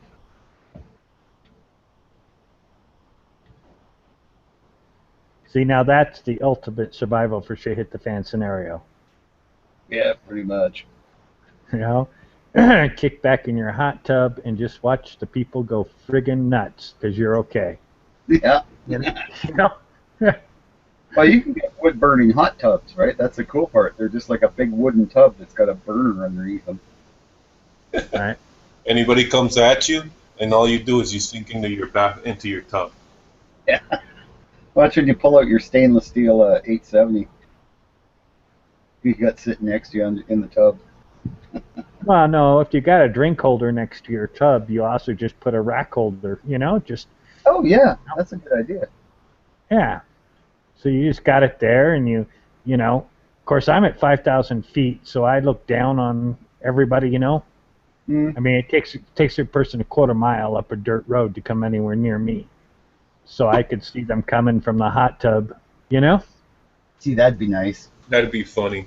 A Barrett 50 BMG, like a Barrett M107, and you're in the hot tub and you're looking down the scope of your Barrett M107. You're like, that guy looks like he's pretty threatening. Got a Yeah, very that looks sketchy. If they don't look too sketchy, you just take out their front tire. If they look really sketchy, then it's Then you freaking unleash hate, and the bathtub has like a whole gallon of water comes out of the bathtub. That's terrible, man. It would be funny, and I could see that in a movie one day. The illest suppressor known to man is a bathtub. All you need to do is sink into the bottom of the bathtub with your Barrett M107, and hopefully you know where your target is, and boom. Yeah. Now all the water will be out of the tub, of course. Yeah. You may cut the barrel off your M107 depending on how much water gets into it.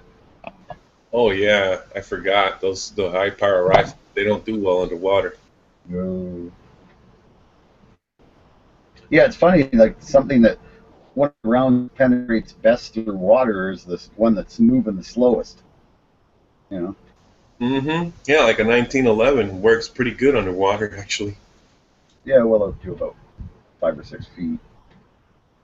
I think I saw the Mythbusters. They did a bunch of tests, and they tried the 50 caliber Barrett, and the bullet just exploded just shattered on the water. And yeah, I think it might have been a 45-70, but I'm not sure. But it actually got some penetration because it was moving slowly. It's pretty crazy, right?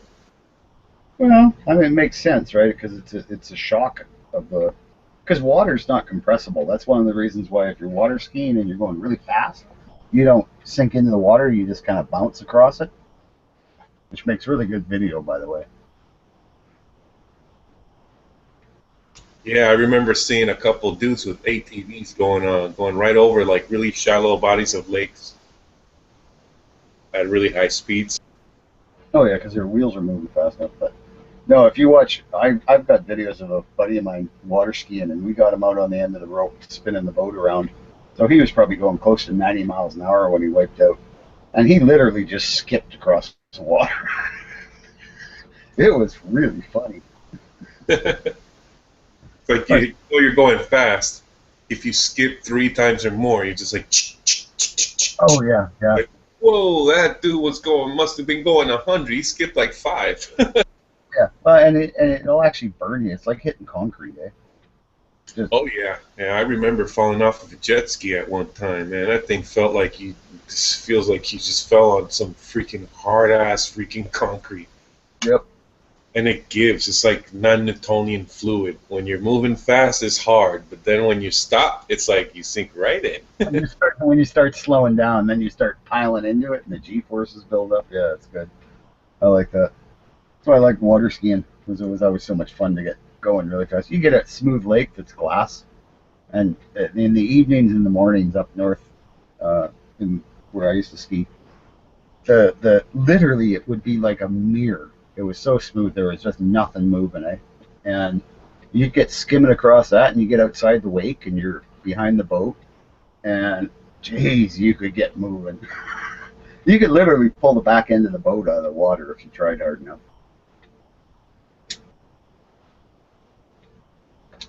That's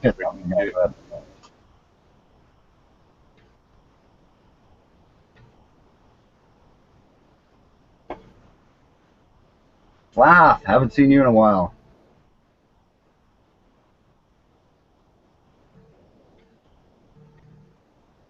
Your mic's not on.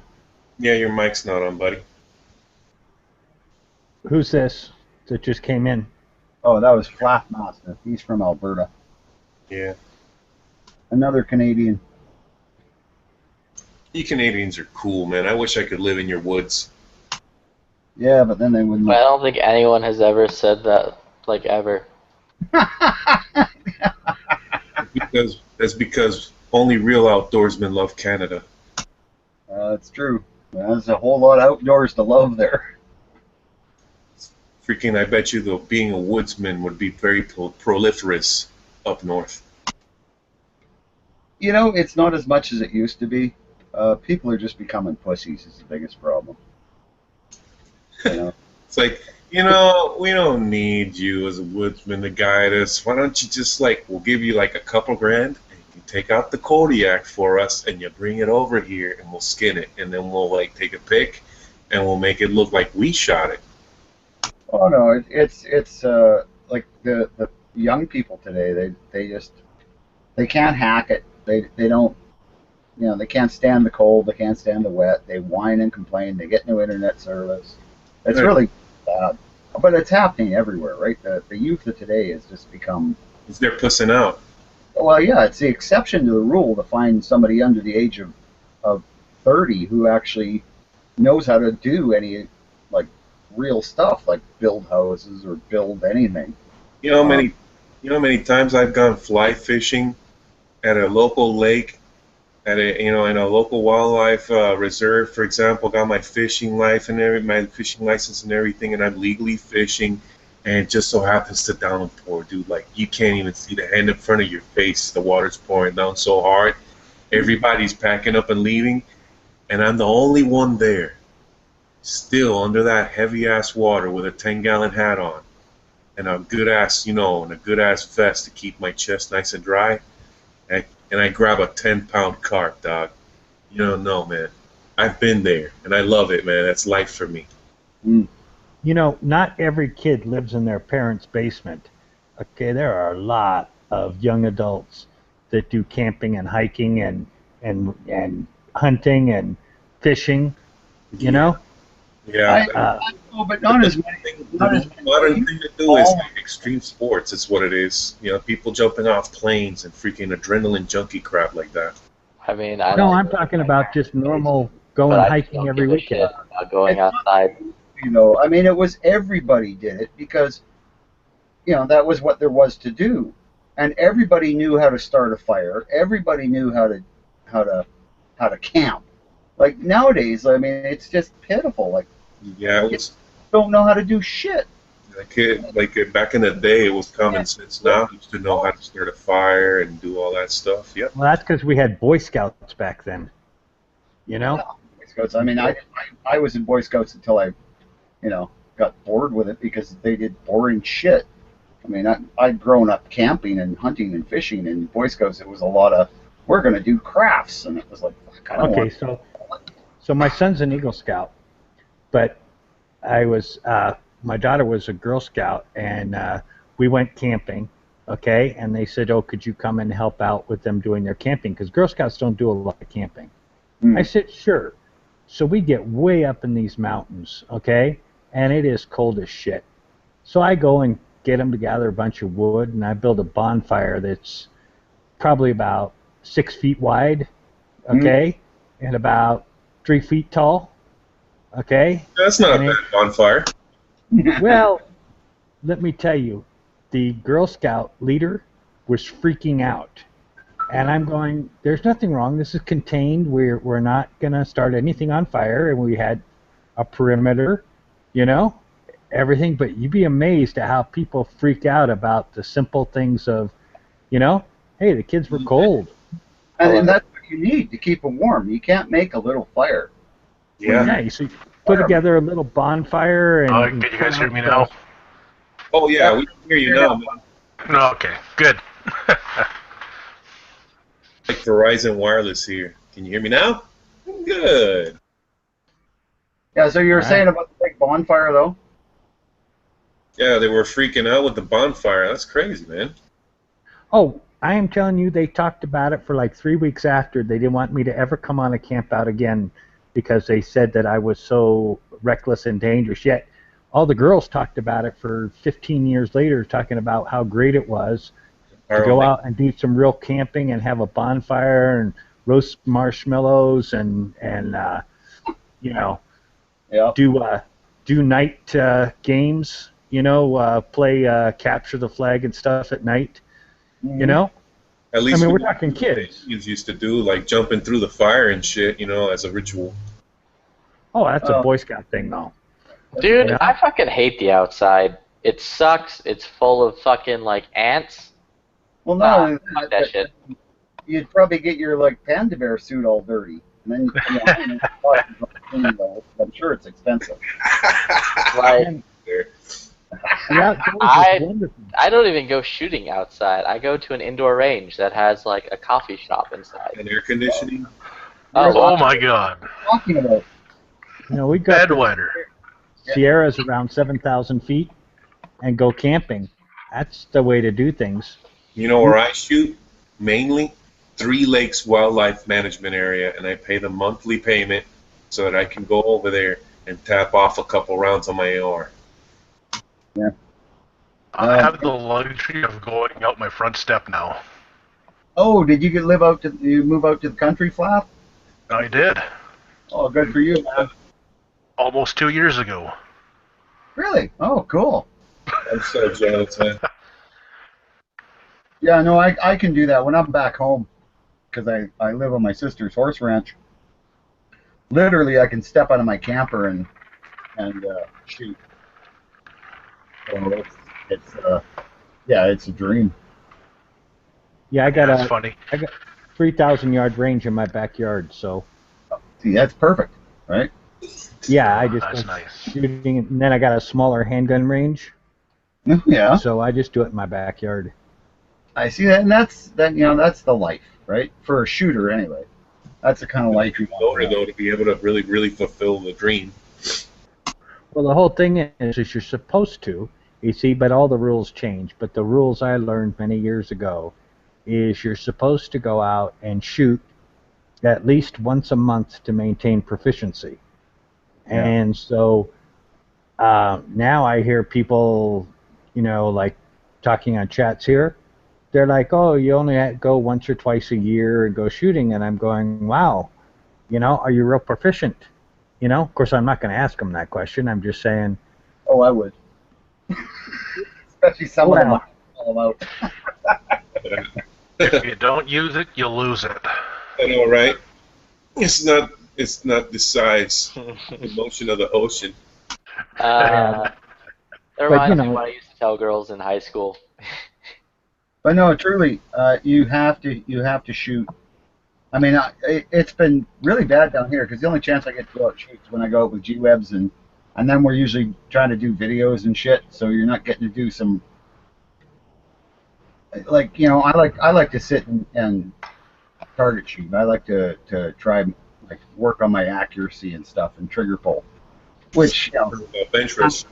not real relevant because I'm not getting to use my guns, so I'm using, you know, his AKs and stuff, and I mean, it's interesting to shoot them. Don't get me wrong, but yeah, it's if I'm trying to build my proficiency for my firearms, I can't really do it this year. Next year, I'll have my guns down here, so that's going to be way more fun. But yeah, I mean, I like to shoot once a week minimum.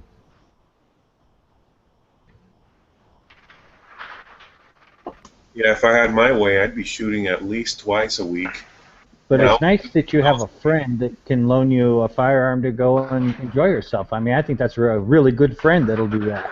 Oh yeah. Well, G-Webs is like, you know, and I'm not saying this because we're friends and stuff, but he is just one of the real jewels in humankind in a sense.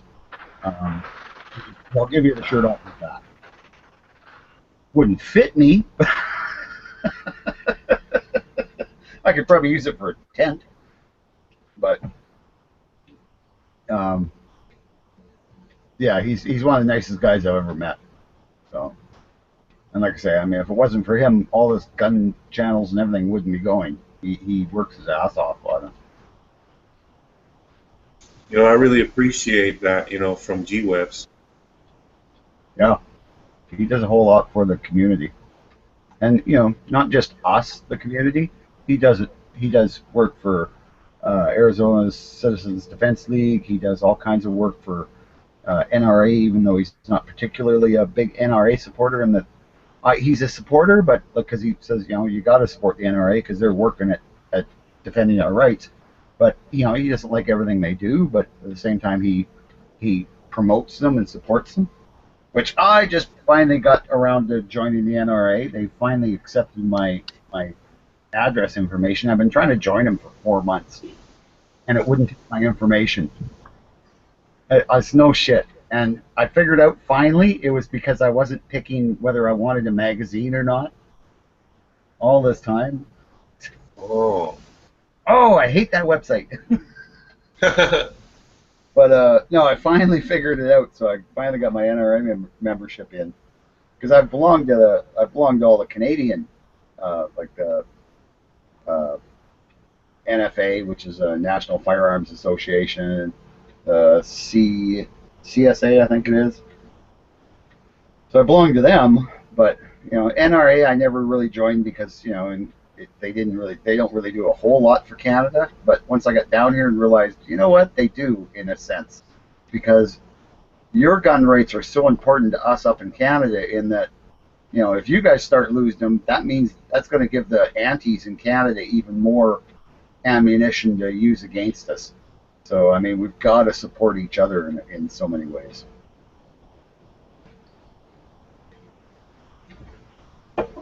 That's my. Just knowing the last couple days, because I'm kind of new to this, but G-Web, it was really, really seems like a very nice person. Yeah. He just got to quit calling me a Democrat. In my neck of the woods, those are fighting words. Well, I mean, if you don't like that, maybe you should have thought about that before you voted for Bernie Sanders. Yeah, right. But see, I almost said Hillary, and I'm like, you know what? This guy's new. I'm not going to be a dick to him. Yeah. Well, knowing that I'm a confirmed capitalist, okay, but I just find it funny with this. But we did end up, what was it, last night, having a really good conversation, and G-Web seems like a really outstanding person. Oh, he is, yeah. He's one of the special ones for sure, and I don't mean short plus special. Who was that one guy that TV kept screaming about yesterday? Fucking George something or other? I don't know, George Stromanopoulos? No, he's like, fucking tell me where he lives. Oh.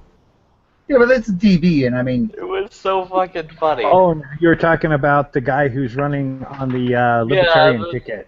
The fucking, what does he look like? That motherfucker. Somebody tell me what he looks like. Yeah, what fucking color is his hair? Yes. Where was he born? Yeah. That was fucking good. Flippy, that's got to be the first time I ever heard you actually say you were going to be nice to somebody new, because usually you're the biggest arsehole on the site. Who are you guys talking about? The biggest asshole. Just Flippy and his costume and everything. It's time to get gas and chew bubble gum, and I'm all out of gum. I thought you guys were talking about that other new guy from the other day. Oh, I don't know. I missed the last couple of days of craziness. Bob, have you joined the CCFR yet? Crowd. No, Flask got a shirt on. He's not joining the shirtless crowd.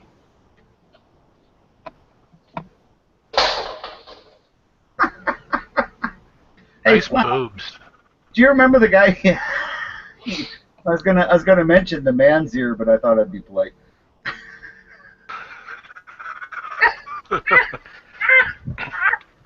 Oh, right on. I got the cackle. Who was the guy who used to always do videos, and he never had a shirt on? I'm trying to remember the hell his name is, and I can't remember. He hasn't been doing a lot of videos lately, but he was fairly. Used to see him all the time on the gun videos and stuff. and he never wore a shirt. And I always wondered, does he live somewhere where it's really, really hot and he doesn't have air conditioning or what, eh? Guy that always never wore a shirt. Yeah. Oh, crap. I'm trying to remember his name. What, Yeah, I haven't. and you of him or something? Hey? No, it's just, I don't know. Bob might have been attracted. no, I'm going to talk to the girls who don't wear shirts. But Bob, have you looked into the CCFR yet? Yes, I actually joined. Oh, right on. Yeah, to get in. I wanted to get in on the gun draw, but I didn't win anything. Yeah. What were you going to go joined- for? If their very first one, like if you can be one of the first 100 people. Yeah. Yeah, I was 200. I was 137 out. Well, they had that gun draw for. That's the guy with Civil Advantage, right? Yeah. Yeah. They had that gun draw where they had the different sets. They were giving away 3 sets of guns. One was like a hunting package. One was a skeet shooting package or target shooting package, and the other one was a tactical package. I wanted that. The tactical one, that would have been nice, but Oh, yeah. yeah, because that was all within the first month of them opening shop. Yeah. Well, that's when I joined. Yeah. Yeah. But yeah. Yeah, no, I'm number 237. I don't even know what number I am. I have to. Oh, you're not getting your mail forwarded to you? No, my ex-wife is blackmailing me for it. So, and I'm You guys know how much a tactical Remington 870 like this one would come out for, like retail normally? I don't know what they are with the cheap plastic stock. Well, I paid $250 for my Remington 870 Magnum, but it's got wood stock on it, and it's got a 28-inch barrel because it's a goose gun. But You got it used, right? Or you got it new? it was used, yeah. Okay. I got this one for like around 400 more or less. And it had a Black Hawk like wire holding stock. And I decided before I got rid of my Maverick 88, I took the stock that I'd bought, the ATI folder that I got on this one. I took it off my Maverick 88 and put it on this. Mm-hmm. This thing is the most efficient thing I have, man. In full size, like in full size weapons, this is the most efficient shotgun I've had so far. Oh, Remington 870 is unbeatable. I mean, they're one of the best shotguns made. Period. They can come up with all their new fancy, UTIs and Kel-Tec whatevers, but the 870 is always going to function. And wait, is that the pre-Freedom Group 870? Is that just a tactical one, or is that like a police Magnum, or is that just Express Tactical? This is a tactical Remington 870 tactical. Okay, so it's an Express. It's like $500 new. Cabela's Canada is selling them for $499.99. Yeah, I got it like for around 400. yeah, so that'd be about what Canadian dollars converted to American would be about $350 American in Canada. I'll just pull it up on the American one. The 870 Express 3.5 12 gauge Super Magnum pump action is $550. Is that, does yours have the Ghost Ring sight, or is it just like the bead sight? Brand new from Cabela's, that model is $389 plus $20 for the plastic stock. You just plastic stock, don't you? The one I'm looking at is the Woodstock one. It's got little bead sight on it. Mm-hmm. Well, his is specifically a tactical, which they just take an 8.7 like. Well, you're legitimately okay, They just take a 870 Express model and they just like stipple on the side saying tactical or whatever. Well, yeah, like And here, then they give you an extended mag tube. Yeah, but like it's up all here, what they'll do is they'll sell you the Express for $500, and then throw another $200 on it for the tactical look. Yeah. Well, no, I mean like from the factory, Remington, that shotgun is legitimately just the 870 Express that they then just slap on a magazine extension and sell it that way, and just be like, bam, it's tactical, and then they like stamp on the side tactical. I'm gonna buy a waistband holster for this thing, and whenever like somebody tries to assault me, I'm gonna be like, "Freeze, motherfucker! Come on, you want to try some shit with me?" Can you imagine?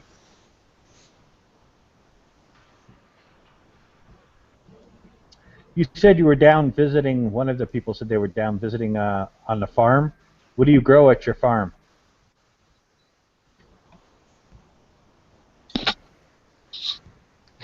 Weed. Alright, so here's the 870 Express Tactical 3-inch, 12 gauge, without the folding stock.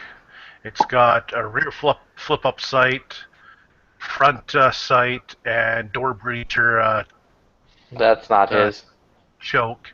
I'm just saying, is $670. I mean, like, the fucking pricing on these things are fucking crazy now. Like, for a regular police Magnum, it's like a fucking $700 shotgun.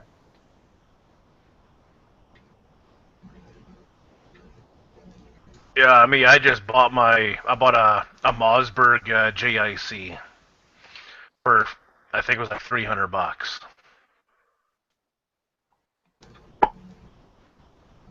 $300? Yeah, it was right around 300.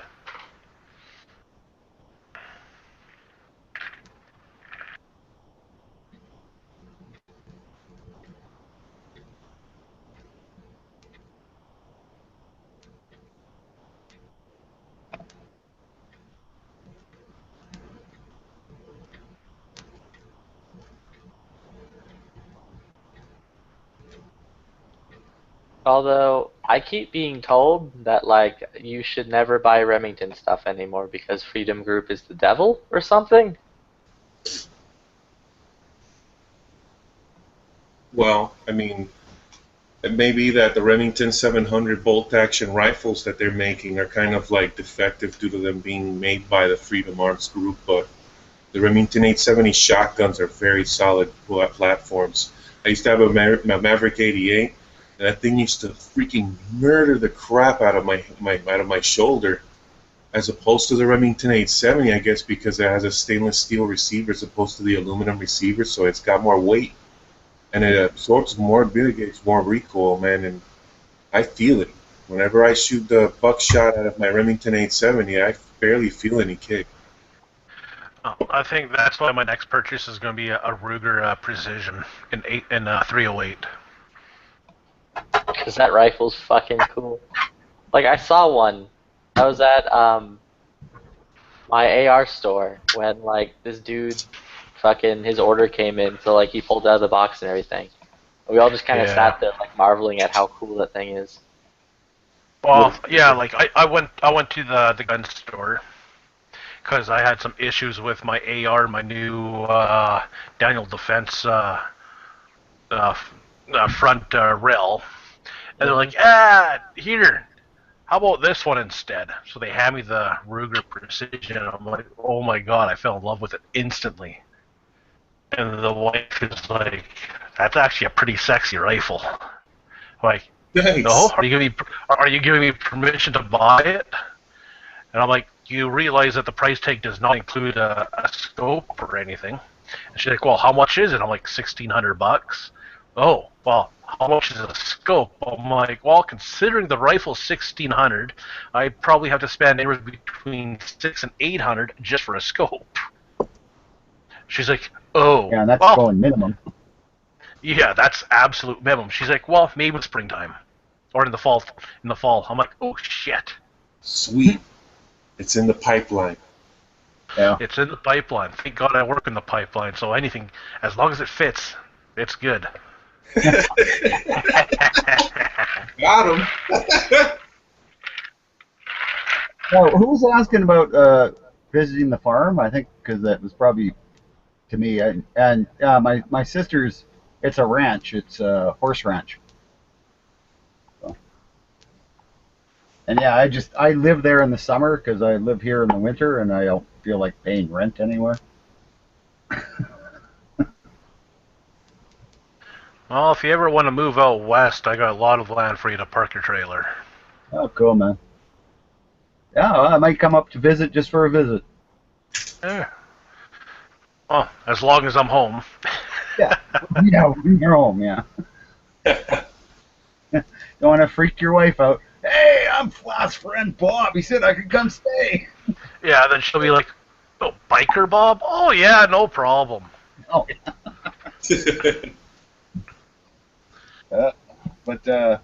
Yeah, no, it's really nice. Like, you know, my sister and brother-in-law are really cool. So they like having me stay there because then they know that if the muzzies that are in being put around the army base, they're transplanting, I don't know, something like 4,000 or 5,000 Muslim refugees from Syria around our little city. And Yeah, you can come over to Alberta. yeah, well, it's okay. I mean, they like having me there because I'm well armed. Of course, that's the neat thing that Canadian government did, right? Is they took these Muslim refugees and they're putting them right outside military bases, so that the military's right there in case they get crazy. I love these double magazine couplings. They're so sick. Yeah, I don't know. I've looked at those for my VZ, but 5-round mags or 10-round if I use the pistol mags. It's just I got to get a bunch of 30-round mags sent to G-Webs here. I'm going to buy a bunch from Israel. They got some really nice 30-round mags for a good price. I can get out of. So you buy any new toys while you're down there, Bob? No, I can't really, right? It's the only thing I can buy down here is cap and ball because you know I'm not a landed immigrant or whatever. Ah. So I thought about buying a cap and ball just so I could have something to carry. You know, a nice little short-barreled cap and ball, 44 or something, because you know, sick. It'd be better than nothing. And but, yeah, dude. Yeah, spending $250 for something that I have to then leave here for, you know, whatever, 2 months of the year. I might as well just wait until I go back to Canada, and then I can bring all my shit down with me, and then I can carry my P57 and then my Browning high power or whatever else I pick up before I thought you were going back. I thought you were coming back up here a month or two ago.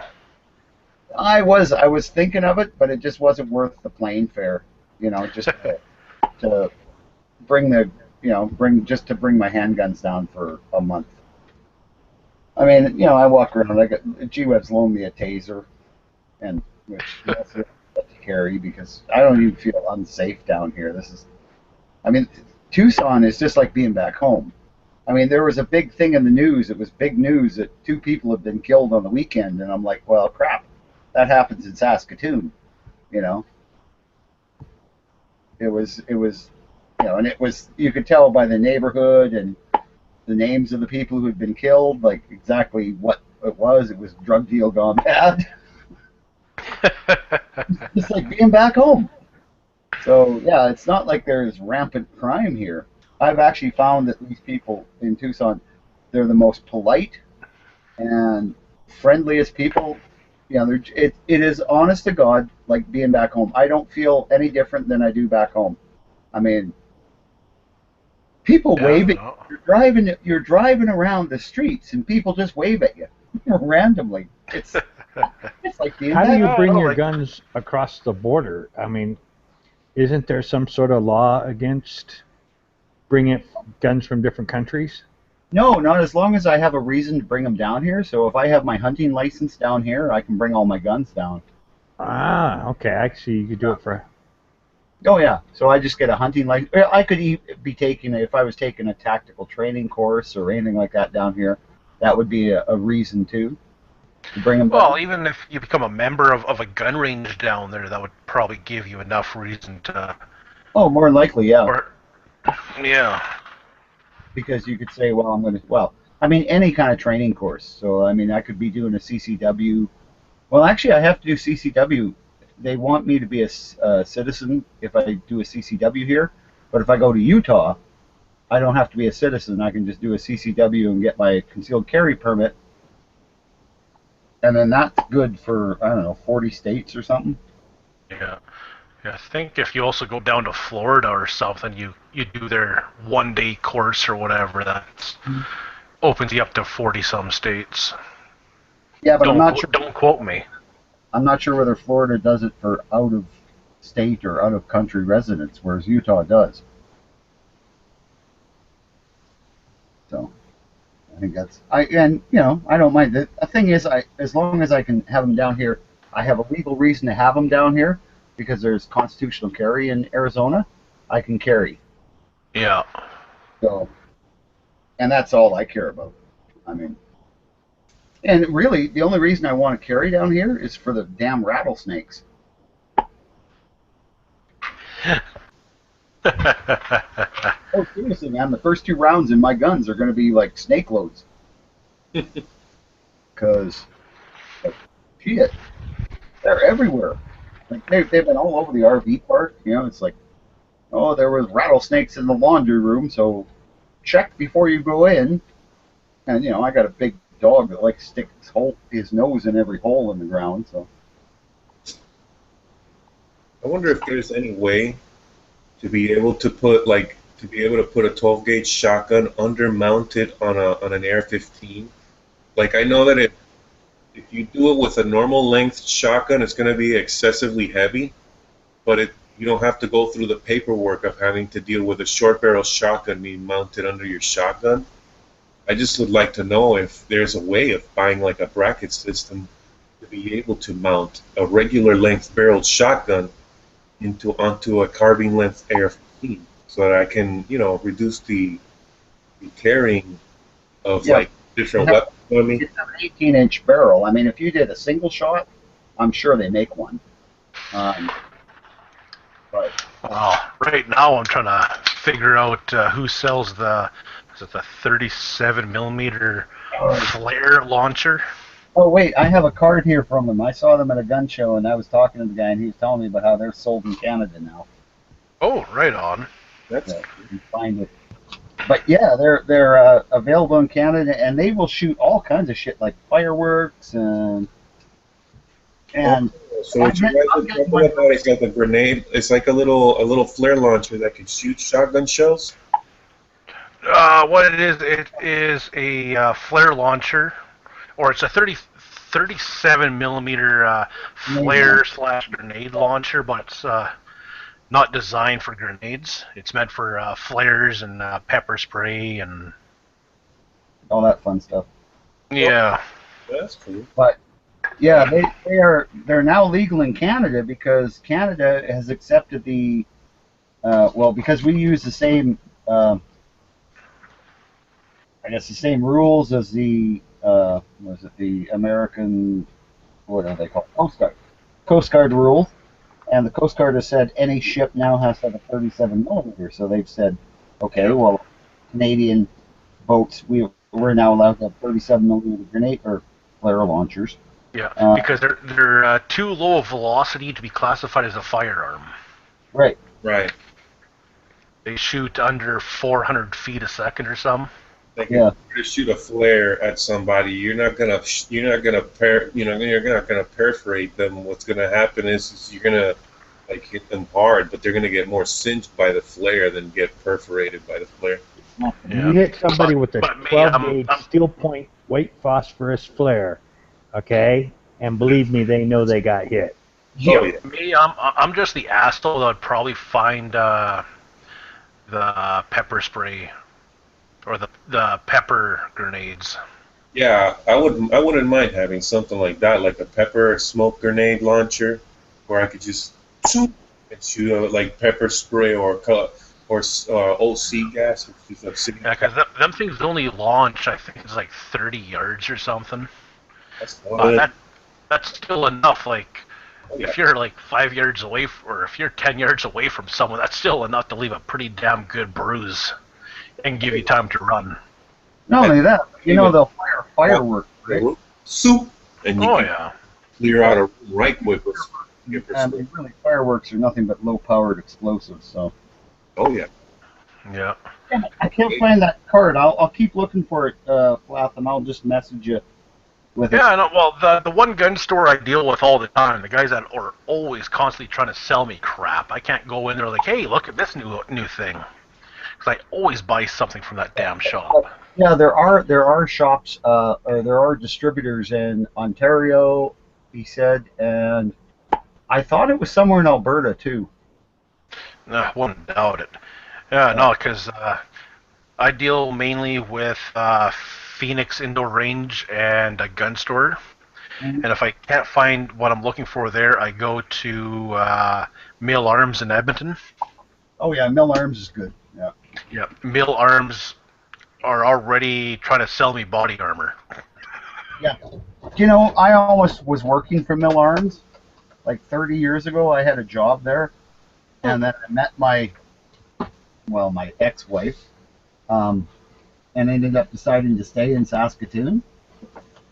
But they had hired me as a salesman for the store, and then I was, going to have a chance to work my way up to be a buyer, because that's when they were still buying stuff from India and stuff. Oh, wow. Yeah, I know. I've been kicking my ass ever since. Because at that point they were selling Bren guns. You can get them in a case with a spare barrel and 10 magazines in .308 for $1,000. Oh. Yeah, I know. A lot of people, there's a lot of people it's not there's a lot of people, it's that there's not enough people buying body armor these days, you know what I'm saying? Because, body armor is pretty important. Well, like up here, they have laws on body armor. Oh, yeah? Yeah. Yeah, some provinces you can get it, some you can't. Like Manitoba, you can't own it. Saskatchewan, you can. Alberta, you can, right? Yeah, we can. The only thing is, if you don't have a firearms license, you need government approval by the RCMP. Okay. But if you have a firearms license, it is classified as a firearms accessory. So you could go out and buy it with no questions asked. Yeah. But the carrier is $600, and then the armor is an additional $600 to $800 on top of that. Shit, man! At one of the gun shows down here, they had level 3 soft body armor. I think it was ex-police issue for like $40 for the vest. Yeah. That's nuts, because I have level 3, the highest grade body armor that you can get next to the AR-500, which is level 4 or something like that. Yeah. I have that military issue, olive drab green, soft body armor that could take up to a 44 Magnum. Yeah. I got that for $200. It was really cheap. Oh yeah, well you can buy brand new for $200. I saw at a SHOT Show there was a couple places selling it, brand new level 3 stuff for and you could never know if soon enough you'll probably be able to acquire some dragon scales or something, body armor. Yeah. The brand that Mill Arms sell is Line of Fire. Ah. Well, that Israeli company I buy a lot of my stuff from, they've got some really neat shit. Because they've got some stuff that'll just fit, some level 3 that'll fit under your shirt for about $300. But for $400, you can get it's like a pilot's jacket, a bomber jacket, and it's level 3. But it's a jacket, right? So. Oh yeah, like that company Steven Seagal makes his clothes out of. There's a company that makes his jackets that he did that he wore in all the movies that he did back in the day. Those weird looking jackets are actually ballistic vest jackets. No, that's what these pretty much are. They're hang on, I'm going to find the link and I'll show you guys what I'm talking about here. Da, da, da,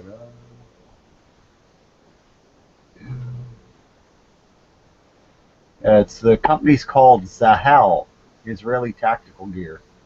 Huh. And really, Oh, yeah. Like that. Yeah, because the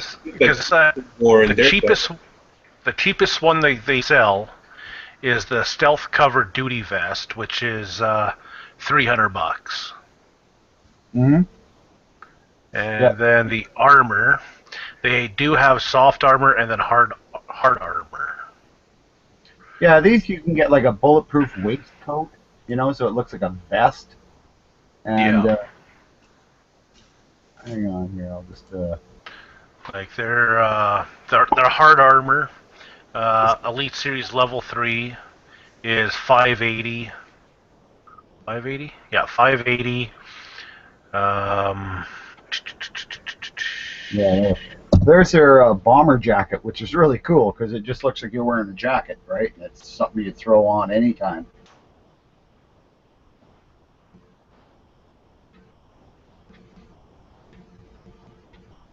That's kind of cool. Yeah. Yeah, this company. I saw the video of the CZ Scorpion from this company, and they did an awesome review of it. Yeah. Yeah, you can get CZ Scorpions in Canada for, what are they going for, about $700? But they've got the actual stock and everything on them, eh? Because in Canada, it's like, for some reason, we don't get 28. Yeah. And then, yeah, like for $680, it's a level 3. Yeah, you can either get level 2A or 3 for $680. Yeah. Or you can get a level 3 for $550. So, but it's a jacket. Then, yeah, they're SX Series NIJ 0115.0 certified spike armor for $735. That's cool. And I mean, I can see, like, if I was going to the range and it was going to be a crowded range and I knew there was going to be a bunch of dipshits there, I could see it, but I have a real hard problem spending a whole bunch of money on it because realistically, I know I'm probably never going to need it. Like in 99. Like for me, like that stealth system, I think I'd wear it more for when I'm working because I work out of the wilderness a lot. So bears, cougars, wolves, and stuff like that. Like that would be very crucial. A bear or a cougar is mostly going to go for your neck or your head. Yeah. Yeah, but when they clamp down on your throat, what are they doing? They're scratching you with their back feet. Yeah. Like me, I always carry a 12-inch Bowie knife on me. Yeah. So, like their death blow isn't necessarily the neck. It's usually from bleeding from your back or your chest. Yeah, they gut you or they tear your thighs open and you bleed out. Like that would give me the extra 30 seconds or so to get my knife and get them in the neck or something. No? If you have body armor, you could probably avoid getting the piercing blows of the fangs of the animal if it bites you like halfway, If it bites you. Well, like with the animals up here, down, but you won't the animals up here, they go for the neck. They know to go for the neck or the head. But when they go for your throat, their back legs are scratching at your back and your chest, and that is where that even the penetrating armor would be really good. There was a guy not this winter but the winter before who got attacked by a cougar, and he almost died. Lots but of it was been attacked by cougars, but usually it's in the bar. But it was he was actually lucky. He was working with 5 other guys that had skid hooks. So they pretty much skid hooked this cougar for 5 minutes, but it still it let go and ran away. So they managed to get him to safety, and the cougar came back and hid underneath their truck, waiting for them to step out. Yeah. Oh yeah, cougars can be really Right?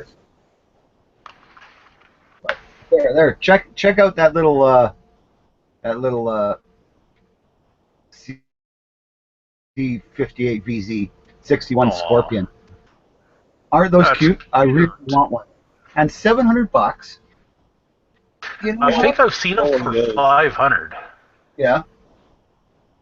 But even for 700, I mean, and in Canada, that's the same as owning a pistol, and that stock does fold out. You can use it with a stock and everything, and there's no, it's exactly the same as owning a pistol.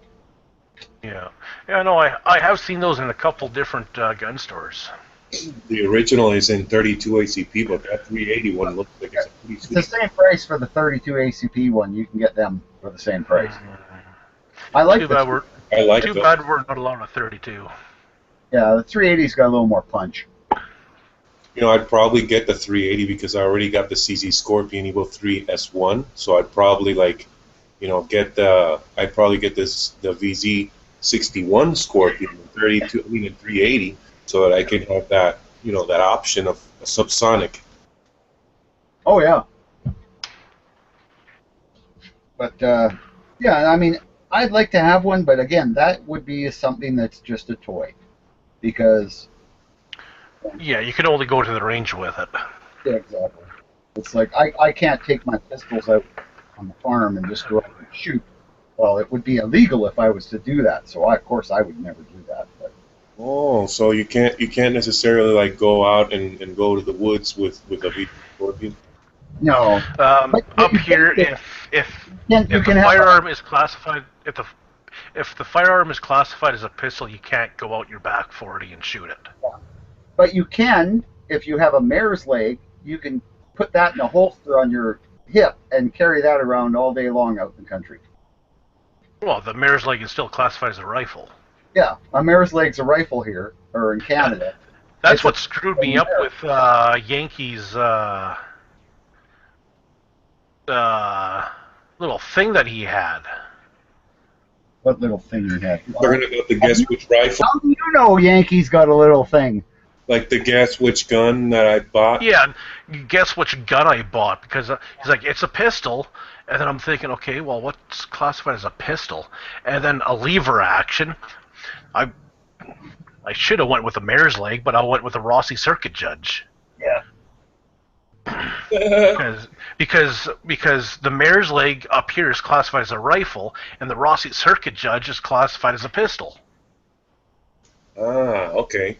I have a Rossi Circuit Judge. I love that thing. Oh, it's a fun little gun.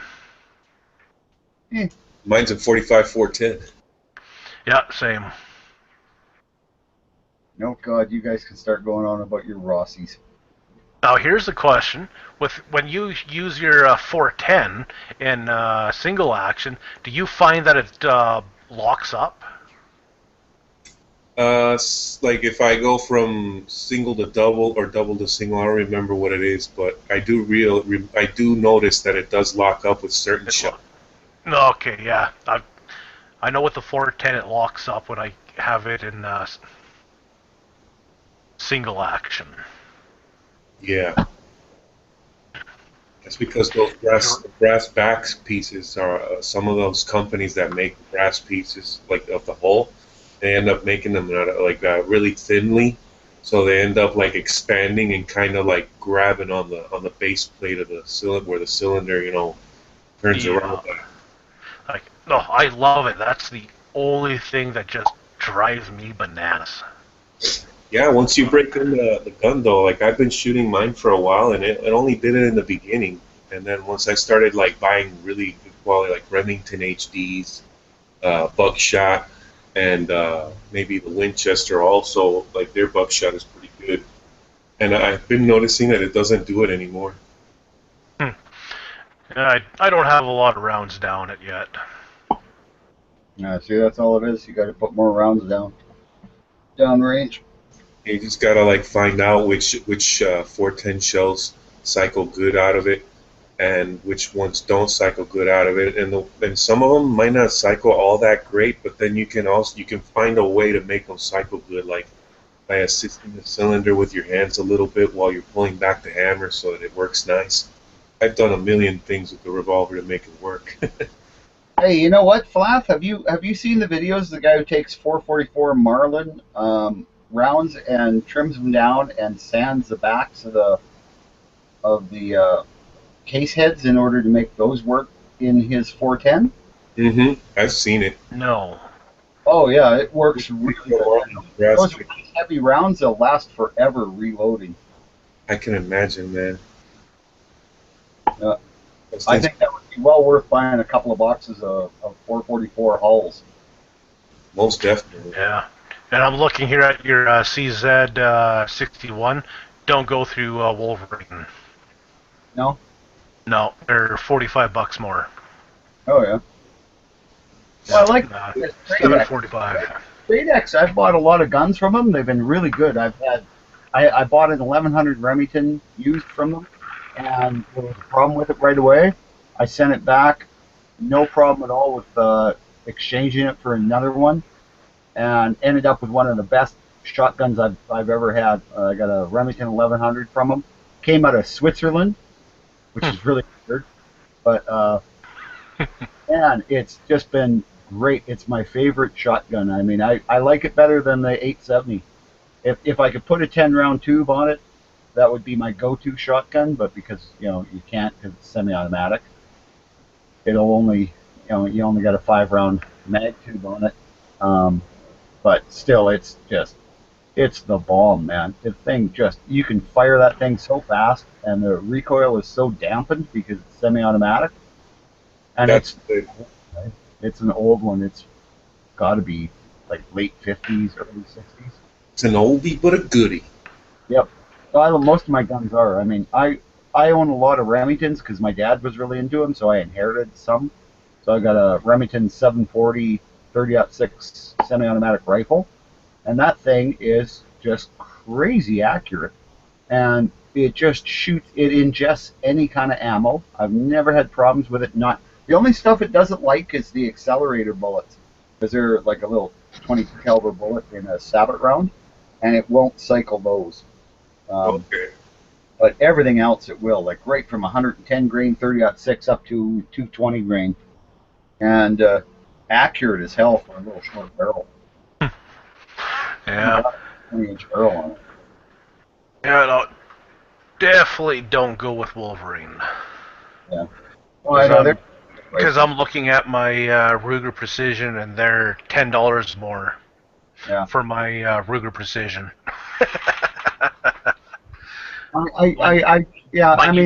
Mind you, they probably have their Manitoba tax on there too, but. Oh yeah. Yeah.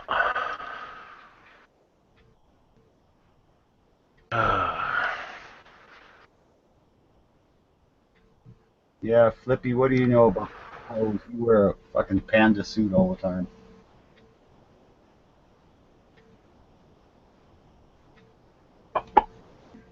That's like Top Gun style, babe. That's cool. No. That Israeli company, they make some cool shit, man. That is not cool. That looks like the person wearing that is waiting to get the early bird line for fucking Lubies. You know what? That looks like a really comfortable jacket when it's 40 below. Oh, I bet. I mean, pilot jackets tend to be pretty warm. That thing I just linked, that's what I'm trying to get right now for my 45s. Oh, yeah. Ooh.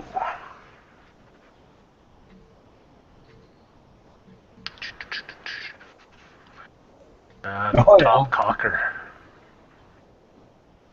Well, that's like, you ever see that little 380 that G-Web's had?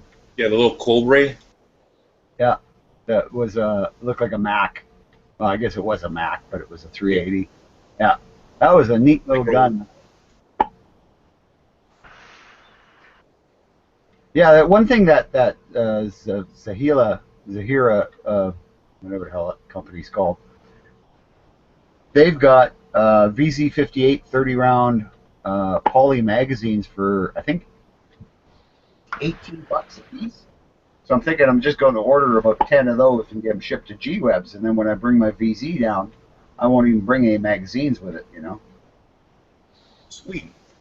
Oh yeah, because once I'm down here, I get my 10-round mags and go do my. Yeah, then you gotta drill and. Oh hell, I'll just leave punch them. and. I'll leave them down here. I'm gonna get a storage closet or something, just to leave my fun shit, because I'm gonna be down here 10 months of the year. Oh, just make sure when you do pass on, you leave everything in my name.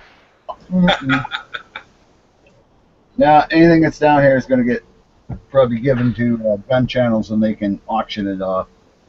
Well, then I better get a good damn discount then.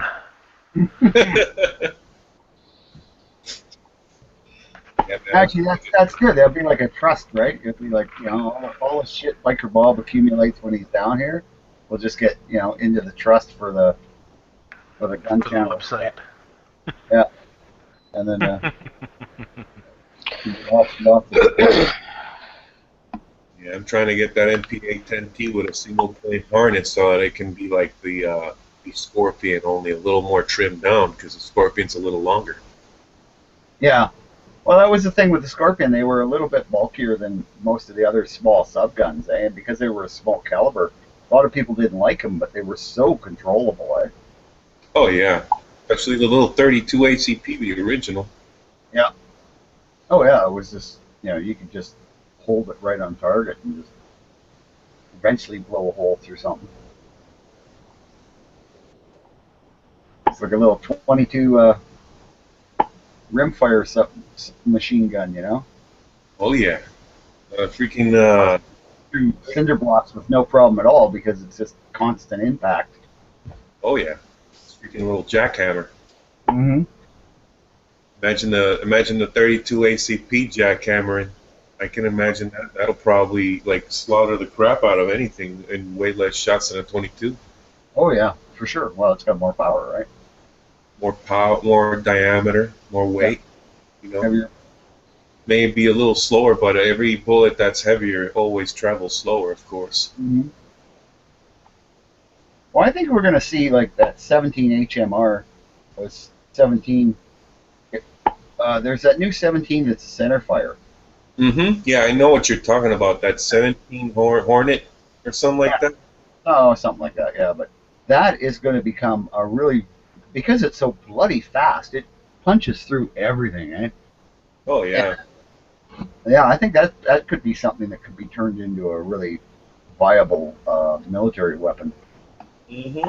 Close range. Look out small game with that thing, because it's like such a small round, You may tear up the crap out of most small game, but you'd be able to assess a grand majority of it. Oh yeah, and that's just, small game is, that's all bullet placement. That's what you really have to look at with any kind of small game. That's why that's why you shoot a squirrel in the head, because you shoot it anywhere else, you're losing a lot of meat. Mm-hmm. So I was never enamored with hunting squirrels with shotguns. Because you're gonna have pellets everywhere. Yeah, and you gotta fish the pellets out of the little corpse.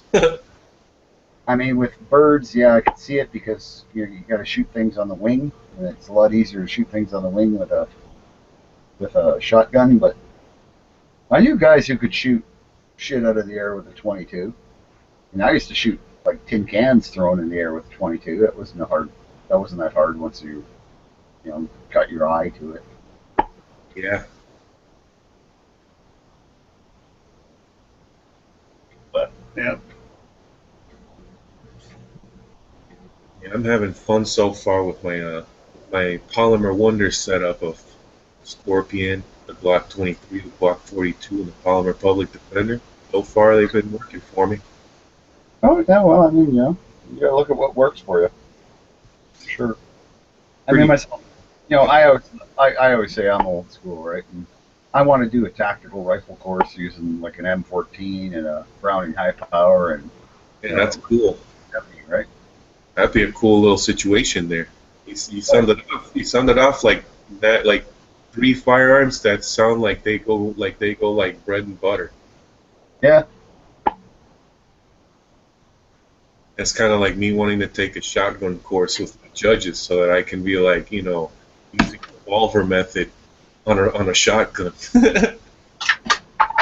Well, I don't see why you couldn't be able to. You're going to be at a disadvantage because of the smaller caliber, but you know. Yeah. Yeah, like who cares about I don't care about scores. I care about doing well with firearms I'm comfortable with, and that's what I think what you know really should count. Most definitely. I mean, G-Webs and I were talking about on our podcast today about how, you know, like cutting down on the amount of guns we have. I mean, I've got to cut down because, you know, I have space limitations if I'm going to be traveling all the time with them. So, you know, there's that. But I also just want to cut down because I have more guns than I can shoot.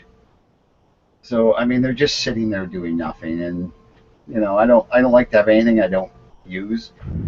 Well, feel free to sell to me. Yeah, well, you want a 1912 Mauser, Chilean contract bolt action in 308? Sure. It'll match my Ruger Precision. How about a M14 Norinco Shorty? Yeah, sure. Why not? I got lots of spare mags and shit. Eh? And a scope rail and a bipod and all kinds of accessories. How much for the M14? You can't buy it. It's Norinco. Oh, the stuff we actually get to rub into the American's face at times. The 1912? The 1912. Yeah, I could probably sell it down here. I don't know. I don't remember what I paid for that thing. I'll have to look it up. Is the ammo readily available, or is it being like more? It's been rebarreled at some point, so it shoots 308. Oh, okay. Yeah, it's a nice, and it shoots well. Like, I mean, it shoots as good as any modern bolt action I've got. I mean, it's impressive. But yeah, I'm just going to get rid of my 308s altogether and just go with 30-06 for long range and the Well, I'll trade my Schmidt Rubin Sportster for one of your 308s. Oh, yeah, Schmidt Rubens. Well, what's that caliber? 308 or 30-06. Oh, okay. Yeah, but then I'd have 3 30-06s, and that's trying to downsize the guns, not get another one. Yeah, but it's a straight bolt. Yeah, it doesn't count, man. It doesn't count. That's like me. I got it. I don't count that a part of my collection. That's like my gun collection consists of Firestar, but then my working guns, like the guns that are on the job at all times, are like my Berettas, my Glocks, and my Judges. Yeah. Well, I kind of want to get down to where I just have my handguns, and I may get another handgun just because I only got 3, and I got 2 single action revolvers, and I either need a double action revolver, but I also probably should get another 9mm pistol, like automatic. I don't know. I might get a Star, one of those Star 9mm, because they're really inexpensive right now. They are, and they're awesome. The Spanish know how to make guns, man. Oh yeah, and they're basically in 1911, so it's almost, well, it is the same. Least issue. Military issue. Yeah, it's military issue, but it's brand new. But it's the same manual of arms as my Browning Hi-Fi. Excuse me, Browning Hi-Fi. So that's nice because then they're identical. That's what I love about my Firestar. My Firestar is it's kind of like that Star Model B that you're talking about, but it's like more like a Sig Sauer, like 1911. You know what I'm saying? So it's like a boxier looking 1911. It's just a pretty ass gun. I'll show you in just a second. Yeah. But yeah, so I want to get rid of some rifles, and I got Like those two, I got a bunch of shotguns to get rid of. I got a. Well, what kind? I got an old IL single shot, 12 gauge. Let's see, not CIL. Winchester. Well, Bob, next time you're home, Yeah. gather everything you want to sell, Yeah.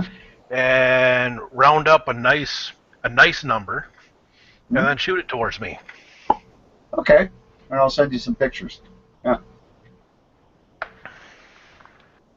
Yeah, Because okay. I'm still young, and the wife is still Well, hesitant about some of my firearm purchases. So, and these would all be used, and you could tell her, oh, they're used. I mean, got them from a buddy. I got a deal. Oh, I'd give you a deal.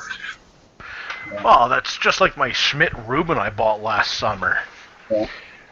She's like, because I already bought my 357 SAS revolvers. Yeah. And she's like, okay, that's it. You're not allowed to buy anything else because that's your yearly intake on firearms. Mm-hmm. So then when I was down south in BC there, I got really bored and I wanted to shoot something.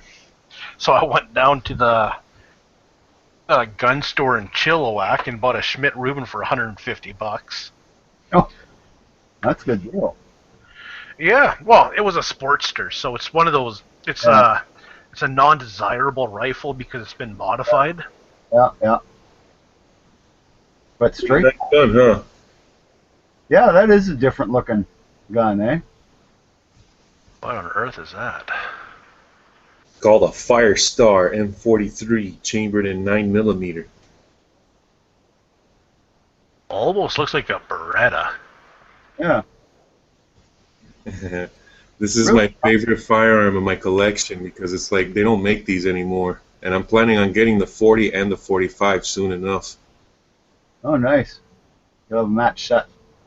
Oh, yeah. Yeah, but no, I like as I was saying, Flath, I got a Remington 870. No, what is it? 878, 12 gauge, semi-automatic. That's a serious skeet gun, but it's like well loved, so that's a good price on that. But it functions perfectly. What else? The 20 gauge I'm giving to my nephew.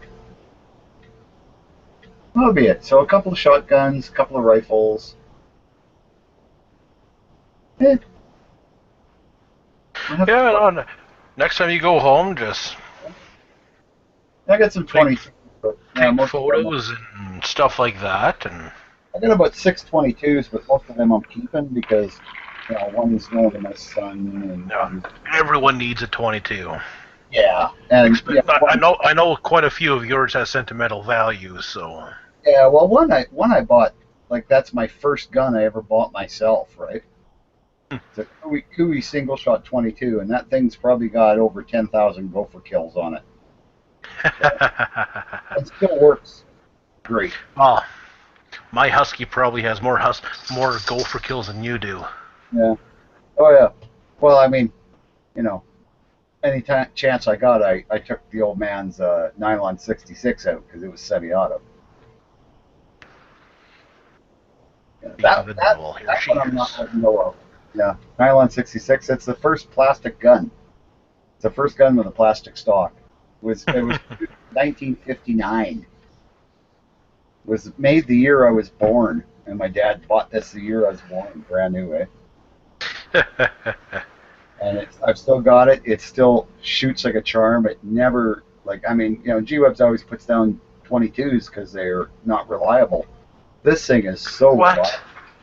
22s are the most reliable firearm out there. Wait until G-Webs gets on, and he'll argue that point with you. Depending on the magazine you buy and the type of rifle you buy, well, actually, that's what hinders the firearm. Yeah, shooting his little 22 NEA revolvers, I see where he gets that idea. Those are horrible guns, by the way. Revolvers? Oh, they're horrible. I know, they're just the worst to shoot. I understand why he likes them. The right? mini revolvers? Yeah, those NEA, those little tiny pointy revolvers. I used to have a Sidewinder, and I loved the thing, but the problem with that revolver is that, like, I don't know, it just came apart for some reason. Like, the gun was just not working after a while. Yeah, they're goofy. You gotta take the cylinder out to reload them. You have to get one of the top brakes. Right. Yeah, I don't like them. I like those little Ring of Fire. I like their Guardians. With all those Ring of Fire 22s, those Jennings and shit. And I like those. Those are fun to shoot. Oh, the Ring of Fire 22s. Every time I hear someone talk about those, I think of that idiot. I really like the North American Arms Guardians more than their revolvers. They're little, like, Walther PPK lookalikes. Yeah, they're probably a better gun, too, yeah. Actually, when I first got my firearms license, I was almost going to get myself a Walther PPQ, or the little Walther PP. Yeah. Big. You should see these little Walthers my brother's got. They're World War II German marked 32 ACPs. And and we always thought because they had the German Eagle and everything on them, they were pilot's pistols or something like that. He got them translated one time, found out they were postman's guns because they used to issue the postman with like a little 32. Well, they would have been either postman or the cadet pistols. Yeah, well, I don't. But these the ones he's got, he says, are postman ones. But they're just gorgeous little guns. They function flawlessly, just perfectly, eh? The original is a 7.65 millimeter Browning, if I'm not mistaken. Oh yeah, they were based on the Browning design. They were completely stolen from Browning, basically. A few small improvements, but those 32 ACPs are not a joke, man. People underestimate them, but nowadays with the new proprietary technologies of Hornady and all these other company manufacturers that make cool ass hollow points, even a 32 ACP can take a man down. Well, they always have been able to. I mean, a 22. You look at, if you just look at what people used to use for guns back in the 1880s, and they killed a whole lot of people. And you look at, the 45 Colt, that was the big gun, right? And it was going like 500, 600 feet per second. That's a damn slow bullet. And a lot of guys survived getting shot. If it wasn't for the infection, they would have made it, you know? But there was little 42 or 44 rim fires. I mean, crap, those bullets were only going 400 feet per second. I mean, they called them belly guns, and that was literally what they were. You had to stuff them into somebody's belly and then pull the trigger. In order to get any chance to maybe kill them, or at least, knock them down enough so you could run away. Right, like a point blank gun. Like for me, like I'm waiting for my old man to give me his Bushmaster Woodsman. Sorry. Oh yeah. Yeah. And that's the Gen 1. Oh, is that the Remington? Oh no, the Woodsman, the pistol. Yeah. Oh, okay, yeah. It's just. I think 25 ACP though is more reliable than 22 long rifle. No, mine is a Colt Woodsman. Yeah, that's what I got. Or my dad has the Colt Woodsman. Right. He's got the Gen 1. I have the Gen 2. Oh, it's like, come on, Dad, give me it already. Yeah.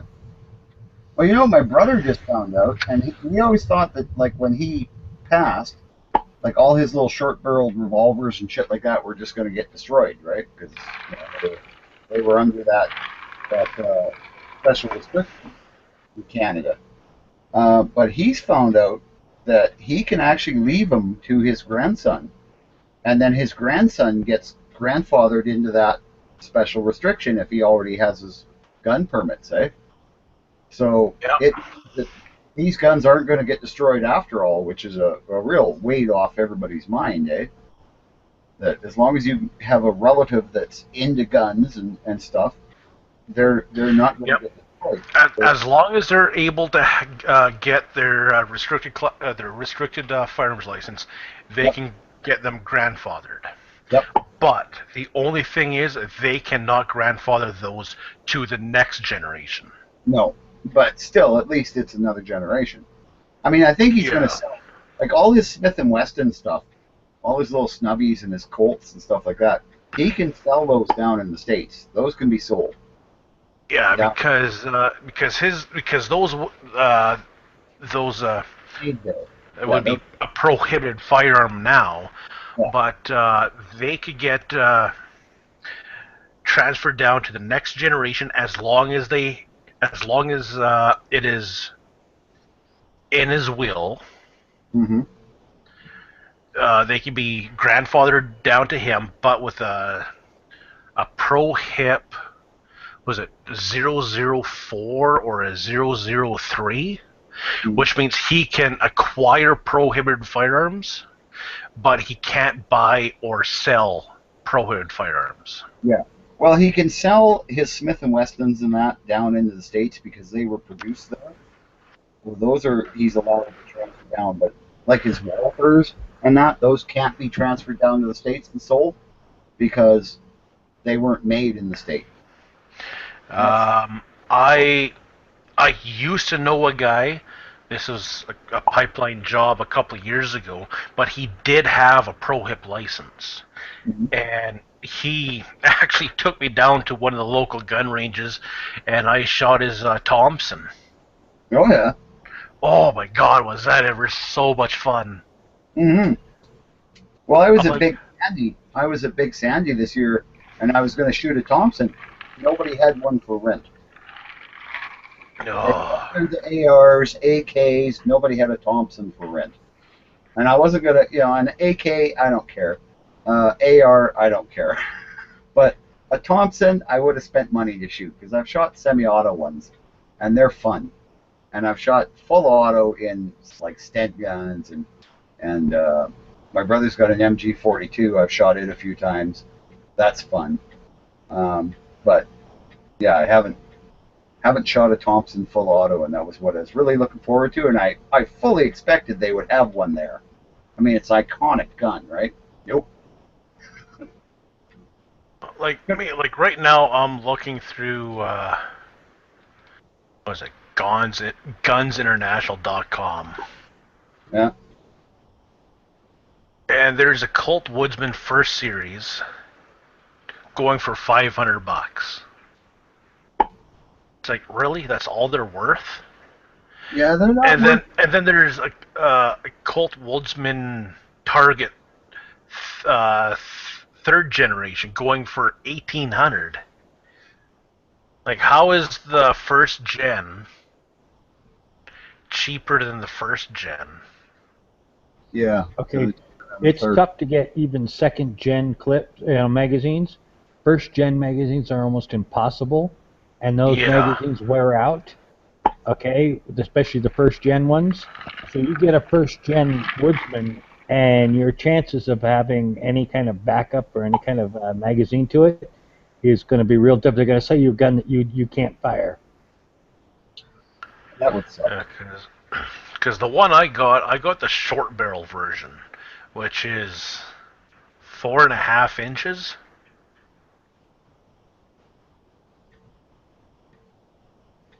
And I don't know, like there's another one here. One is going for $600, and the other one, or the long barrel, is going for $600. The short barrel version is going for $800. So, I don't know.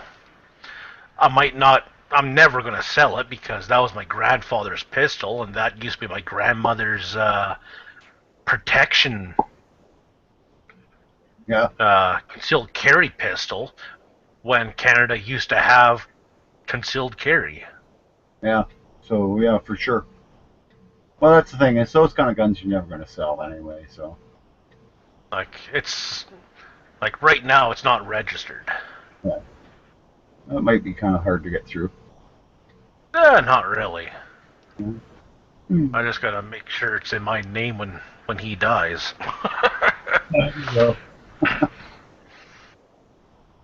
Hey guys, What? I got a split here. But yeah, we can get talking, buddy. Theodore, good talking to you, guy.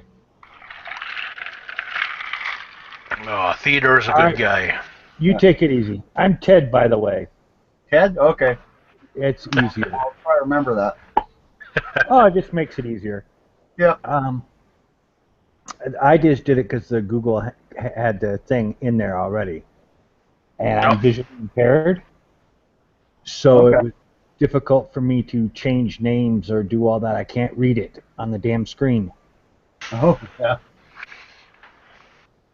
So, right. but you're gonna take it off and call it an evening, huh? Yeah.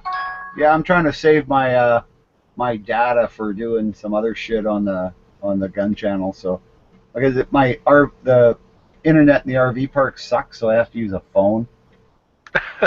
Oh no. Yeah. So I'm actually had to buy another phone just to get more data. Doesn't Verizon or something have a thing where you get unlimited data?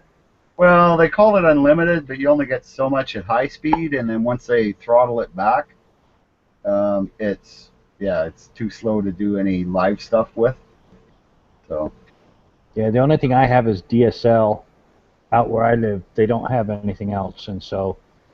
Oh, I got kill for DSL. I have to pay for additional data packs every month, a couple times. Yeah, well, it gets stupid expensive when you don't have. I'm so used to having high-speed fiber optic cable like I had up in Canada that it's, I try to upload a video. If I do a 1-minute video, it takes 3 hours to upload. Oh, ouch. Yeah. Ow. And I got a 40-minute video of the night shoot at Sandy. Well, what you need to do, you need to go to like McDonald's or Starbucks. Yeah, I know. And then upload. And I'd still have to sit there for hours, though. Eh? Well, you use their internet. Oh, I know, but still, I mean, the thing is that even like a 40-minute upload is going to take hours.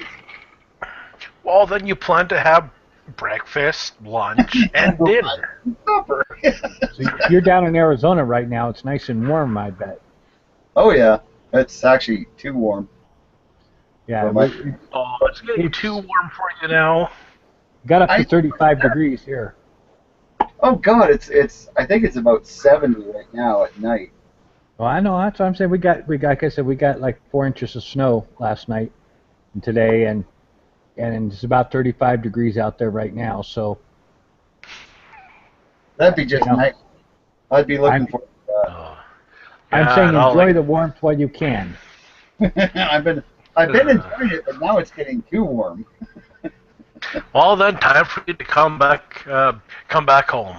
Oh yeah, I think we're heading back. I'm heading back on the 15th, and G-Web is coming with me partway.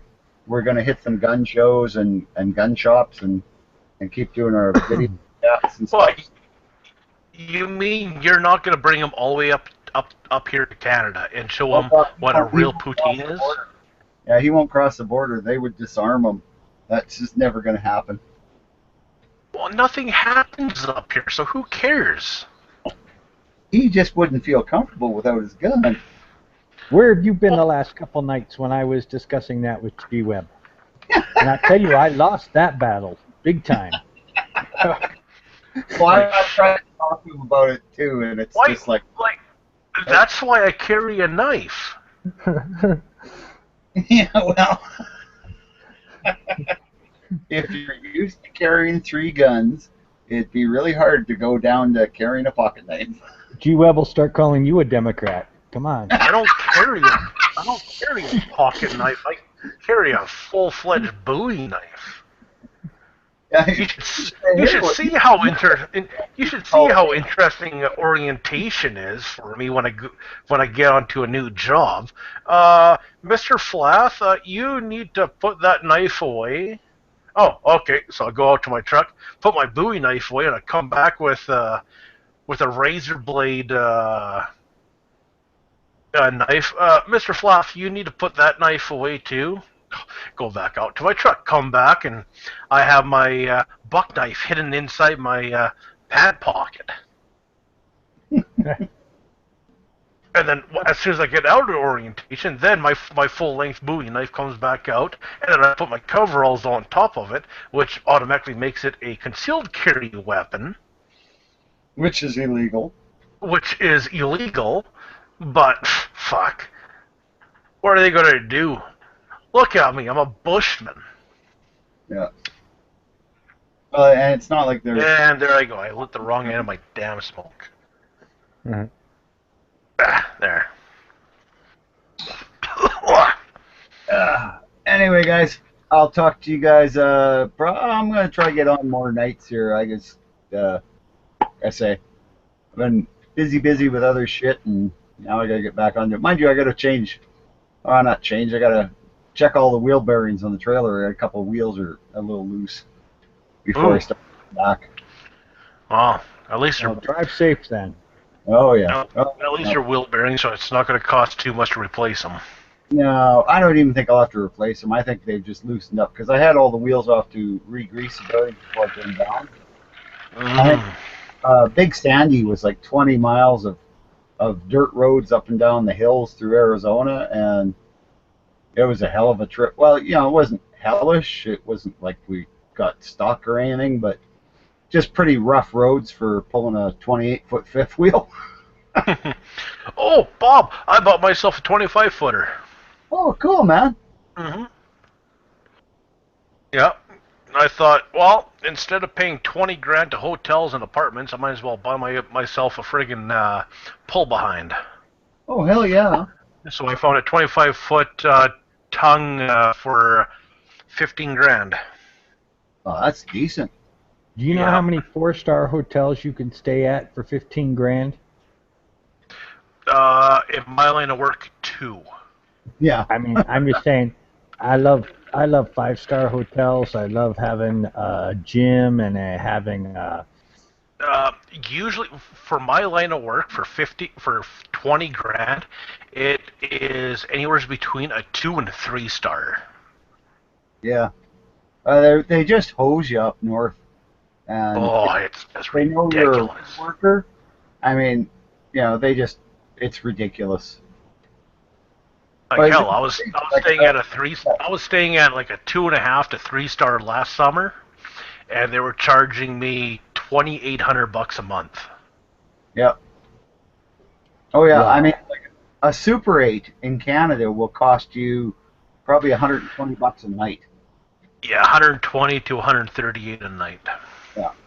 For a Super 8. Yeah, that's ridiculous. Yeah, just And that's on the super cheap side too. That's not without a kitchenette. Yeah, that's just a room. Who wants a kitchenette, man?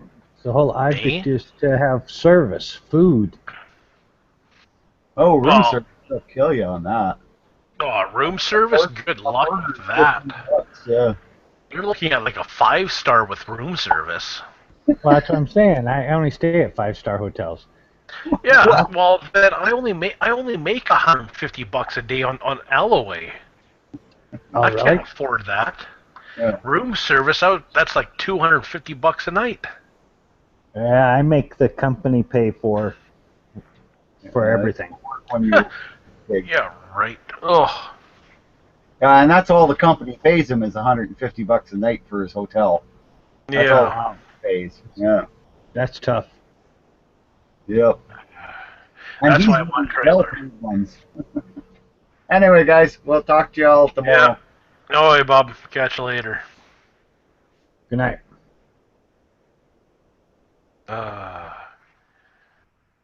Nice to talk to a fellow Canadian. Even though he's relaxing in Arizona.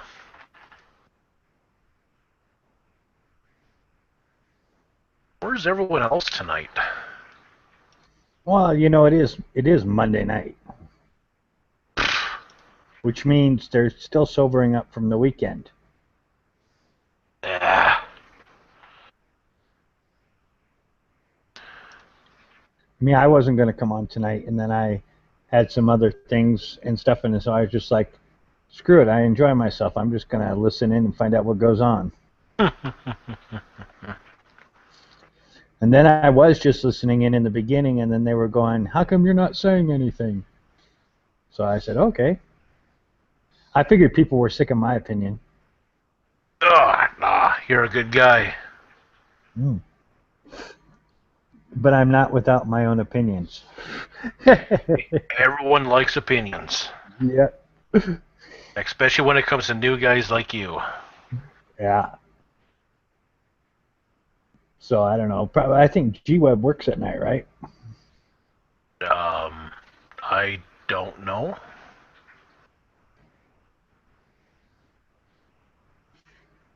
But there isn't too many people drinking tonight. I am. Probably because I don't have to work tomorrow. Ah, what are you drinking? I am drinking Kirkland spiced rum. Oh no, that sounds damn good. Kirkland spiced rum with Pepsi Lime. No kidding. Yeah. Pretty much the only time I come on live chats is when I'm not working. Yeah, I diabetic. So I got this medication called metformin that works on the liver to regulate your blood sugar. Oh yeah. So drinking a lot and then having medication working on your liver at the same time is not a real good idea. So yeah. I don't drink too often. Yeah, my old man, he actually managed to reverse his diabetic problem. I'm working on it. Because he was grossly overweight. I got married, was it 3 years ago, and he was pushing 350 pounds. Holy shit. A week and a half, 2 weeks ago, he went in for his gastric bypass surgery, and he was no more than me, about 260 pounds. Well, I was about 245, and I dropped down to 185. Holy crap. Oh yeah, for a guy who's 6'2", that's holy crap. It was over a period of a couple years. But one of the things is until the physical therapy got me walking and everything again, not walking, I couldn't do any exercise, and so that made the blood sugar go up. So they're hoping that now that I can walk around and do a little more exercise and stuff, that I can lower it down and maybe get off medication. Yeah, no, that'd be good. You got yourself a little dog or something that you could go walking with, or? I got 3 big dogs. Oh, 3 big dogs. Oh, they'll really suck the exercise out of you. Well, it's still real painful, and so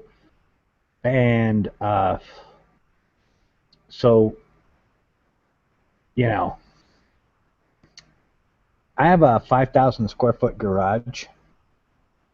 Okay, so I am relegated, because it's nice and flat and an even surface, to walking in circles in the garage and stuff to get better exercise. So because I'm still not sure on my feet. You know, I'm visually impaired, so I can't see a lot of things. So if I were just out walking outside, I'd probably trip over things or fall over. You know? Yep. So I don't need any dogs to go walking.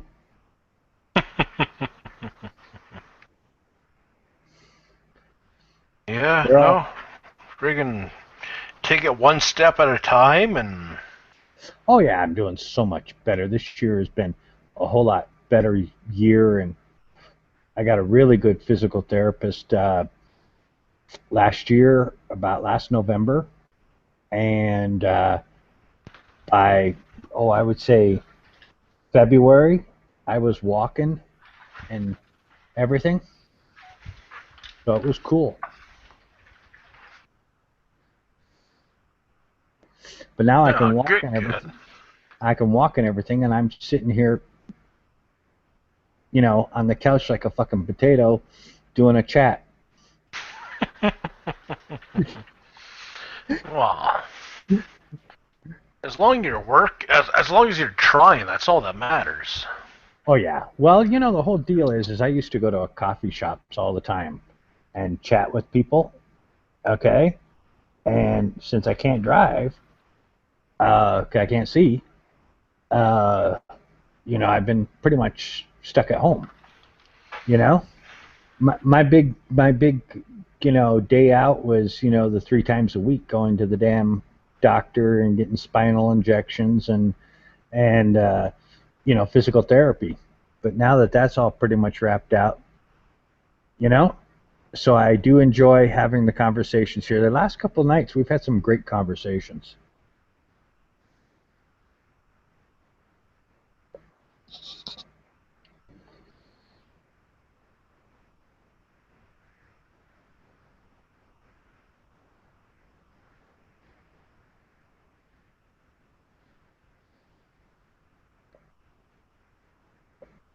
I think I dropped off.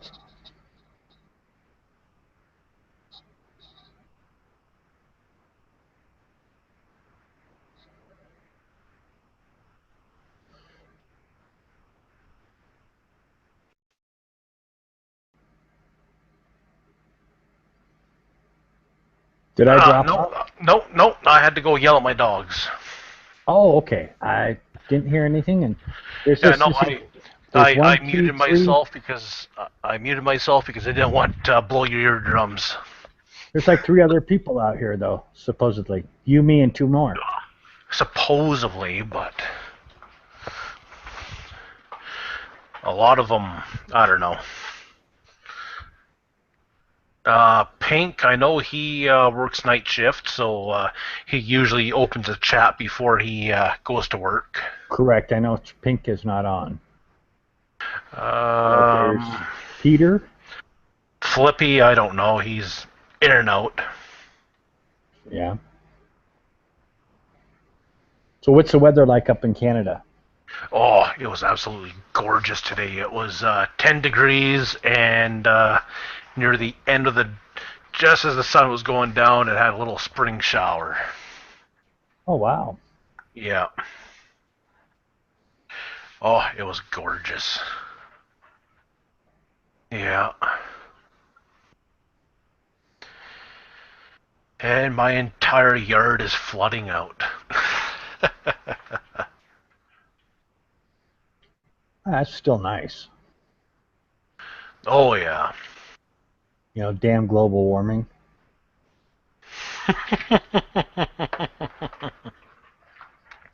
Don't you know they don't call it global warming anymore? They call it climate change. Because scientifically, we always have climate change. You cannot argue and say there's no such thing as climate change. Because we always have climate change. Yeah.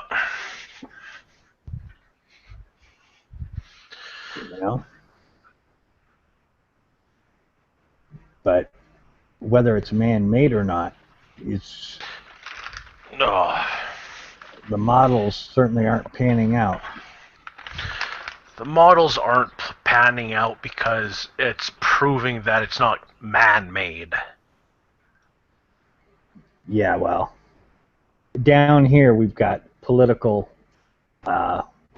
elections, Tell me, we have gone through it, and we're dealing with it right now, and they are, don't get me started on it. And they're saying the number one threat to our national security is global warming or climate change. No. And people are saying, how in the hell is that possible? I mean, we got terrorism left and right, and climate change is our threat to national security? Well, how's this? We got a prime minister saying that if you shoot and kill your enemy, they win. Well, then let's let them win. Did the Nazis win? Let's let them win a lot. Yeah, because I don't think Hitler won when we shot and killed him and blew him up in the 40s. Yeah. Okay.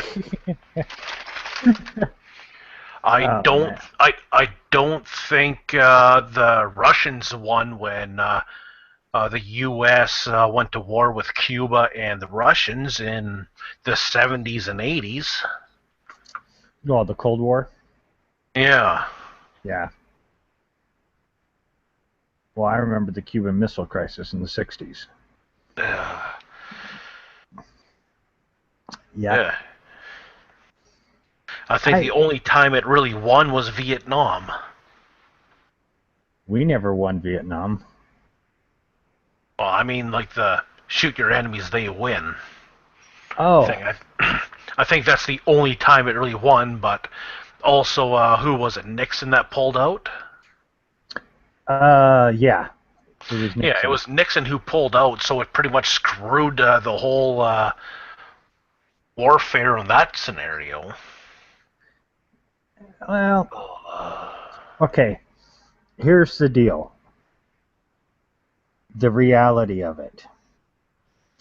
We have to go to war every 20 years to keep our soldiers trained. Otherwise, you have no officers who have ever been in combat, and they can't lead their troops. One of the biggest difficulties with being a soldier or being a military is having all your soldiers run away. But if you have a strong officer who's been in combat and other people in it who've been in combat, they keep everybody in line and keep them fighting. So they've determined that every 20 years we have to go to war so that we have enough people who are battle hardened and enough officers who have been in combat and trained in combat.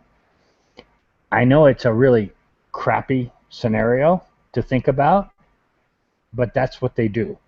And that's why we're involved in the Gulf War, you know, in this stupid stuff overseas, okay, is we've been training our troops in urban combat, okay, because they say that's the next wars of the future. I don't know, Alvin and Heidi Toffler wrote a book called War, Anti-War. They wrote it back in the 80s, and it explained all the reasons why war is necessary.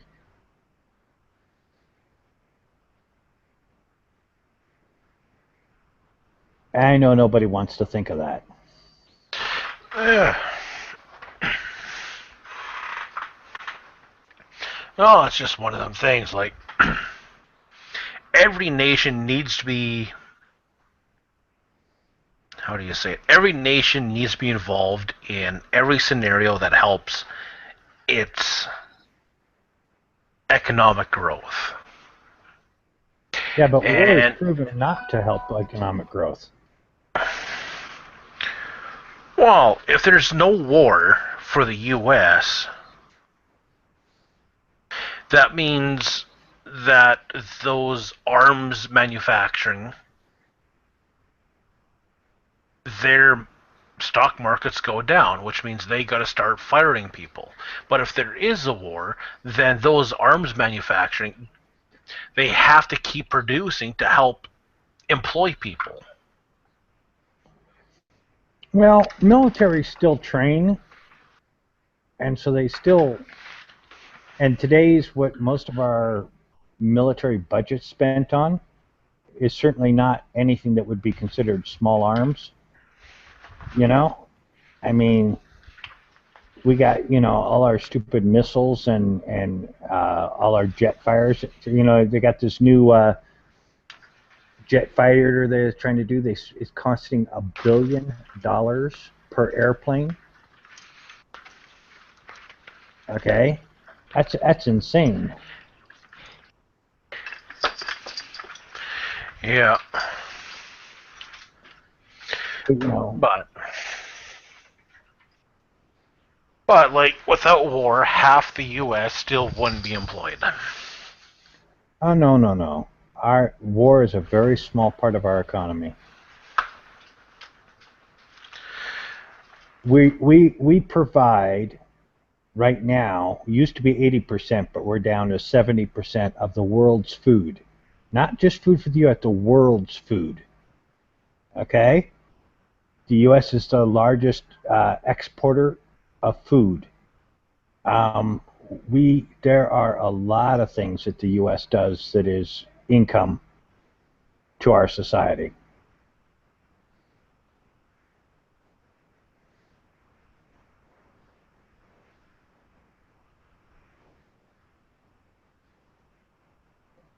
Yeah. What is Canada's major production stuff? Our major export is a combination of grain, cattle, and oil. Oh, cool.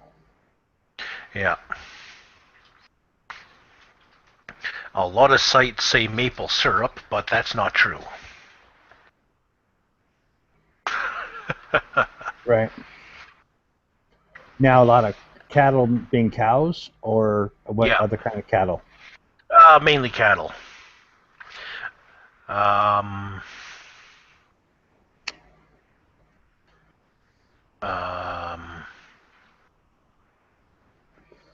you can get a good porterhouse steak. Oh, I could get a lot of good steak. I can ask any of my neighbors, and I could probably get a full cow for probably under $1,000. Right. And that's enough food to last me and the wife for a year. And then pork, I could buy a pig for about $300. Right. So there's my pork, my beef for a year for $1,200 to $1,300. Yeah, we tried doing that. We bought, they sell like a half a cow. But by the time they cut it up, and by the time they do, because you buy it, the whole cow, based on its hoof weight, by the time they cut it up and do everything else, it's not really that much, So we just found it cheaper to go buy it at the store. Well, like up here, it all depends. Like, I can get a cow fully butchered for about $1,000. A pig I can get fully butchered for $300 to $400, and that's enough. And that's more than enough meat for me and my wife.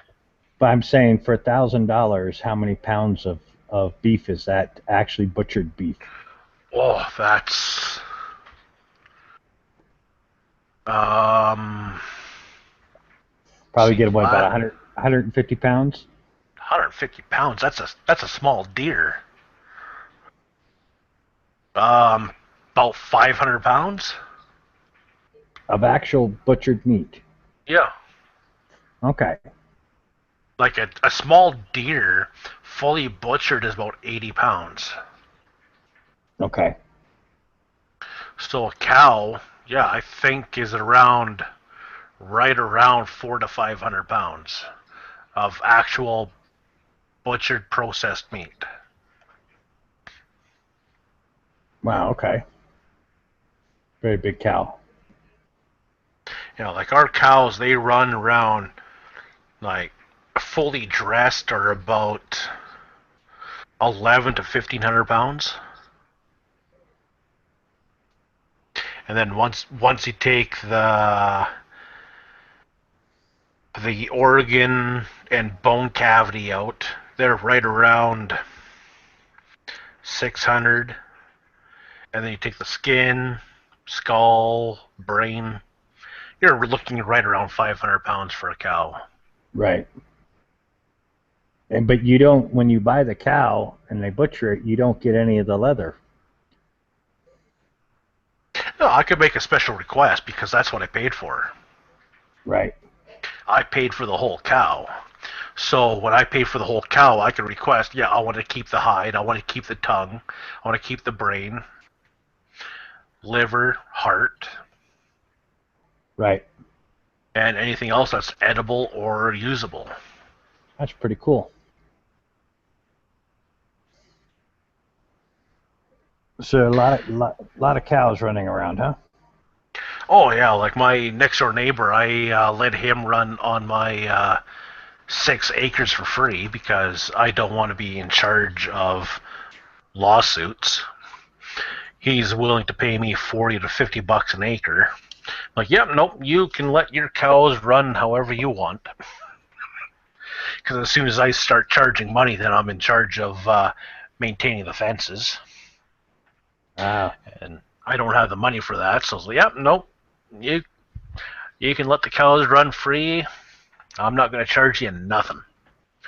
So if one of his prize cows gets hit by a vehicle, it's not my responsibility if I don't charge him. Right, you don't have cattle grates? No. Okay.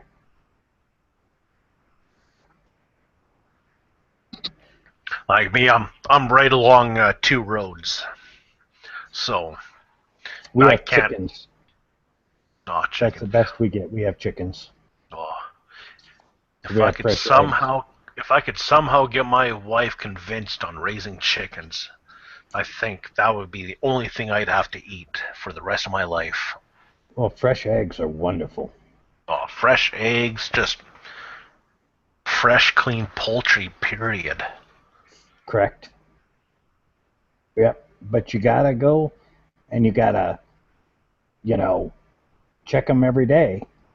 It's not like you can just let chickens go. You gotta go up in that coop and get the eggs out, and you gotta feed them, and Oh yeah. Like I've been looking at different websites there on YouTube there, like little hen coops that actually travel across the yard at Correct. X amount of speed every day. It's like, oh no, that is something I'd do. No, I have a big fenced-in chicken run because the coyotes would come down and eat all my chickens if I let them get into the chicken run. So I have my chicken coop and I have a chicken run that the chickens go outside and run in and do, but it's all in one confined area. It doesn't move.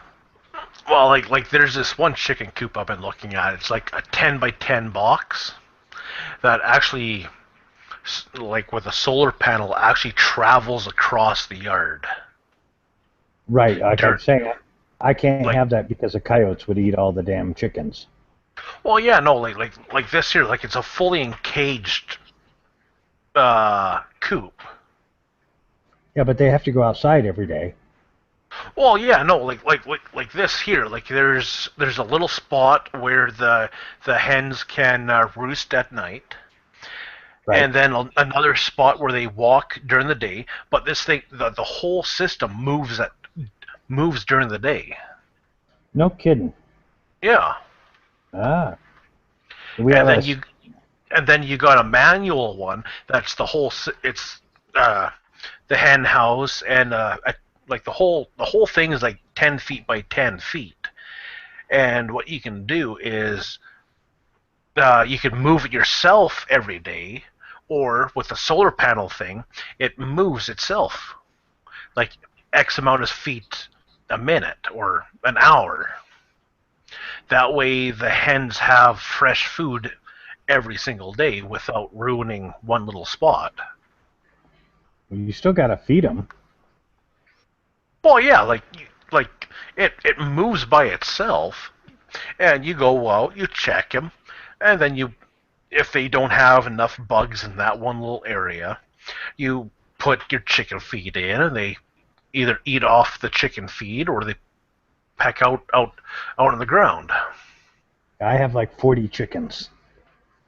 Yeah, I think this one here is only good for 5 or 10. I think. Right now, my chicken coop is 10 by 25, and my chicken run is about it's like 25 by I think 30 or 40 feet.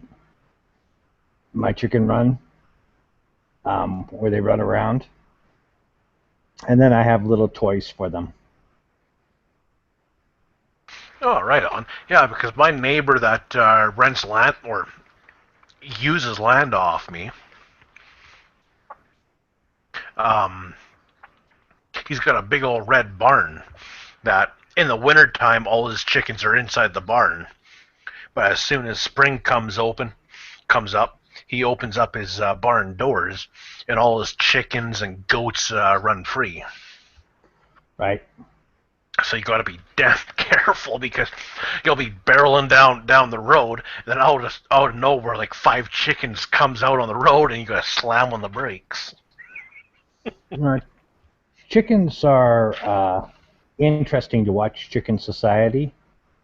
You know, they have a very ordered society. And yeah, I've heard that. I've never actually seen it, but they have a very interesting pecking order. Excuse me. Absolutely. They do. And so, over the years, some of our chickens got old and stuff and everything, and finally this year, because it's just last month is the big time to get the baby chicks, Yeah. And they got a deal at the feed store that you buy a bag of feed and they give you 10 chicks, with it. And so my wife said, well, I'm going to add a few more because our older ones aren't laying eggs that much or anything, So we just got a bunch of babies.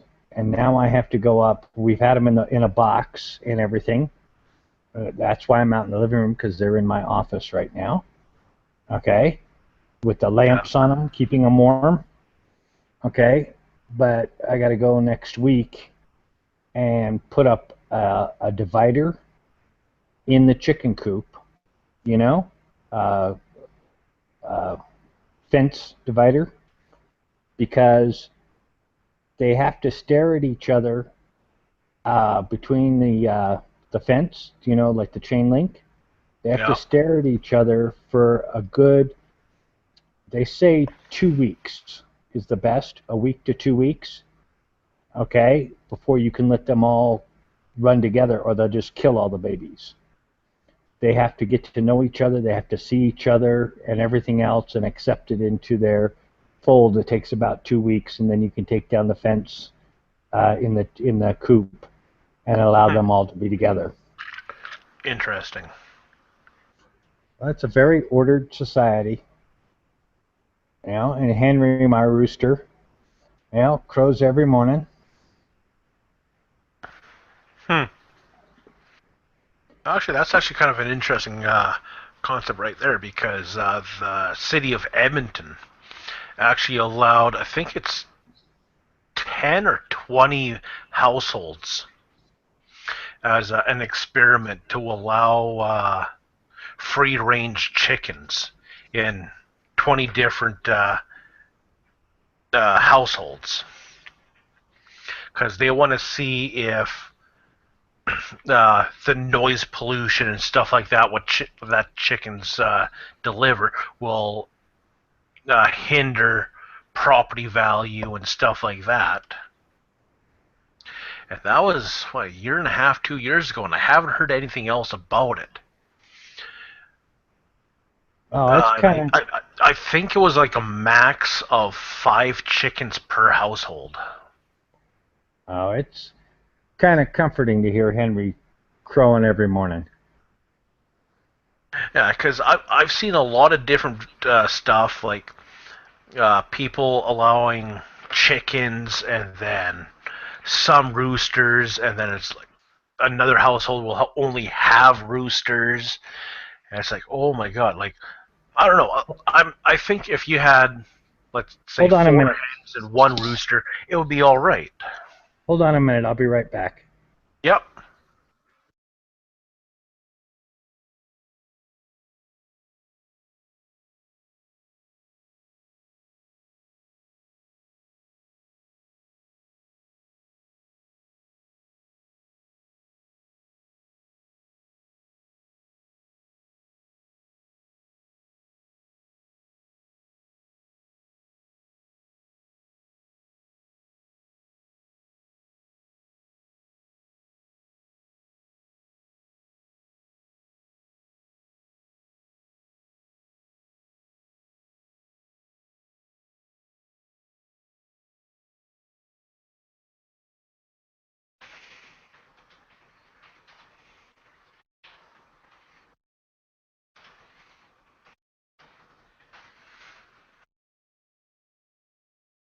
Come on, guys, join in.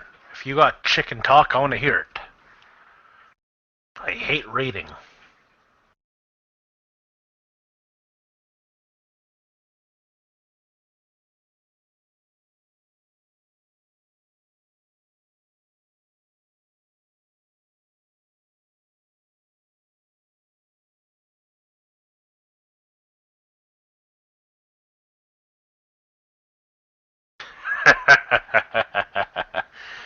I don't understand that.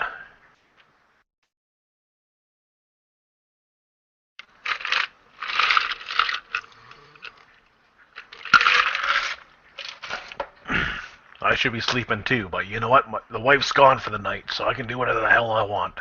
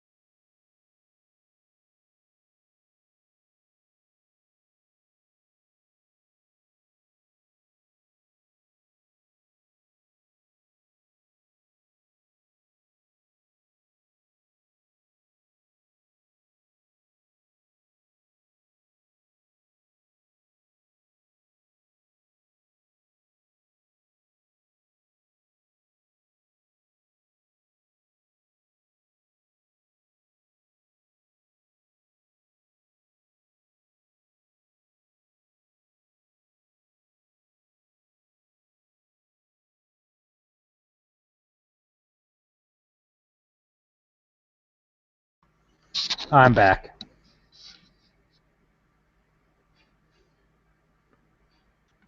I'm sorry I was gone there.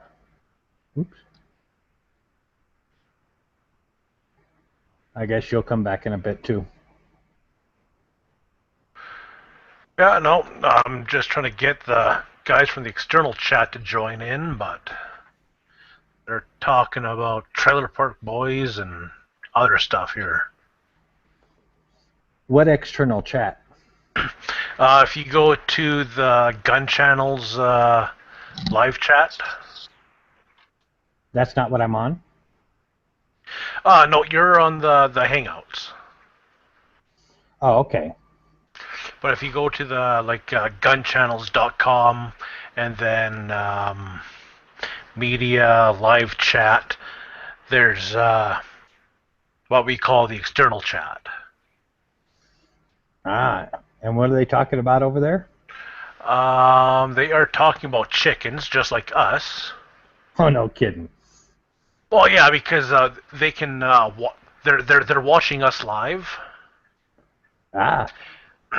It's just sometimes it gets confusing on what we should be paying attention to. I do try to pay attention to the external chat. Right. Because sometimes they have some interesting comments. Just like when you were saying that you try to keep the chicks away from the hens and stuff for the 2 weeks or whatever. Right. Let's see here. Where do I start here?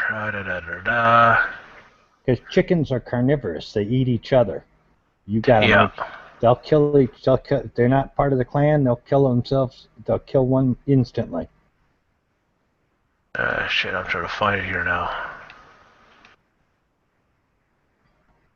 I didn't want to kill all my old hens. I'm actually trying to find it because the one guy said let them see each other for a few days and then keep them cooped up at night in the dark or something together.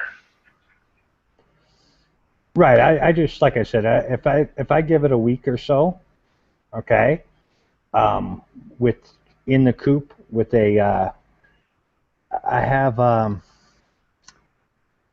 they make this chain link fencing stuff that is plastic, okay?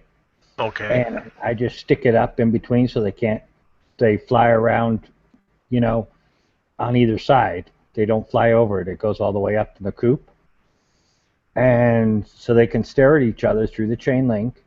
They get to know each other. And then you can take down the chain link and they're all happy people. Yeah, because let's see here. John said you have to keep new ones separated but within visual contact. Right. John with an H. Farm channels. I don't know what that is. John with no H. Put them at night. That helps. Once you decide to combine them, and then I'm trying to rig up. So the second floor of my house is has nothing to do with it. When they wake up together, they don't know the difference. I don't know. Everybody, that's the neat thing about animals. Everybody has their own way, and when you find a way that works, you do the way that works. And I just found that, putting the little fencing in between them so they can stare at each other, give them a week of, getting to know each other. Yeah. And then you can take down the fence and they're all happy campers, except if, I don't know if these new chicks, if any of them are roosters. Okay? Yeah. And then you're going to end up with cockfights. Yeah, I actually have no idea how to raise chickens or what to do with chickens. All I know is I go to the grocery store and buy the dead ones. And I'm getting sick and tired of buying chicken meat for $30 a pound. which is what it's starting to come out towards. Man, that's huge. That's expensive. Oh, let's see here. I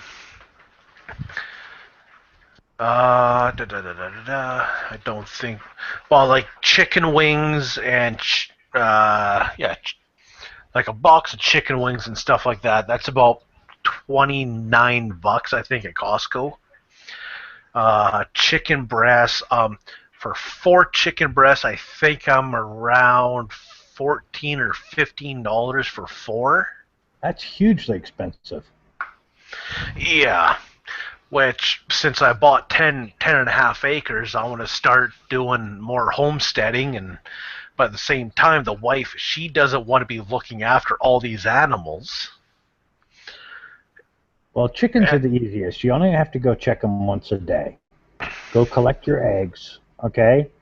And make sure they got water and they got food, and make sure that during the winter you got some electricity run out there and you got a warmer that keeps the water from freezing over.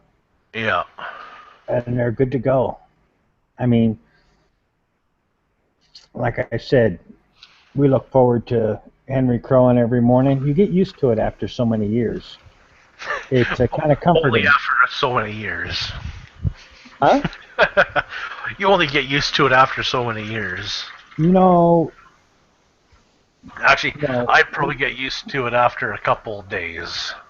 Yeah, you would. Hey, and look, he's actually got a shirt on now. Yeah.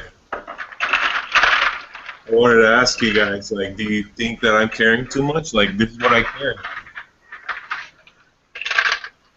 Yeah, sorry. I'm making a drink right now, so it might be a little noisy. That's what I carry, a Glock 23 on the DeSantis Mad Max. I'm a public defender, and normally I carry a Glock 42, but I'm gonna actually, see if I can get that 27 in the recluse institute. All I gotta say is, if you can actually carry, you're already one step up from me. See, like right now, I'm carrying both the public defender polymer and the Glock 23. There's the public defender inside the urban carry, and then you got the 23 in that, DeSantis Mad Max. I don't think that anyone in the world can tell somebody that they're carrying too little or too much. I think it's your own decision as to what you want to carry. Right.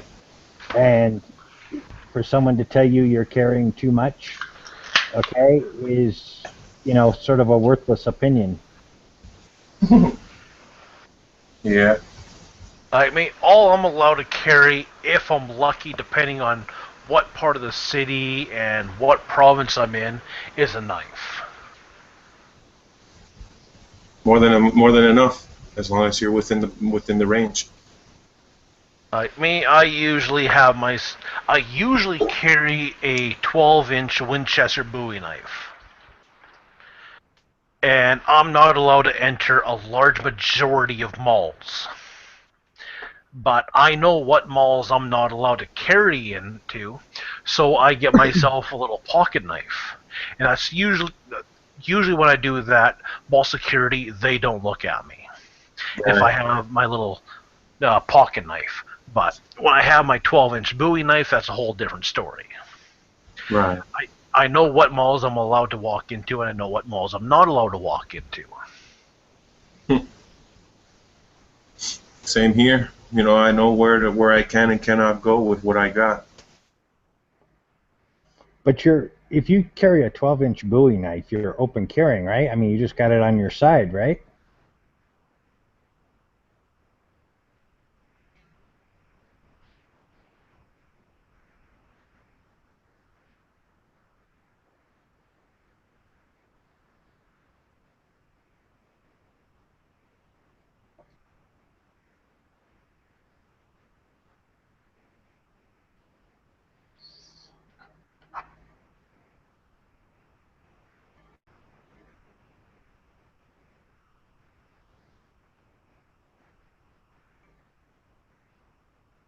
Sorry about that, Ted. Yeah, no, like it's open carry. Security can see it, but usually security goes by what the general public thinks. Security won't bother me unless someone complains.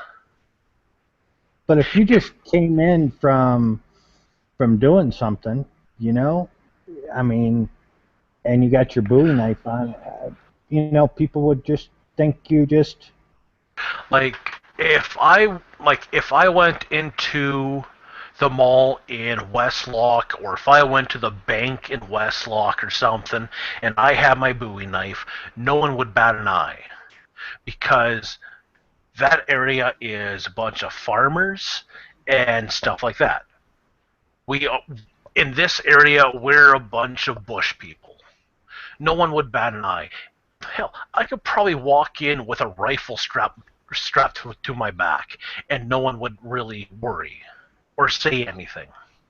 right. But if I went to the city with my Bowie knife, and if someone went in, well, I don't feel comfortable with that man wearing a knife, then security would have to come up to me and say, sir, there are people that don't feel comfortable with you with that knife. Can you please relieve your weapon? Wow. Because I live in the outskirt, or not really. I live in the outskirts of a very small community, so that community has no problem with what I wear. Once I go a half hour south of here to the big city, I've really got to pay attention to where I go and what I do. Huh. There you go. No, there are places where you can and cannot go. Yeah, like up here in Canada, like I could walk downtown anywhere with a rifle in my hand, as long as there's nothing chambered in it, as long as it's not loaded. I could walk downtown anywhere. But as soon as an RCMP or an Edmonton police force comes and says something about it, then I gotta hide it away from society. Like deep cover. Yeah, like I could walk downtown Westlock, or ride a horse downtown Westlock with a 30-30, a 45 LC lever action, and no one will bat an eye at me. Yeah. But if I walk downtown with a rifle in a blanket, then they start getting suspicious. The police are called on me, and then they say, "What are you doing?" Yeah, why would you have a rifle in a blanket? Well, technically the rifle is concealed. No one knows what it is by the law state, but let's say if I live downtown, let's say east side of Edmonton, and I'm going towards Phoenix Gun Range, and I don't have a vehicle, I could wrap a rifle in a blanket and go down to the Phoenix Gun Range legally. Right. As long as the rifle is not loaded, I could do that. I could even have it slung over my shoulder, as long as I have a legal description of what I'm doing, which is I'm walking down to the gun range. The cops can't do a single thing about it. Yep. That's how it is. Which is like, I really want to start doing that, but at the same time, I have a vehicle, so I can't just walk downtown with a rifle slung across my shoulder going to a gun range. Because I live out of town. Right. The reason why I carry the way I carry, because sometimes you never know that somebody's actually noticing that you're concealed carrying or something, and then they'll call the cops, and the cops will be like, "Oh, you're carrying." Oh yeah, we have had reports of people being a little bothered by the fact that you having a gun, inside your waistband that you like to get in your car, and I'll be like, "Sure, go I'll go ahead and put Well, a revolver on me still. That's a deep cover. like if I lived in Edmonton, and I lived close to Phoenix Indoor Range or Wild West in West Edmonton Park or West Edmonton Mall. If I lived in any of those two areas, I could legally sling a rifle over my shoulder and walk to any of those two gun stores. And the police could not do anything about it. Right. I would love to see more citizens do that, because it would help increase the society knowledge that people do own firearms. Mm-hmm. Desensitize society, yeah, like you're saying. And that is the big problem. A lot of Canadian society are so desensitized to firearms, they don't even know that their neighbors own firearms. Yeah, it's like me, like right now, I'm about to go to Walmart. I'm not gonna go into the Walmart with this backpack on me, but this backpack has a CZ Scorpion inside of it with all the magazines to my firearms inside the backpack in a pouch, where I can just yank it out, whenever I need it. It's actually funny because I'm part of the Florida Open Carry or something group on Facebook. Yeah. And they were talking about that. Like, what if I have a CZ or an AR with collapsible stock or like an AR pistol? Can I go down the street with my AR in my backpack? Right. Like, well, if you got your concealed carry, I don't see why not. And if it's classified as a pistol, give her shit. Just make sure your damn backpack ain't stolen. Yeah, just some people will argue that that if you defend yourself in any way, shape, or form, and then they check your backpack and they see a gun that looks like a submachine gun, what I'm saying, they're probably going to try and classify it as a submachine gun, but they'll But if that rifle meets that state's law, then there shouldn't be any discrepancies. As long as you're not like that cop in wherever that had that stupid dust cover on it. Like, fuck. Like, I'd love to be able to do that. This is what I got right here. Little center point on the center point on the top, and a laser flashlight Pro-Tech in the front. Like, I need it, it's there, man. It's better than freaking having an AR-15 that you can barely carry. Because that's what I used to carry all the time. Was a double rifle bag that I would put in the car whenever I'd leave. You know what I'm saying?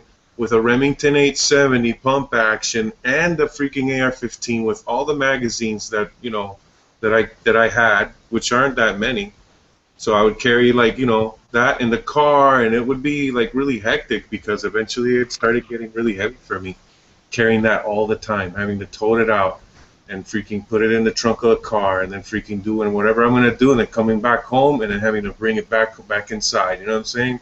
So I figured having a little urban setup, as I would call this, a little CZ Scorpion with a couple of similar calibered handguns and a shotgun, a small shotgun like the Public Defender or a Black Aces Tactical DTV firearm chambered in 12 gauge. Wouldn't it be that bad of a situation to be able to have a little backpack that you can put on you, and then now you can go to the range instead of having a long rifle bag? You know what I'm saying? I remember years ago, I like a little bit more classic firearms. I remember years ago with all the ARs and stuff, and everybody's like, you got to get an AR. And I said, it's the ugliest damn weapon on earth. I mean, it's just freaking ugly. Okay? I don't want one. Yes. And I said, I don't know why anybody wants something that was so damn ugly. And then I came to the conclusion that your firearm is personal to who you are. That's why you go out and practice with it. That's why you clean it. That's why you go out and go shooting with it and make sure that it's, So you can't tell somebody that they shouldn't carry something or that it's not a good thing for them because it's personal to who they are. I would never carry what you're carrying. Yeah, like you probably would never carry what I carry. Since I'm in a rural urban environment, I don't need a rifle that I'm going to be like if I'm in an active shooter situation, I don't need a 1,000-yard rifle. So I figure this CZ Scorpion will be more than enough for me to be able to defend myself against any life-threatening threats. You know what I'm saying? While I'm calling 911 and telling them what's going on, because that's all I'm gonna do is try to defend myself and call 911. Right. But like I was saying, because you asked if it was too much or whatever, I'm saying if it's personal to you, then it's a good thing. Right. I think you gotta love the firearms you have. Mm-hmm. Like for me, I wish I could have the true passion of a firearm, like you guys, like me. But at the same time, my passion for firearms are probably more than what you guys have, because you guys have more freedom with your firearms. Me, it's like, I gotta buy this like $800 pistol, and I only get to shoot it at certain times. So, but at the same, I want to have more ability to use my firearm. I wish I could carry my firearm. Right. Like the Well, you only said you have 10 acres. Why don't you just make yourself a little range? Oh, I could make myself a little range, but I'm only allowed to shoot my non-restricted firearms on my range. I'm legally not allowed to shoot my pistols or my AR. You're kidding. Oh, no, I'm not. My AR and my pistols, I have to have a membership or at a government qualified range.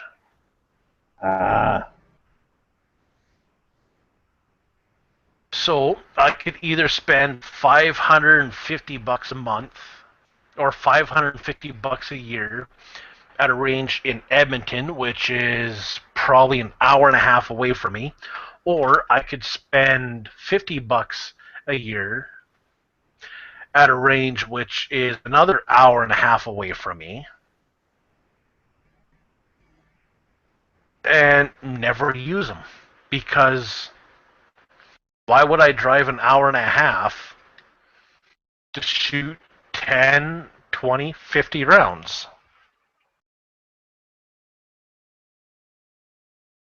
And since I'm only home maybe 2 months a year,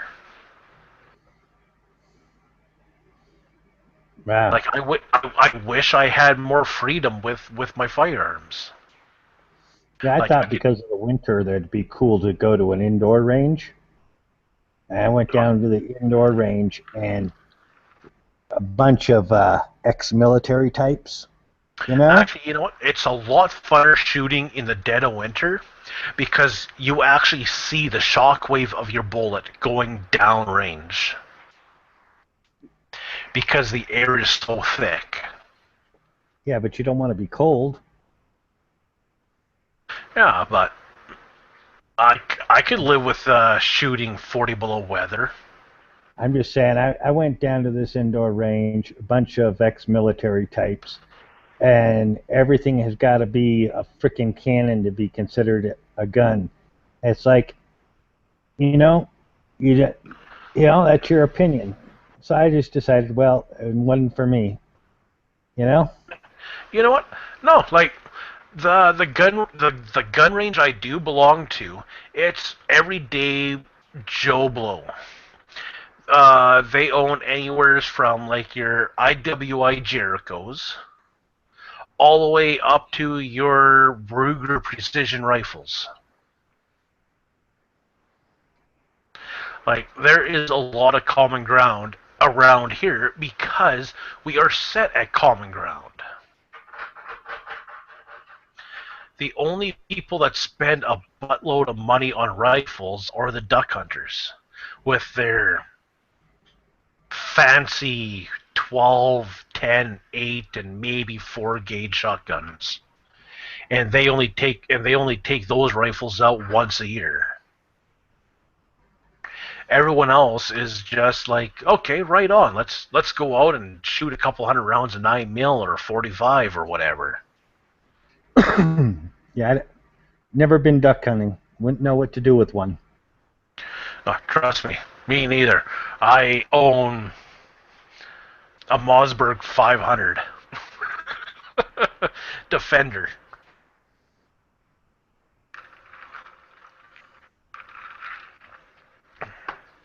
And every time I pull that thing out, the dog knows, okay, time for me to go inside because he's gonna go shoot some coyotes. Or shoot at coyotes without hitting them. Depends on how many coyotes there are. Oh, around right now it's calving season, so if I really wanted to, I could probably peg off between 20 and 30 a day. Okay, then what do you do with them after you kill them?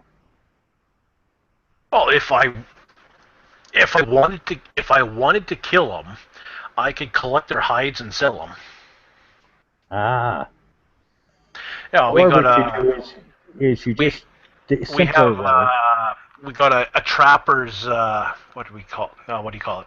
A trapper's hut in Edmonton, where any Joe Blow can take their kills and sell them on the open market. A coyote hide will probably run maybe $20, if that. Yeah, but you still have all the rest of it. What do you do with it? I mean, you just throw it in the ground, or? Coyote. Well, like me, if I wanted to, I could shoot all those coyotes, but like, I only shoot stuff that provides meat. Yeah, I know. That's what I was wondering. I do know people that eat coyote meat. Me, I've tried it, and it doesn't. It's not very advertised. It's not good meat to my taste. Yeah. But I do know people that eat coyote meat. And meat, like, if I go coyote shooting, it is to help the local ranchers. Right, but to help the local ranchers, all you have to do, I don't know about helping the local ranchers. I'm just saying, if you want to get rid of coyote packs, you only have to wound one of them, and the coyotes will eat them. Oh yeah, like if I wanted to, I could put out a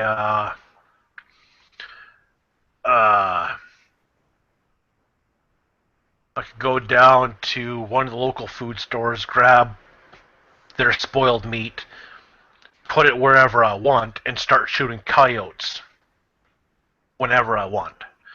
Because once a coyote goes down, the other coyote gets hungry and will go after that coyote, and then I can shoot it. It's just an on and on thing. They're not a very smart, intelligent animal. Yeah. For being a canine breed. See, we need the coyotes to eat the rabbits. And out here, coyotes are one of the few animals that are open season year round. Yeah, well, we get jackrabbits that are, I mean, they look like 20-pound freaking jackrabbits. I mean, yeah. And, you don't want to get those into the garden or anything else, so you just let the coyotes take care of them. Like for me, like my husky. kills more varmint than anything. So my husky will kill rabbits, voles, mice, anything. And our yard is pretty empty. But it's the pack of coyotes that are coming from their kill from the rancher next door that either either I got to take care of or one of my other neighbors. Like So what happened to that other guy? Pete? Yeah. I don't know. Oh, I know. He came on and he was asking about it. Probably cleaning one of his rifles. But he got his shirt on and everything. He's got his shirt on like he was, and then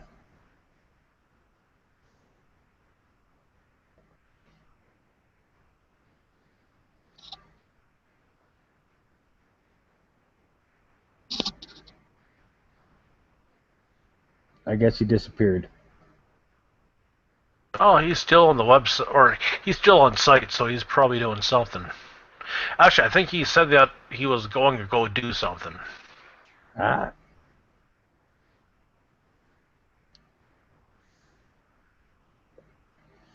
And Floppy is not on. I don't know what happened to that guy. Right.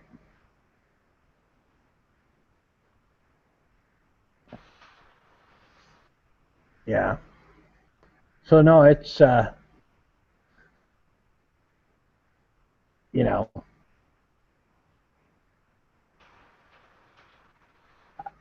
I think even whatever firearms you have to enjoy your firearms. Oh yeah.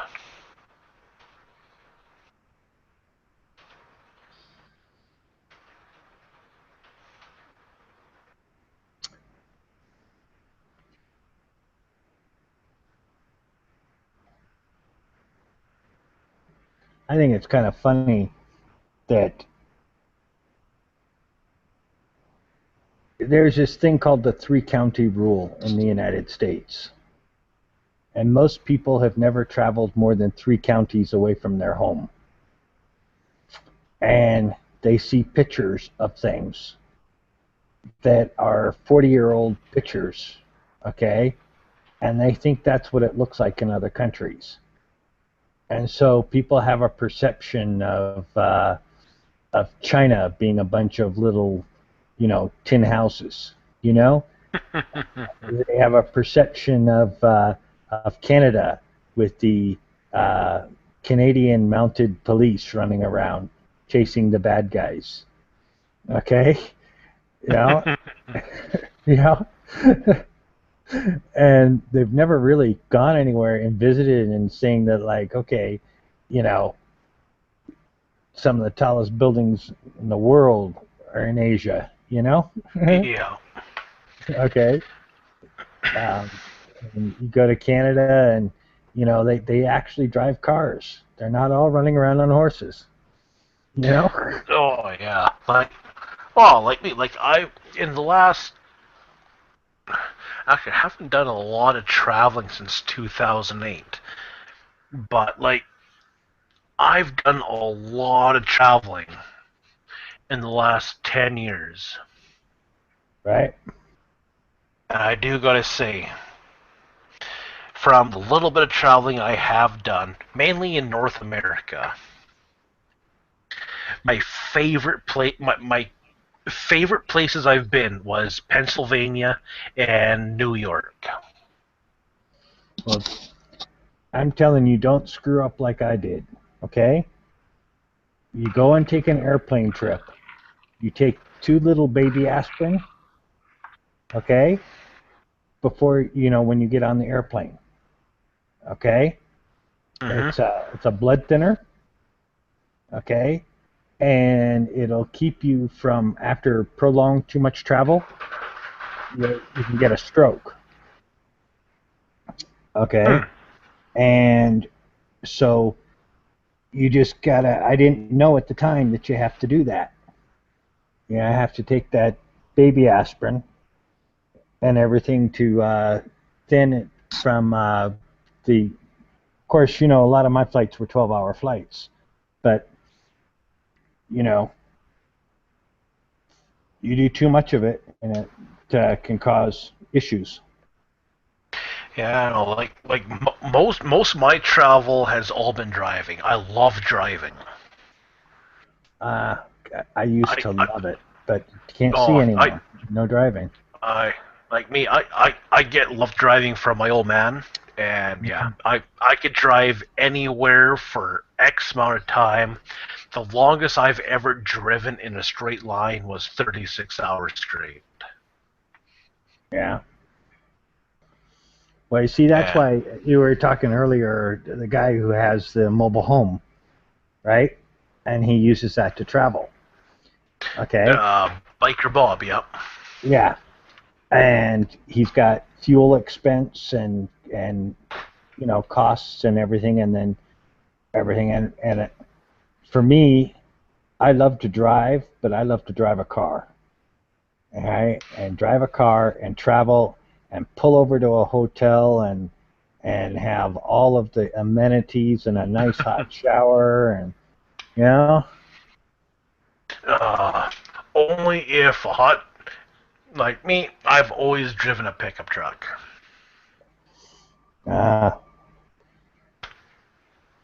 Mainly because when I get dispatched to a job, I need a pickup truck when I'm on site. My car is an Autobahn car. It has a 7-speed transmission. Okay? Porsche? No. Audi? Nope. Big one. Big ass car. Big ass car, 7-speed. 560. It's a 560. A 560. Bentley? Mercedes. Oh, a Mercedes. Ooh. Please adopt me. You got a Mercedes and a 5,000 square foot shop. I swear, I won't cause you any trouble at all. Yeah. But it'll downshift at 180 miles an hour. Oh. Okay. So when I say I love to drive, like you say you love to drive, oh yeah, you get out here like in Nevada, between here and Utah, okay, and it's just open frickin' road. It's just absolutely beautiful. Yeah, I know. Like me, I've always been a pickup truck guy. Mainly my Chevy Silverados and stuff like that. I love my Chevy pickups. I got pulled over once, and the cop said, "Do you know how fast you were going?" I said, "Yeah, I had my cruise control set at 130." Okay, and he said, "That's the most honest answer I've ever heard in my life." Okay, he says, "Keep it around 80." I said, "No, okay, I'll set my cruise control. I'll keep it at 80. Because I'll give him my word. I'll do it." He said, "Okay," and he let me go. And I saw him checking on me later, but no, I set the cruise control at 80 and finished the rest of my trip at 80. But he was like, I'm going to get a ticket, right? Instead, he just sat there and said, "That's the most honest answer I've ever heard in my life." Oh, let's see. 130. Christ. Okay. I need to do some math on that one. Because I know 80 mile an hour is 130 kilometer an hour.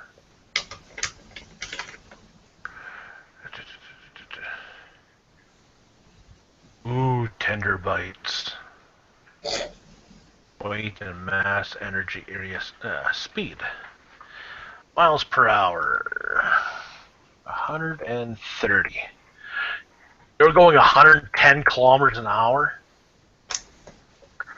Holy fuck. Yeah, but it's not a teeny car. Yeah, no. a Mercedes can handle 100 or 210k, but holy fuck! Or I can't say 210. It's 209.192 kilometers an hour. Right. Holy fuck! Well, 160 kilometers an hour is 100 miles an hour. No, 63 miles an hour is 100k. Oh, okay. Yeah. But I mean, if you you got to understand that going across Nevada, you got 400 miles. Well, it's about 350 miles of open nothingness. There's nothing there. Okay. I mean, I think it's more dangerous to go slower and fall asleep while you're driving. At least when you're moving along at 120, 130 miles an hour, you're awake. Well, they say that the most dangerous speed in Canada is going 80 kilometers an hour, which is 50 miles an hour. Wow. Because that is the speed where you're going faster than what you think, but slower also what you think. So your depth perception doesn't quite have the time to adjust properly. So, yeah. They say 70 to 80 kilometers an hour is the danger zone. I'm thinking about Top Gun right now. Like, I know my old truck, my old 2008 Chevy Silverado LTZ, the highest I had that thing go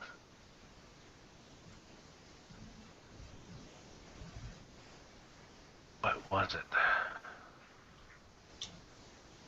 190 mile an hour? Damn. Which was... Oh, no, not that fast. Much slower than that. 190, that's almost 300 kilometers an hour. 3.5 can't do that. I think it was 120, maybe.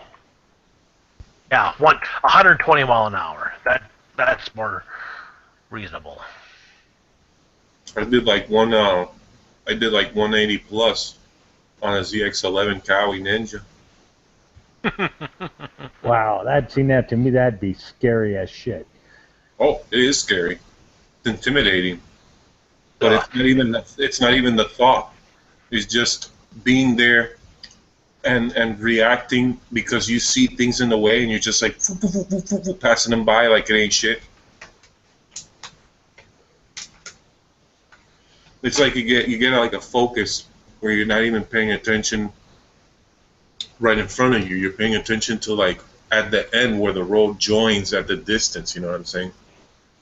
You see anything coming up, and it's like whoop, whoop, and you swerve right quick, and you're out of the way of it so fast it's not even funny.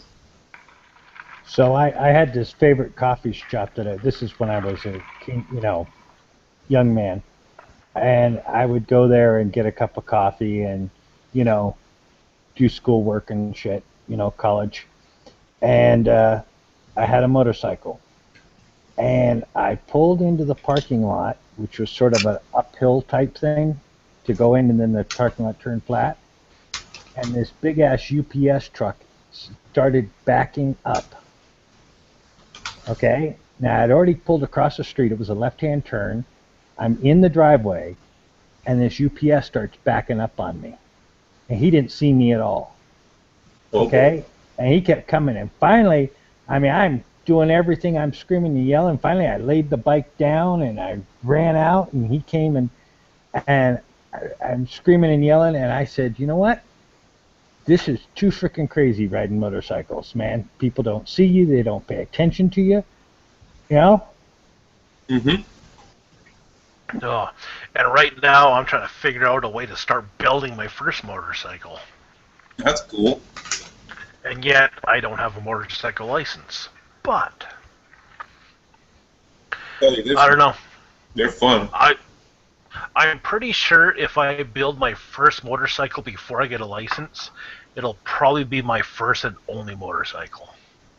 Right. And if I did it anymore, it would have to be something that I took my wife, you know? Mm-hmm. So I would have to have Ah, one of those. a trike. Yeah, I'd have to have a trike. A trike or one of those Polaris things. Oh yeah, What like are the they? Can-Ams. Yeah, but Yeah. then the trike doesn't work too well in the snow. You know? You live too high. You gotta move lower. Get a snowmobile, man. You know, I don't know. Yeah. I don't know. If I'm gonna get into a motorcycle nowadays, because I've been into the crotch rocket business and driving crotch rockets for a long time. That's how I freaking learned how to drive. So now I want to get into like street legal motocross bikes where they have the lights and everything, so I could like drive to 3 lakes on 2 wheels, fill up the tank of my motorcycle right before I get there, and be like, just go in. Like me, I wasn't raised on the crotch rockets. I was raised on Harleys and Indians and the true motorcycles in my sense. Of course. Like the first motorcycle I ever rode was a 31 Indian. Sweet. And because my old man was like, if you want to ride a motorcycle, you got to learn how to drive a suicide clutch oil pumper. Oh yeah. No right. And I was,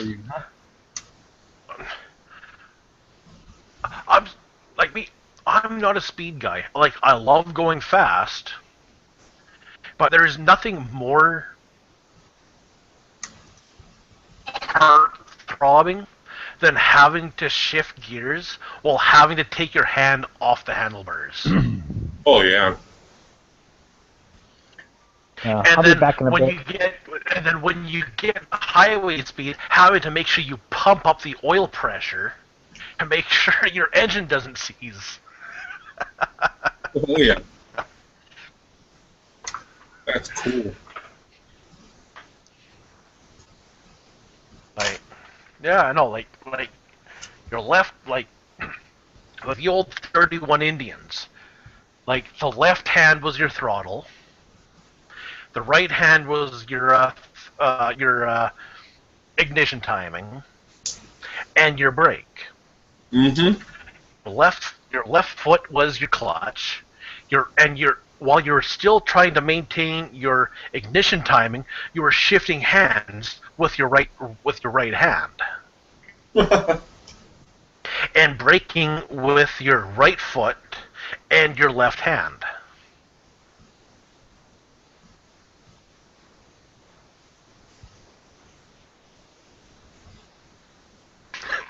Especially when Indian had the best front brake system that was in that time. Oh yeah. Oh, fucking. Oh. And then yeah, Indian Harley, best motorcycles out there. Besides Hayabusa, which you can also put those engines inside of smart cars. Oh yeah.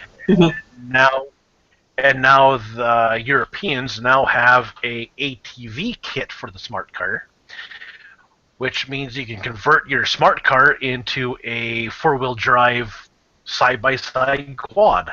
What? That's sick. Oh fuck yeah! Fuck. I used to have it on YouTube. I don't know where it is now. But of course, bringing it up to the Europeans. They have a 4x4 side-by-side quad kit for the smart car. And you could also add on the Hayabusa engine on top of that. Probably be pretty peppy. Ooh, what's that Hayabusa engine good for? About 250, maybe 300 horse? That thing moves On top of the quad kit? Ooh. You'd be able to make a pretty mean rooster tail out in the boonies. That if you have a full-size Chevy, Dodge, or Ford, that could ride right into the box. Oh, there's your ATV right there. Because I think you can get a good used smart car for what, $5,000, which is about the same price for a quad. That's pretty cool, man. I wouldn't mind, like getting some sort of an off-road vehicle. Right now, I'm currently running a Ford Explorer Limited. So, like, I don't have the 4x4 capability, but I do have the looks. Oh, what kind of 4x4 are you looking? What kind of 4x4 are you interested in? Well, I mean, the classic 4x4 Jeep Wrangler would be nice. A CJ, maybe even, you know what? Like, if you were looking for a good 4x4, I don't know. Are you interested in fuel ignition or carbureted? It doesn't matter as long as I can ride in the, off-road. Okay. Check out the Jeep Cherokee or the full-size Jimmy, Ram Charger, Bronco, or even the full-size Ford pickup F-250. Don't those like have horrible fuel mileage? Which ones?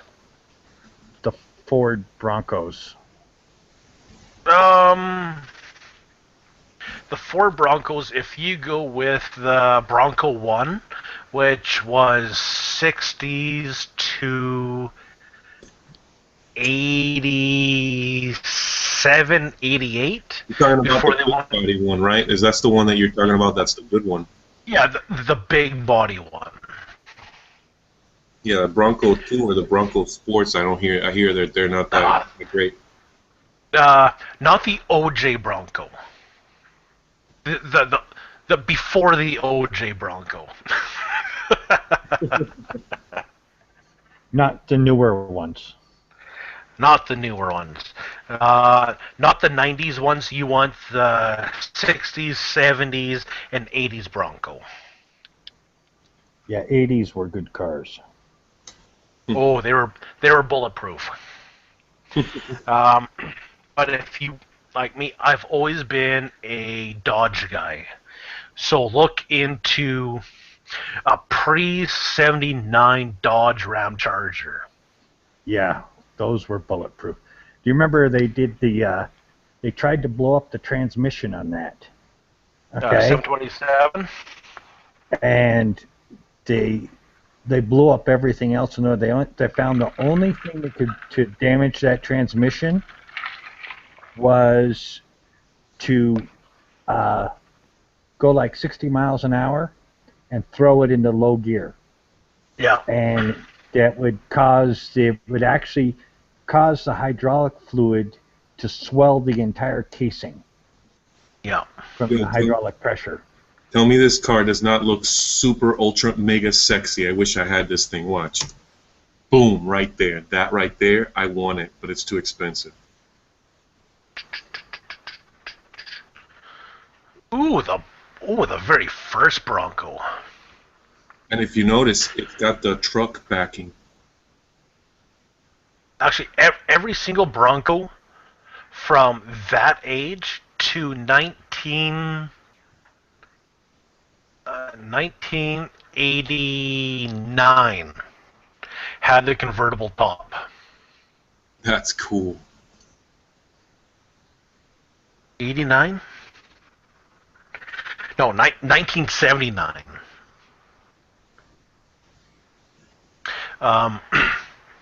Back in the 80s, Ford Bronco, Ford, Ram Charger, and Jimmy. They went from the convertible backs to the full solid backs. Don't ask me why, they just did. So if you could get a Ford, Chevy, or Dodge before 1979, 1980, they're all convertible backs. Now, what are you going to use the vehicle for? Because that doesn't look like a daily driver. Well, I would be more than happy to use that vehicle as a daily driver just so that I can have the capability of going off-road whenever I want. Because I go to Three Lakes all the time, and there's certain places I can't go to Three Lakes because it's too deep. You know what I'm saying? It's too windy, or the mud is too soft for two-wheel drive, you know? But the fuel mileage would kill you. Well, I can imagine so. But, actually, you know what? If you find one of those vehicles and you put on the Holley EFI Quick Tune carburetor kit, yeah. oh, like the Holley Quick Tune Holley kit, it is an arm and leg, but it is the best EFI kit you could find for any of those vehicles. Up here in Canada, they range about $2,300. Wow, that's cool. That takes me back a lot of years rebuilding Holley carburetors. Jeez. Well, no, I don't think people did that anymore. Yeah, no. This here's a EFI kit, so electronic fuel ignition carburetor. Right, I remember when they were first coming out with those in the 80s for the Holley, you know? Yeah. Replacements. Yeah, no, this system here, it's about the size of my picture, computer and carburetor combined, and it's good up to about 650 horse. Wow. And yeah, no, like you pretty much just bolt it on, you tap and die your exhaust for your exhaust EGR, and you're set.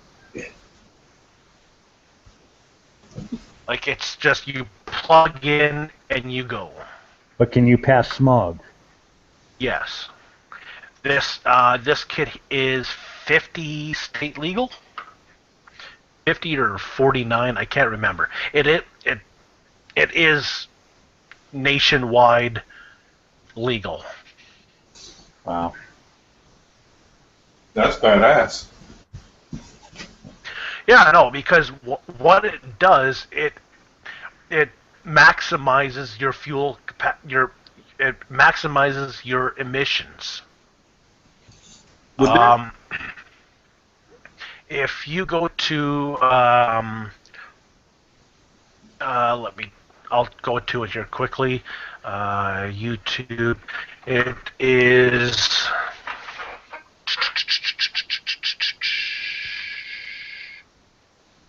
Where are they? You think there would be a possibility of me being able to like acquire like the front differential and transmission off of a 4x4 Explorer and be able to get it installed in my car? What car do you have? Ford Explorer Limited Edition. Okay, is your Expedition 2 or 4-wheel drive right now? My Explorer is 2-wheel drive. Okay, your best. Talk to your local mechanic, because I know Ford had some 2-wheel drive frames and some 4x4 frames, and then some interchangeable. Okay. Talk to your local mechanic and see if your frame is an interchangeable frame. And then if it's an interchangeable frame, then you can get the transfer case and front axle swapped in. Right. But you'll have to find your transfer case and front axle, and your, depending on how your transmission is, the shaft to go from, because transmissions, some transmissions were interchangeable, some weren't, for your bell housing. Your best thing is just talk to a very reputable 4x4 shop. Preferably, what are they? They have a damn magazine. 4x4 something. Yeah, the problem is the minute you do what you're talking about, then you're going to want to add all sorts of suspension stuff to it, and you going to add different shocks and air shocks and all sorts of stuff. I mean, I get my information on that kind of stuff is 30 years old, but I'm just saying you're going to want to add all sorts. It's probably just better off buying what you want instead of trying to build it. Yeah, just you know what? Go to Kijiji or you guys have Craigslist. Right. I mean, think of all the old 50s cars, right, that are in Cuba that now, with Cuba opening up, we can go and buy. Yeah. Classic vehicles, okay? Oh, yeah. And probably buy them in Cuba pretty damn cheap. You know? I mean, Canadians have always been able to do it. They've always had relations with Cuba, but the United States did not.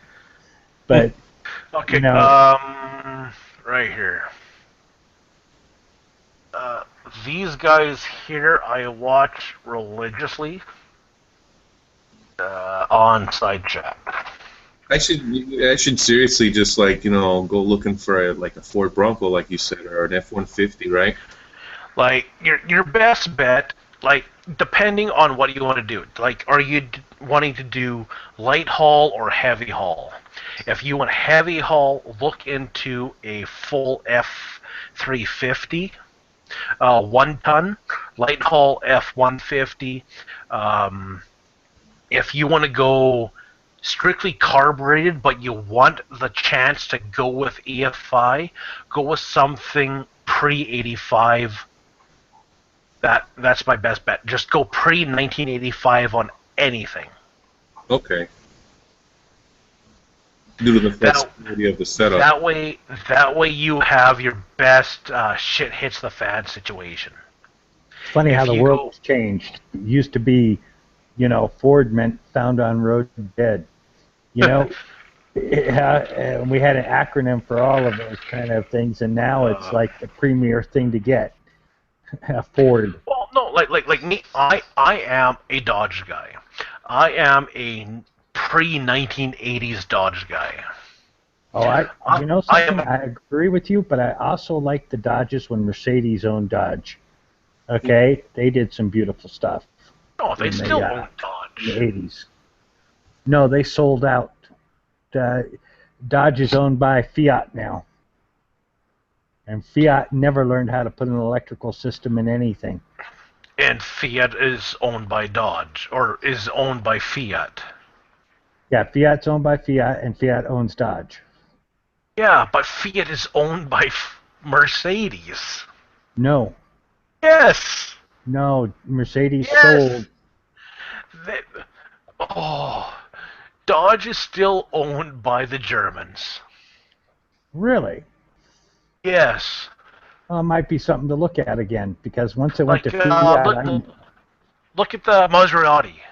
No, not the Maserati. Just give me 1 second. I gotta take a quick squirt. Go ahead.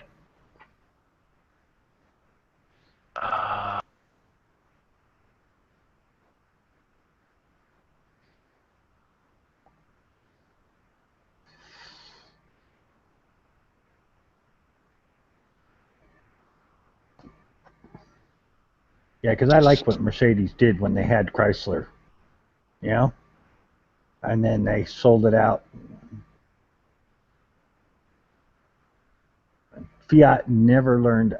I had a Fiat once. Man, every electrical system constantly screwed up in it.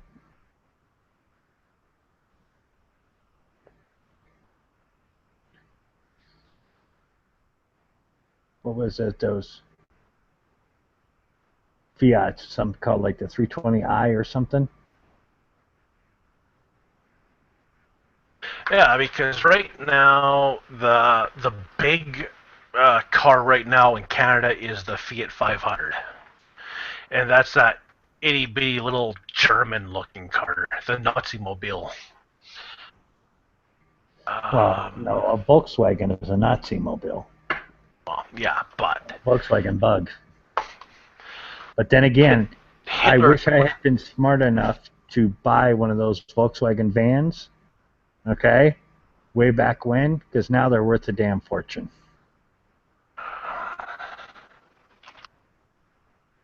I remember in Dominican Republic, my grandmother was doing a school bus service with those Volkswagen buses. Yeah, those were.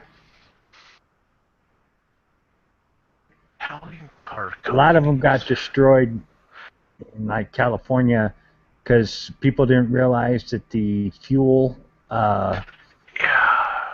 tube was metric, so they would go and buy one that was standard, and then it would leak the fuel and catch it on fire. And so for a while in Southern California, it was like a normal thing to have a Volkswagen fire going on the freeway. Yeah, okay. So, Dodge and Maserati are in co-partnership. Now, if you've noticed that Dodge's technology on their pickup trucks have changed, because on their pickup trucks now have the front louvers that adjust airflow to cooling, and there are trucks now lower and raised depending on downforce and temperature and stuff like that. That is all Maserati technology. So Maserati and Dodge are still in co-ownership.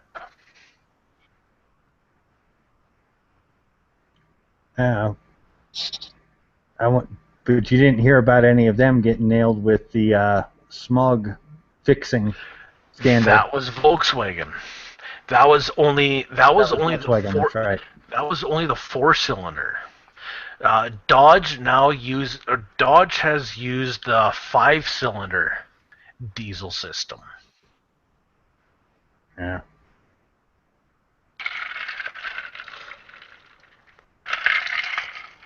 Yeah, but I got a Mercedes 300 diesel. It's a 4-cylinder. Man, is that a great car! Oh, Mercedes. It's an 80s model. Oh, who cares? It's a Mercedes. No, I'm just saying when they made quality back then. Actually, I could go, I don't know, 45 minutes southeast of here and buy a Mercedes wagon. I think that's what it is. Mercedes wagon. They go, Farm has it for sale. I don't know how much, but I'm curious. Just to say I own a Mercedes. I already own a Land Rover. Now, Land Rovers, I've only heard nothing but disasters about those things when it comes to getting them fixed. Oh, they're a complete fucking headache. The Land Rover dealership I'm kind of going through right now, they're saying, yeah, no, our shop rate is $195 an hour. And I'm like, I'll just do it myself. Yeah.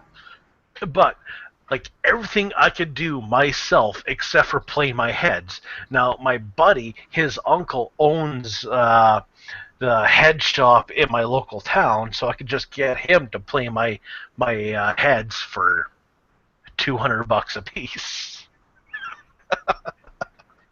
But I hear once the computer goes bad in those Land Rovers, you're screwed. The computer... Actually, I haven't heard... Well, the computer is actually in the head unit, your stereo system. Now, you've got to pay some big bucks to get an aftermarket head unit, but then once you get the aftermarket head unit, all those headaches go away. But you still have to worry about the 3 Amigos. What do you mean the 3 Amigos?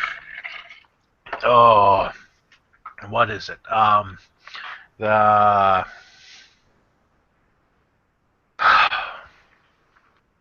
the ABS, traction sensor, and something else. The EFI? Not the EFI. Thank God.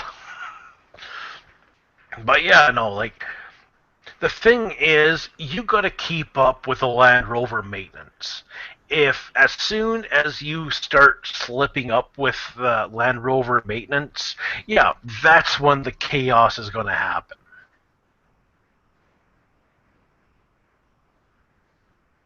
So you just got to keep up with their maintenance. You got to be one of those guys that are always willing to work on a vehicle to own a Land Rover.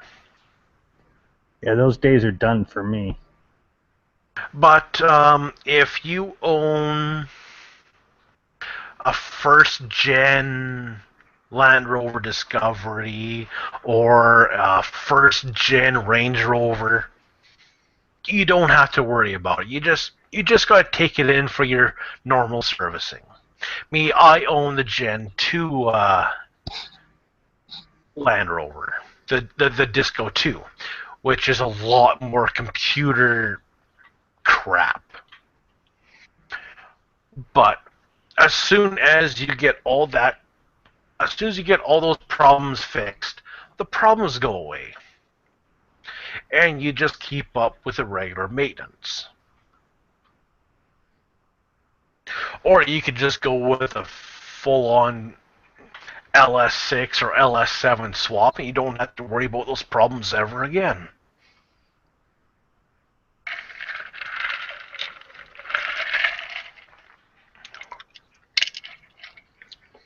But so when was the last time Land Rover, I mean, what was it, the 50s or 60s models that were the old bulletproof Land Rovers? Oh, the Defenders. Oh, if you could find a Land Rover Defender for under $100K, go for it. Well, I don't know. I understood they were pretty excellent vehicles back then. Do you think there would be a way for me to be able to, like, I don't know, trade in my Explorer for a 4x4 F-150 or an equivalent? Or do you think I'd have to probably, like, personally sell my car on my side? Okay, so what year is your Explorer? Year 2000, as a matter of fact. 2000. Okay, so... Like, I'm thinking, I'm eyeballing this, like, 98 Ford F-150 4x4 regular cab, and, man, it looks pretty nice. 98, so it's already 8 years newer than you. I hate to say it, but you might, if you're lucky, you might get $1,000 to $1,500 cash for your Explorer. Yeah. No, I'm not surprised. And that F-150 you said? Mm-hmm. Yeah, you're looking at $2,000 to maybe $2,500, but that's also Canadian prices I'm bringing up here. Yeah, this one is for $3,990. That's not too bad. How many K? Or how many miles? Let me see, one sec. It's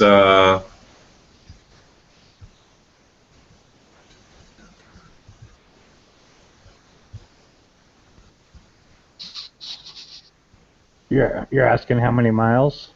Yeah. And is that the 5.4, I believe? Huh? The engine, that's the 5.4 liter, correct? No, this is the from what it says, it's the 4.2 liter gas V6. 4.2. It doesn't say the miles for some reason. Let me see if I can find it on the I'd be very wary about that. If they don't list the miles, stay away from it. Okay. I like it though. That's the car that I had before the Explorer. Was an F-150 stick shift 2-wheel drive. Yeah.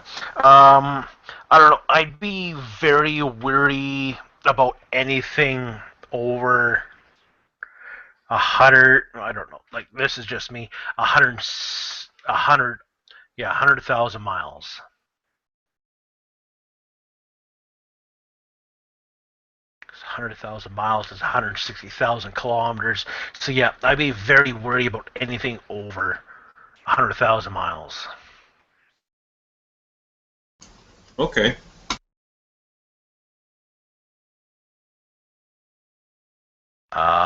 Especially, where do you live again? Central Florida. Florida, so hot, humid conditions. So yeah, I'd be very leery.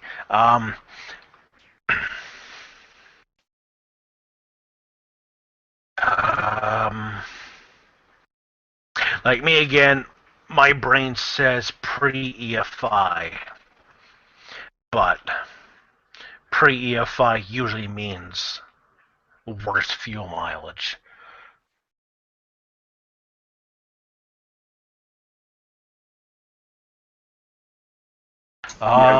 Definitely, yeah. If you're looking for a newer vehicle, I'd say maybe a full-size Chevy Trailblazer. Around the last year they made, which I believe was 2004.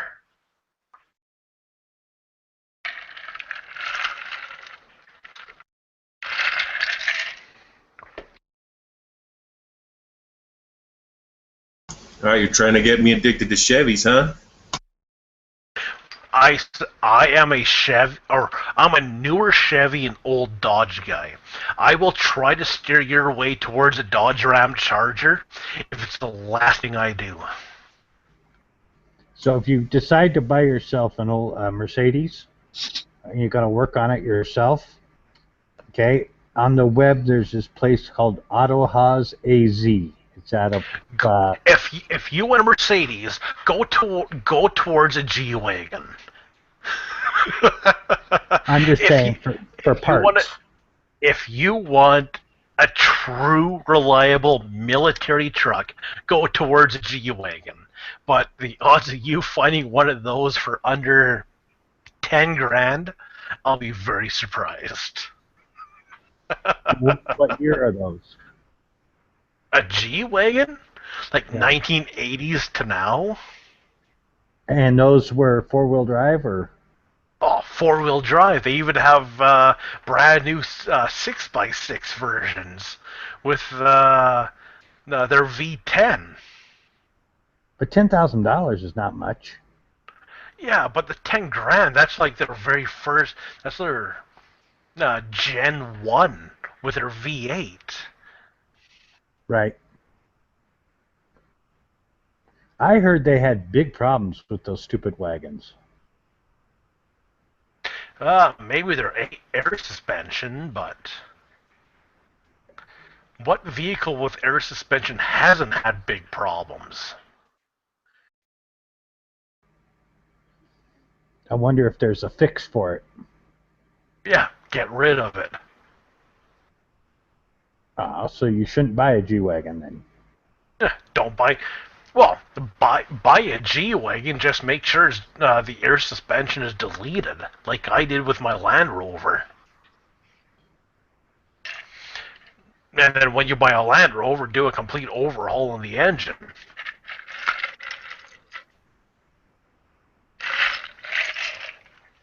Interesting. Oh, like my buddy, he was like a big Lincoln guy. Oh yeah, my Lincoln is the best thing ever. I'm like, oh yeah, what's wrong with it? Oh, the air suspension. and he's owned like Mark IIIs, Mark IVs, and Mark Vs. And every single time, the biggest problem, the air suspension. The biggest problem JFK had with his limos were the air suspension. Yeah, I've never had a like on the 560.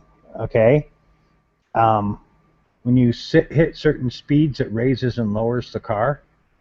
Yeah. Okay, and it's a whole air ride suspension, and I've never had a problem with it.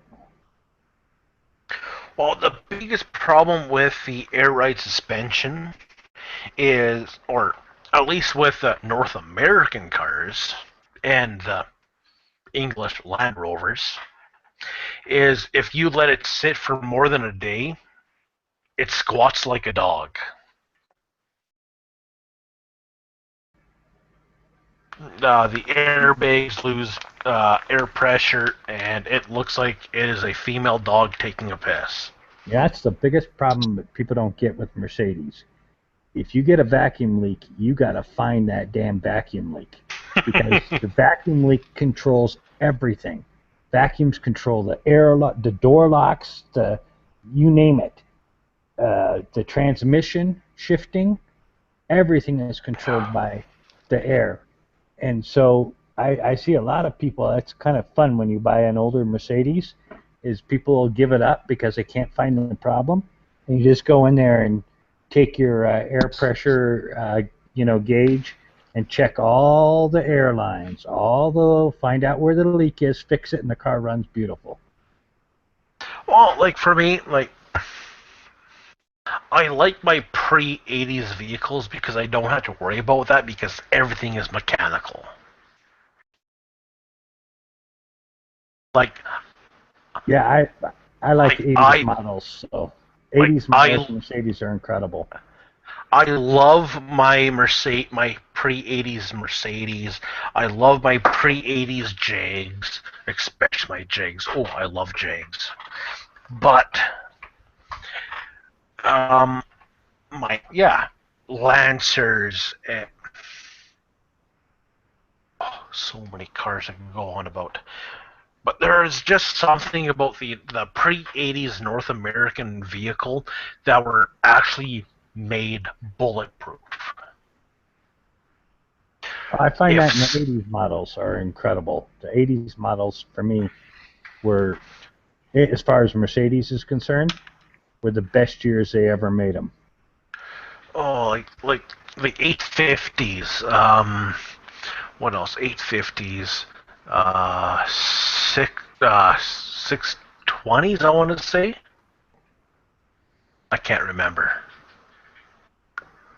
Just like the small coupes.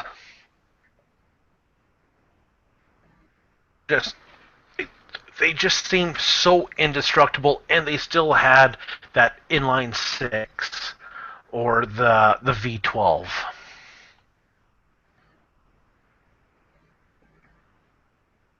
Right. I have a friend who's a mechanic. He's a specialty mechanic. He just had to do a valve job on a Lamborghini on a 12-cylinder.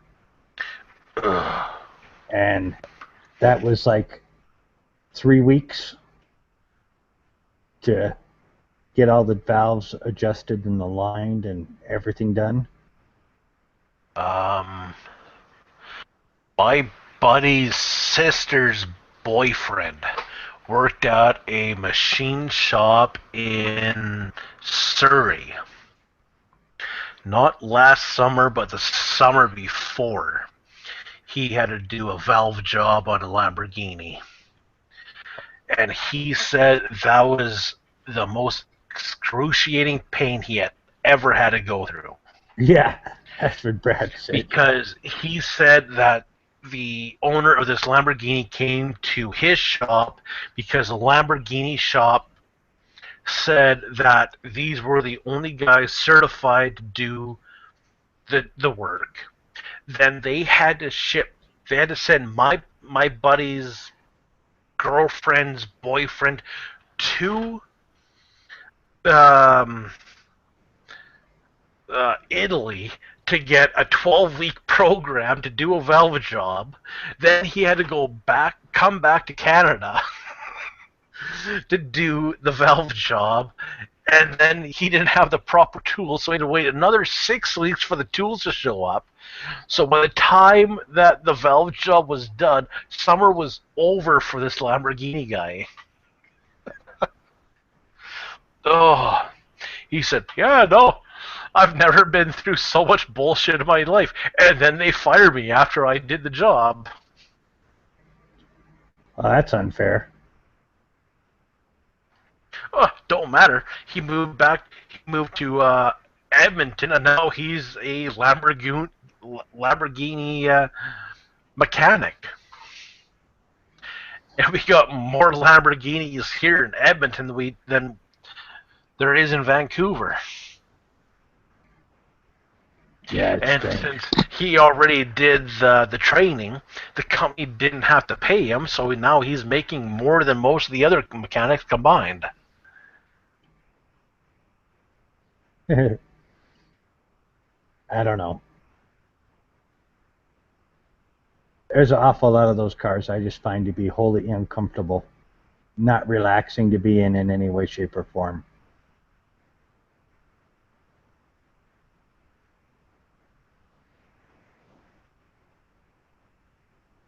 But I do gotta say, like, my dream vehicle for the past, I don't know, 10 years has been a Jag XJ. No question. That is my dream vehicle. You're talking about that, not the F, the fucking, it's like the CJ, but like bigger? Oh yeah, the big V10. Actually, no, it's a V8 supercharged now.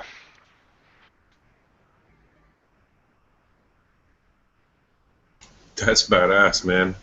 Oh, 110,000, I think, base model.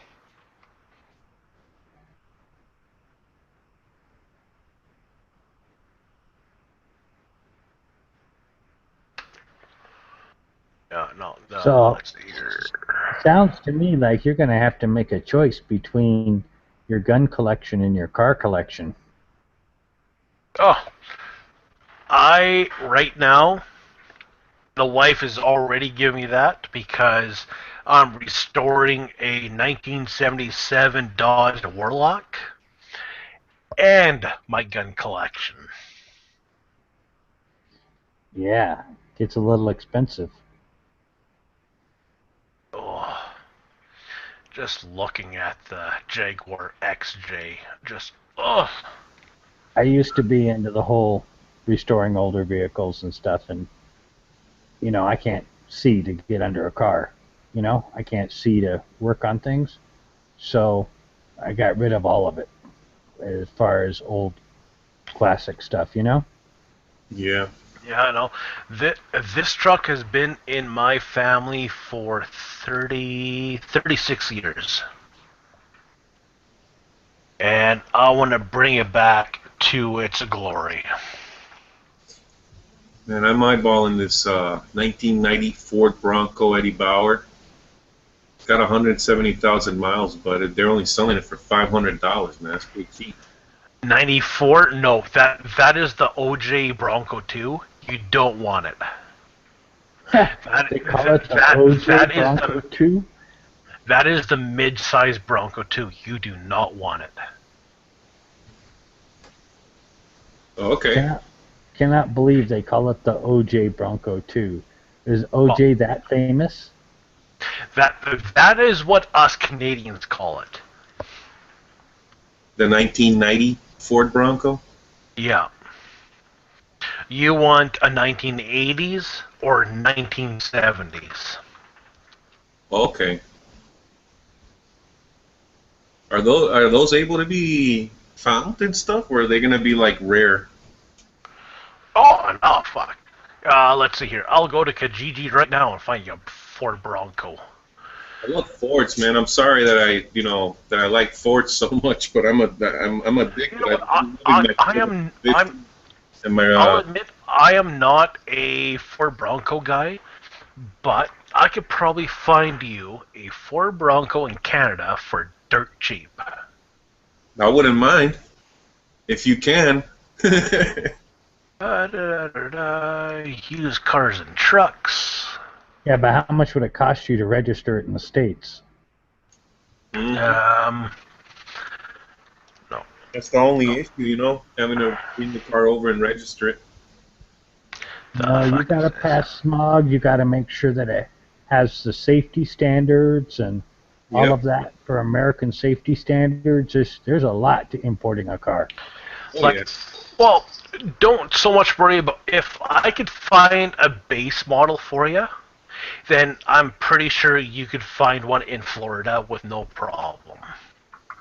Most definitely. And if you can, I really want to try and get into the 4x4 industry. Cause how much are you willing to pay?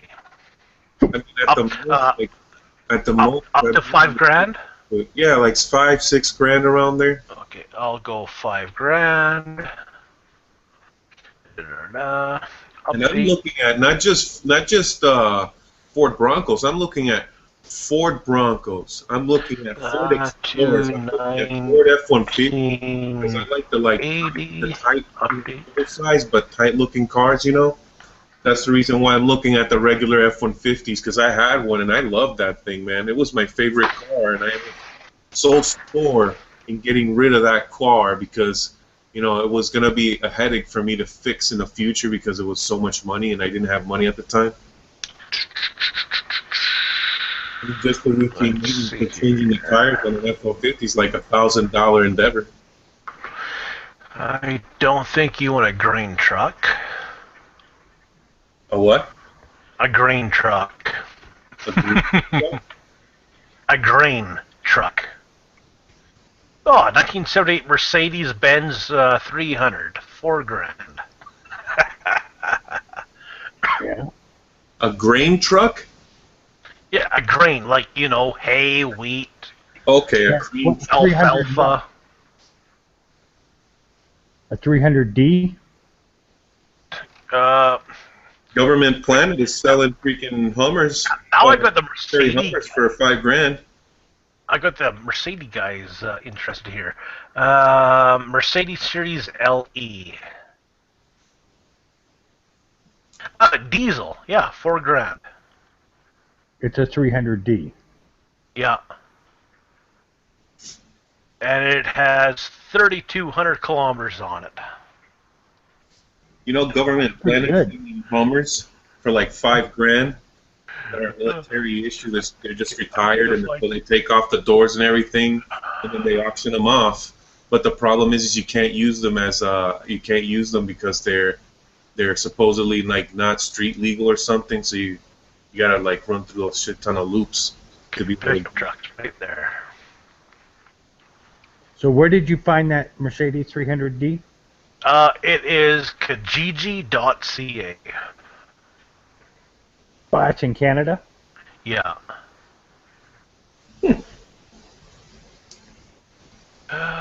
78 F-150.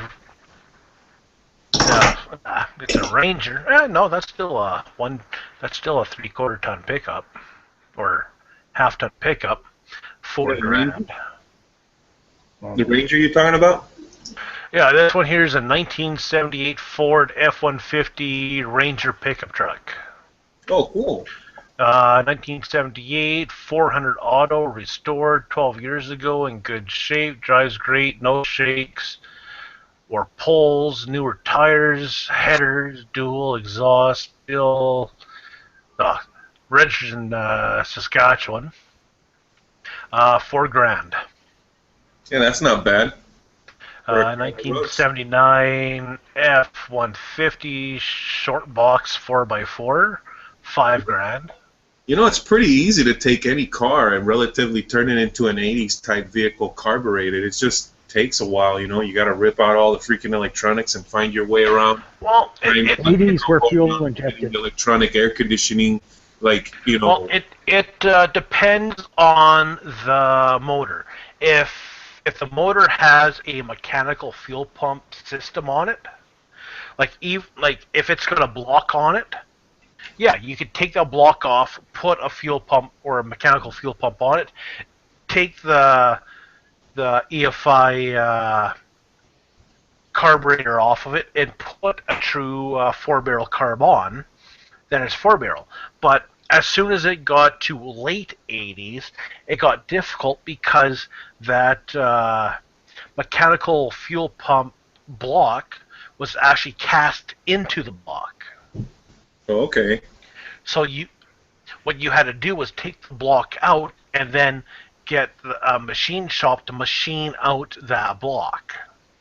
Yeah, I figured that it was like, like for example, if I wanted to turn my Explorer into a carbureted Explorer, like I could take the engine out and find a corresponding engine that can fit inside the engine bay, and right. Find carburetors and all the stuff for it. Like if you could find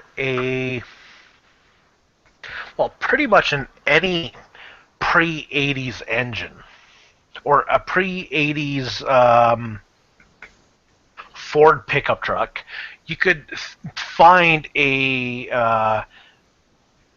360 or what was the other engine, or the 460, I think it was. I don't know, but the 350 Windsor or the 350 Cleveland, and then swap that engine in. Well, I think I have the Cologne engine in my Explorer. The what? Sorry. It's called the Cologne engine. I think it's called, like the engine that is in my car, in the Ford Explorer, the 4.2 liter. 4.2. Yeah, I'm not too familiar with the 4.2 because that's not a 5-liter. That's just under a 5-liter. It's a 6-cylinder, straight 6. Okay, yeah. No, that had the same bolt pattern as a 350.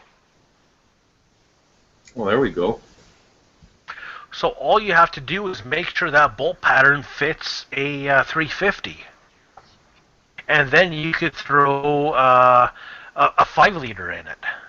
Yeah, because the typical limited edition carries the Ford Windsor engine, which is the almost exact same, it's the exact same size, diameter, and lengthwise as the 5-liter. Yeah, no, then you could pretty much just throw in a 5-liter whatever, and then throw the Holley EFI kit on it. Yeah. Hey, that sounds pretty badass, man. And it's a limited edition Explorer, so it would be a cool little project to make it a super limited edition, like a V4x4 and all that shit. Well, if it had the 4x4 kit on it, then you could just convert it over to 4x4. Yeah. And I seriously, the only thing that I don't like about my car is that it doesn't have the 4x4 on it. If it had 4x4, or if I could find an Explorer, somebody would trade me for this Explorer for a 4x4, I would definitely do it because I love Explorers. I would say trying to get someone to trade a 2x4 for a 4x4 is going to be very difficult. Yeah. It'd have to be like somebody really dying to have a 2-wheel drive, because unless you said, okay, well, here's my 2x4 plus X amount of cash. Right. That's probably the best way I'd go. Now you can, because you'll get married and forget it. If I was you, I'd be like, okay, I'm willing to trade my 2x4 for a 4x4. So here's my 2x4 with $3,000. That's the only way. It's like my vehicle plus $3,000. That's the only way I'd be remotely interested in. Yeah, and it's a nice Explorer, man. I've tried to keep it in good condition. It's only got one little ding on it, on the front passenger side. It's got one little ding on it. All I need to do is just buy the quarter panel and get everything aligned, and then I'll be able to sell the car for, like, I don't know, for a pretty decent price, I guess, to be able to get myself into a more decent vehicle with 4x4 capability.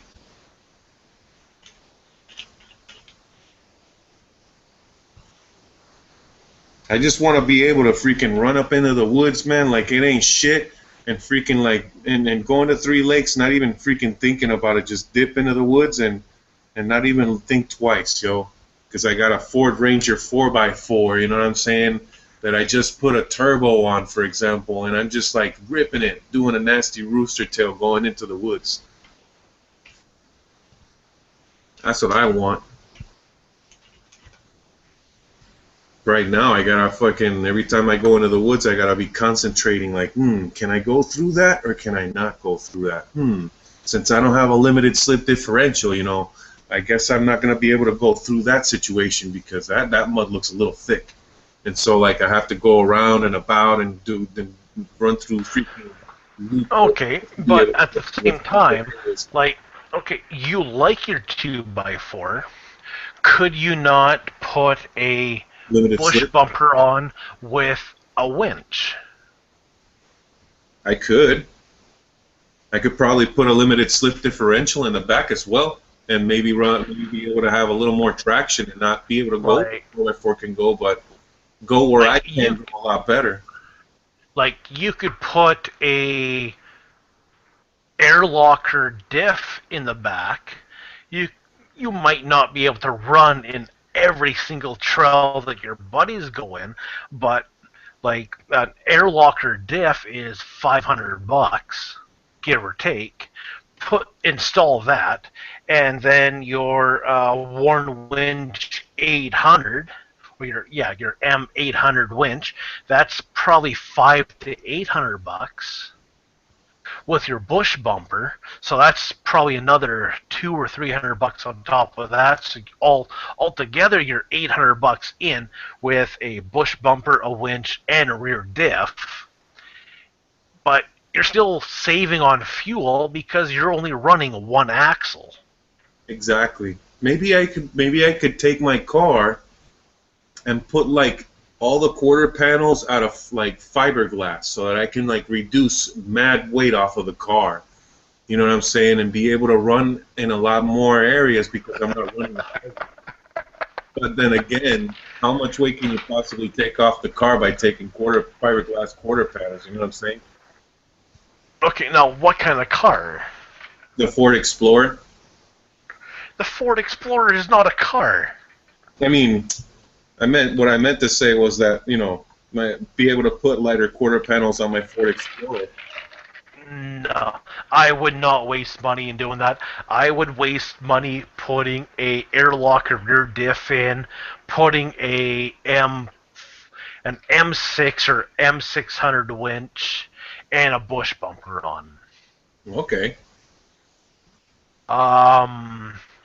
That way, you could still run a lot of good dry trails and some light wet trails without worrying about getting stuck. Okay. I could imagine that eventually I'd be able to, eventually be able to save up enough money to get my car turned into a form in the meantime. But you know what? Like, I still gotta say, like, save up money, save about $3,000, and look for a good half decent running 4x4 from the 80s. I know you guys have a lot of good scrapyards in Florida. You guys have a lot of good scrapyards in Florida that I wish I could pick through. Oh, most definitely. I've done a couple scrapyards, but I just, I want to try and get a nice 4x4, man. That's all I know. And you guys, you got good ideas and stuff. But I just want to freaking be able to run out of the woods a lot easier, man. Like, I don't know, do you want a pickup or do you want like an SUV? Doesn't matter to me, really. I mean, I don't mind pickups. Okay, well, you'll save money going towards a pickup. You could probably get a really nice pickup for $1,500 to $3,000.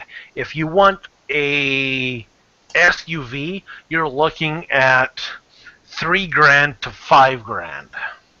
Okay. Like up here, I could get a good Last fall, I bought a 1978 Dodge Ram Charger for $2,000, and that had a 360, fucking damn near brand new off the lot model for $2,000. It just had a little bit of surface rust. All I had to do was buff it out and reprime it and repaint it. Sweet. And then some 18-year-old came driving up my driveway during Christmas. Is like, hey, I'm looking up. I want to buy my very first vehicle. I see you got a Ram Charger there. Can I buy it? I'm like, it needs new front calipers, and I want $2,000 for it. He's like, okay, sold. I'll be back tomorrow. So I sold it to some 18-year-old for the exact same price that I bought it for. I could have probably got $3,000 out of it, but yeah, no, like a damn good quality SUV, like full-size SUV, the Jimmy, Ram Charger, Bronco. The Suburban. Bronco is going to cost you a fortune. A Suburban is going to cost you a fortune. But like a good full-size 4x4 is going to run you just under $5,000. And then you could spend probably another $3,000 or $4,000 on it for tires, a lift kit, EFI, and make it your own vehicle. I'm trying to go for that like Desert Cup situation where it's like your Baja 500. Yeah, like something that's like not high enough for you to be able to tip the car, but high enough to be able to go through pretty tough terrain. Like you're for where I live, you don't want to go any more than a 33-inch tire. Yeah, that's what I'm talking about. That's where you get that your high stead your body roll and stuff. Anything more than a 33, and depending on how your axles are located, your body kit and stuff like that, 33, 35. Right. If you All right, got, guys, I'm going to call it a night. What, we're getting boring? No. I have some things to do, and it's like one of those days, you know, where you get tired. So that was a good conversation, and I think that, I hope he finds the right vehicle. What I was telling him is do it while you can, because before you know it, you'll be married, and all those dreams will go down the toilet. Oh, yeah. Most definitely. Thank you for the advice. The only car I have is a toilet. I am married, and my dreams are already being sucked down the toilet. I ride that toilet real hard. My shifter knob is the toilet handle to flush the toilet. Yeah. I did catch it later. Right, take it easy. Take it easy, man. Well, while you guys were what are you rolling, Pete? A cigar? I don't know. Yeah. My tobacco, yours seem pretty green. Huh? It's a green leaf cigar. That's all it is. Oh, is that what they call it nowadays? Yes, tobacco. Stop trying to get the man in trouble. Oh, I got you. I'm in Canada. That shit ain't legal down there. Only legal up here. It is. It's legal down here in certain places. Oh, what? Colorado and Washington. and some parts of California. Yeah, I used to smoke weed, but I don't smoke weed anymore, man. That stuff is highly illegal and it gets you in trouble real fast, man. Oh, fuck. I can't get a job if I test positive for that shit. Same here. I can't get any job anywhere, man. My bread and butter jobs are security, so imagine that. Pee in that cup, boy. Fuck, it's funny Yeah. because up here, it is unconstitutional to take a piss test. But if we take a job with a U.S. company, oh no! If you want the job, you have to piss in the cup. I don't think you have to piss in a cup. I think they can still get it through your hair. Yeah, but if you have short hair and they don't make you piss in a cup, then they'll probably like take a little bit of hair off your armpit or something. Well, no, up here, if we go work for a American company, we have to piss in a cup, and if we refuse to piss in a cup, we don't get the job. Yeah, but you say they don't enforce pissing in a cup, but how do you know they're not picking your hair while you're not paying attention? Oh yeah, Jacob's a pothead. We know because we didn't make him pee in the cup. We just picked his hair when he wasn't looking. Well, yeah, if we don't piss in the cup, then we don't get the job. Yeah. So if we refuse to piss in the cup, then we don't get hired to go on that job.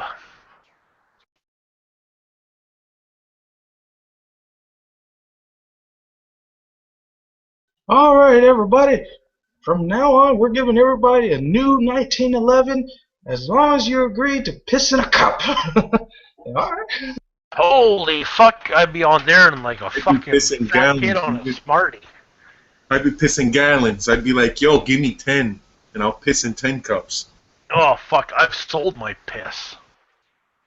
No, just send a family member to go get it, and then you got like a whole bunch in your family. Damn. Yeah, no. Fuck, I've sold my piss to fucking other coworkers. That's just how that shit goes.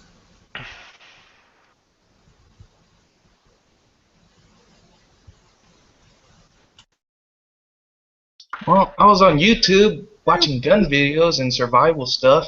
And I don't know how it happened, but I ended up going into like different videos of how to pick up girls, and I'm like, this is interesting.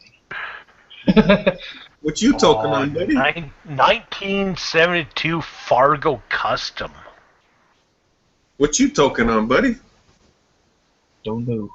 Hey, you got me started on fucking finding old vehicles for under $5,000. Oh fuck, that's not a Fargo, that's a Dodge. Flying You ever seen cocksuckers. AMCs? 1,300 bucks for that. Fuck that shit. FTS. Oh, I love. Okay, because you guys got Craigslist and we got Kijiji. Kahoo now? Kijiji. Here, I'll. Does it come with a free IED? I'm just kidding. No, okay. Here's the website to Kijiji. It is the Canadians Auto Trader. That's cool. That's what I've been using is Auto Trader, surfing and looking on everything. What the fuck? Did I just see something right? California raises minimum wage to $15 an hour? Shit. Yes, sir. I wish. Oh, here you go. $5,000 for 1979 F-150, 250,000 kilometers on it, manual, 4x4, gas, 4-inch lift, 35-inch tires, Is it? Ooh, a 400 cubic inch engine. And what's this vehicle? This is a 1979 F-150. Ooh.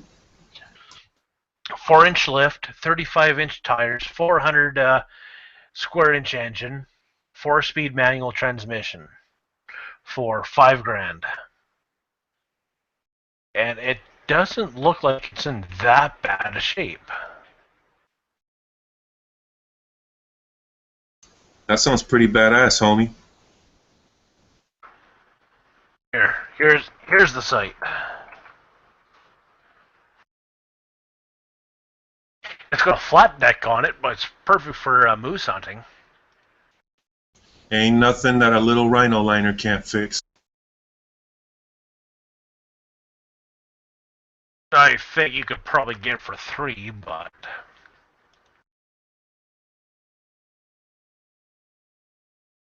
65 Fargo, 1970 F-150 or F-100.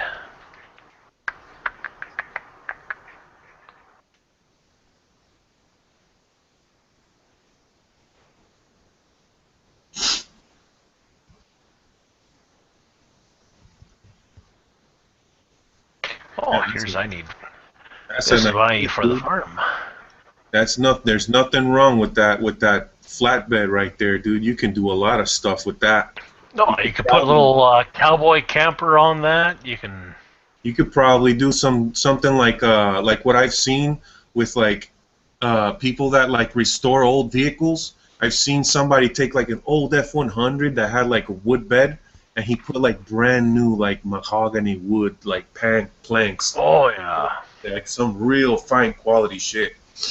Like the you ever seen the Lincoln Mark something SUV that was like a truck that was like kind of like a talk about Lincoln. Truck? Okay, Fleetwood. Now that I remember, it's the Fleetwood, the Lincoln Fleetwood.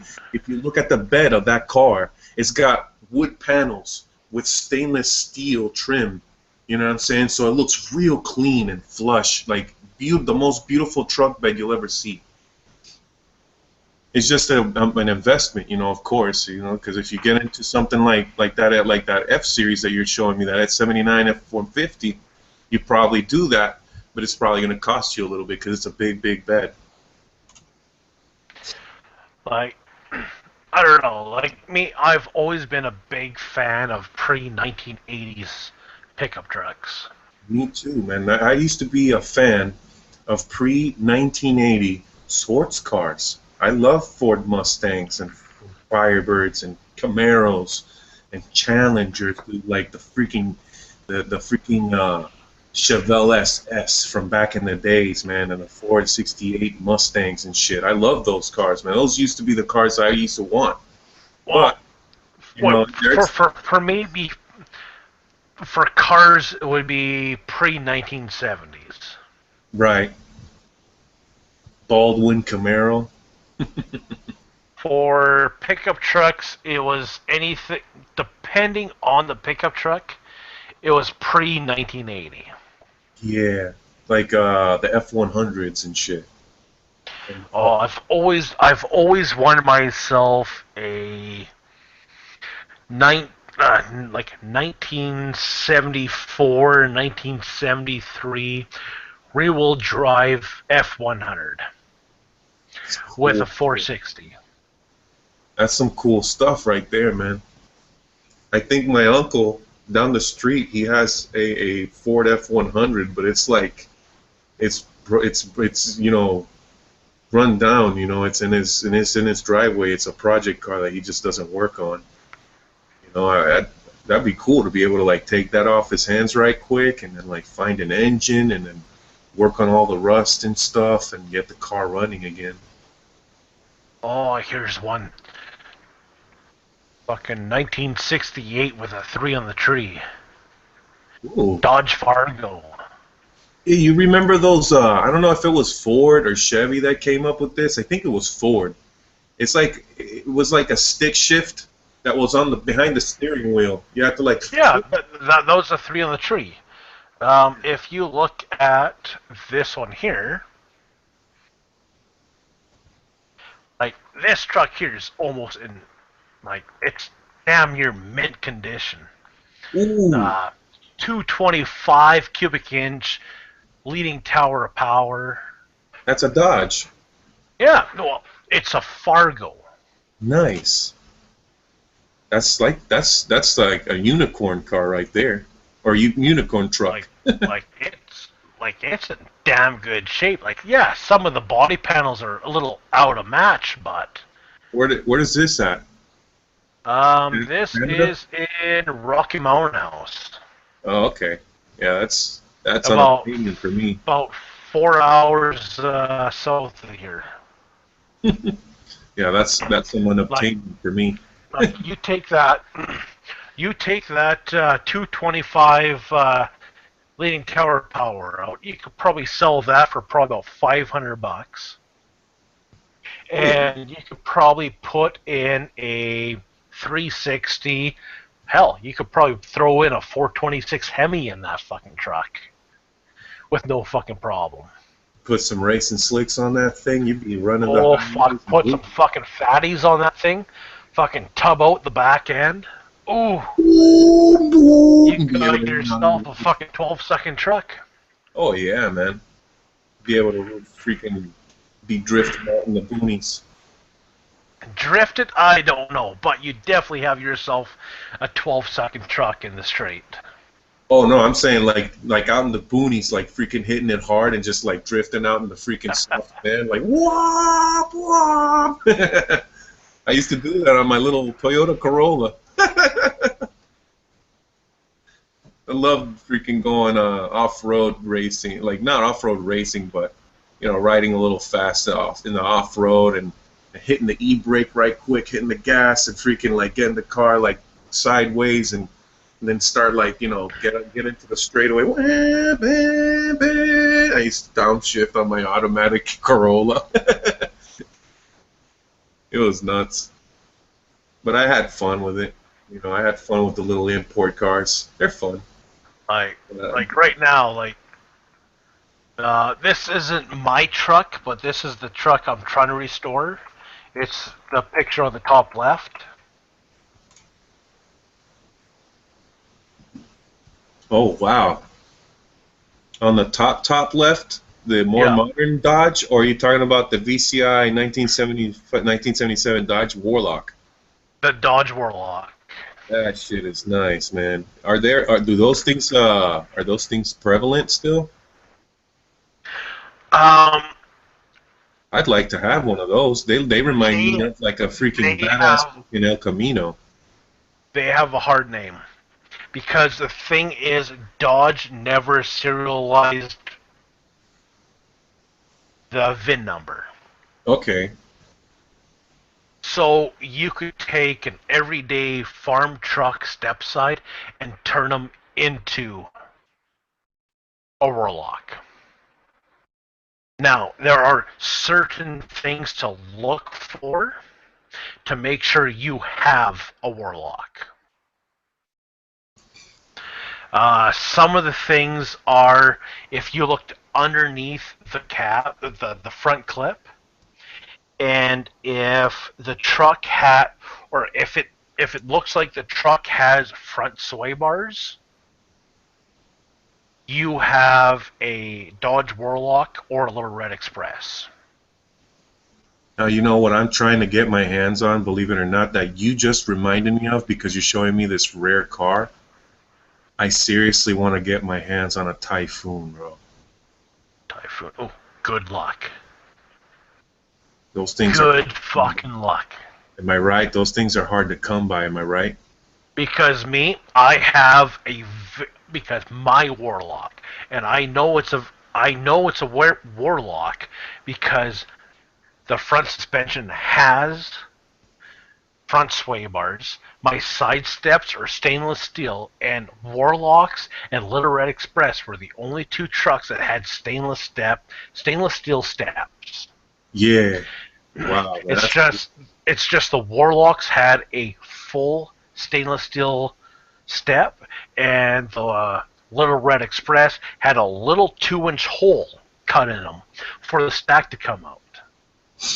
What's your take on those Dodge? The Dodge. What was it? The Dodge. The Dodge Dakota, Little Red Express. Wait a minute. No. I was talking about, like, I was gonna tell you about this, like, I think it was like a Dodge. It looks like a Mitsubishi, like a Suzuki Samurai, but a Dodge made it. It's really nice, man. I remember seeing one for sale around the neighborhood. It's like a Pontiac Sunrunner. It was like really small Jeep that Dodge made. It looked like a Range Rover more or less, but an old school boxy Range Rover. You know, this thing had this gauge proprietary to the car. It had a gauge in the middle of the console where it would tell you like the tip angle. You know what I'm saying? Like when you were going off road, for example, right? And you were at like this angle right here, it had a little level that would tell you like if you were in a dangerous angle and shit. It might have been a American model Dodge. I don't know. Something like a Rhino or something like that. Like a what was it, man? Let me see if I can find it in the internet. Because me and my wife, we ran across our very first Pontiac Sunrunner the other day. And them things were brand new at like 12 grand. And they're still going for 6 grand used. Huh. And they're like a hairdresser's car. They had like a 1.6 liter V4 or inline 4 or something. I've never seen one until, what was it, Friday.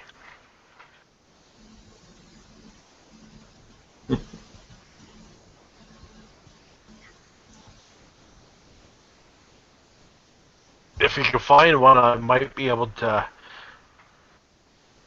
understand what you're talking about, but yeah, I'm trying to find one. I remember the freaking Dodge Colts, man. Those things were the bomb with freaking the Turbo Colt. Those things were badass. The Carroll Shelby edition. The Carroll Shelby edition. Yeah. I'm talking about the real old school suckers. I'm thinking about the 1980s version. Okay. Yeah, like the ones that look like the Chevettes. My mom had a Chevette back in the day, and that thing was freaking crazy old.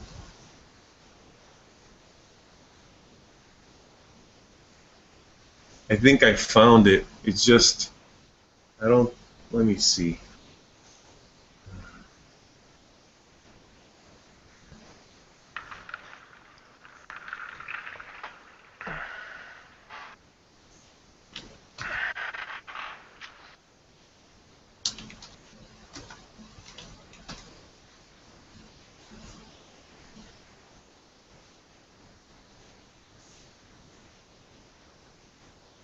I found it. You're gonna like this car, dude. You're gonna freaking be like, dude, I want one of those. I didn't even know those things existed. Let's see it. Ah, shit! I froze up.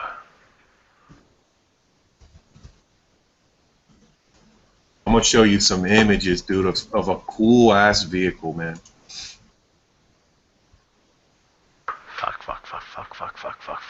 Fuck.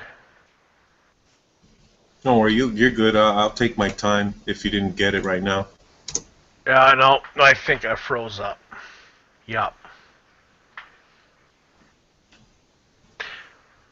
I hope it doesn't boot me. If it does, repost the Google Plus chat. Oh, of course. Don't worry, I'll wait for you. Okay, there we go. I joined back on. Good. Ha! The Samurai! Yeah, I've seen them damn things. I love those things. The little Dodge Raider, man. Dodge Freighter? That's what they're called? Yeah, that's what they're called. The little Dodge Raiders. When the fuck did them things come out? I love them. I don't know, but I want one so bad. I saw one day. I saw one, man, and I was like, I want it so bad. But my mom was like, oh, I don't have the money, and it's an old car. I don't think you're gonna want on it because everybody's been running on it. I'm like, that doesn't matter, Mom. The fact of the matter is that I'm going to have a little micro four-wheel drive SUV. It's going to be cool. I love how these things look, man, with the freaking lifted Dodge Raider, man. What? All these Raiders look so gangster. Damn, look at that one. Freaking, they put like a frame, like a body lift on this one, where the frame of the car, the subframe is like on the ground. Okay, now, this is, okay, it's not as cool as the Dodge, but imagine this. I love Suzuki Samurais, man. Like, yeah, it seems a little dorky, but imagine this with a 318 crammed in it.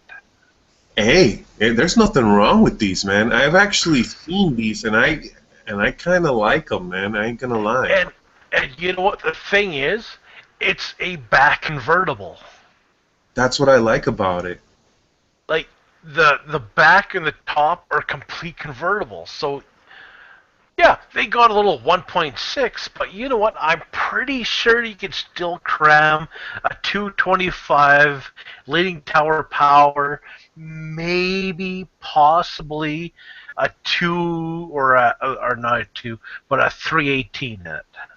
You probably do that and probably add some form of forced induction, like a supercharger of some sort, and be able to get a little more. Maybe even a modern day V6.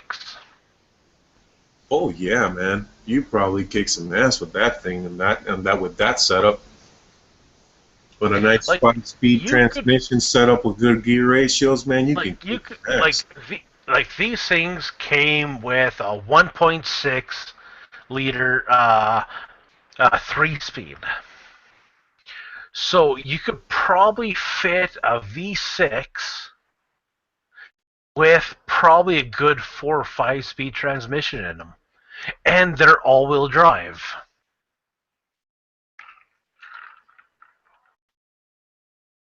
You talking about project cars like what you're saying, dude? I wouldn't be surprised if somebody would take a Suzuki Samurai and put a freaking Hayabusa engine in that sucker with be able to ride hardcore with a freaking Hayabusa? Fuck, that's nothing. I know guys that's crammed a 350 in them. Damn, that's retarded. You know those Jeeps are really small. They have like a 3-cylinder engine, I think. Oh fuck! I know guys that's literally have crammed a Chevy 350 with a 350 turbo transmission and full lockup all-wheel drive system in them. Damn. Like, they are by far the smallest vehicle considering to the Pontiac Sunrunner.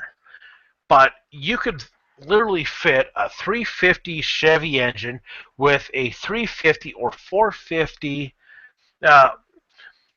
automatic transmission, full lockers, with a 6 or 8 inch off-body suspension on these damn things. Most definitely, man.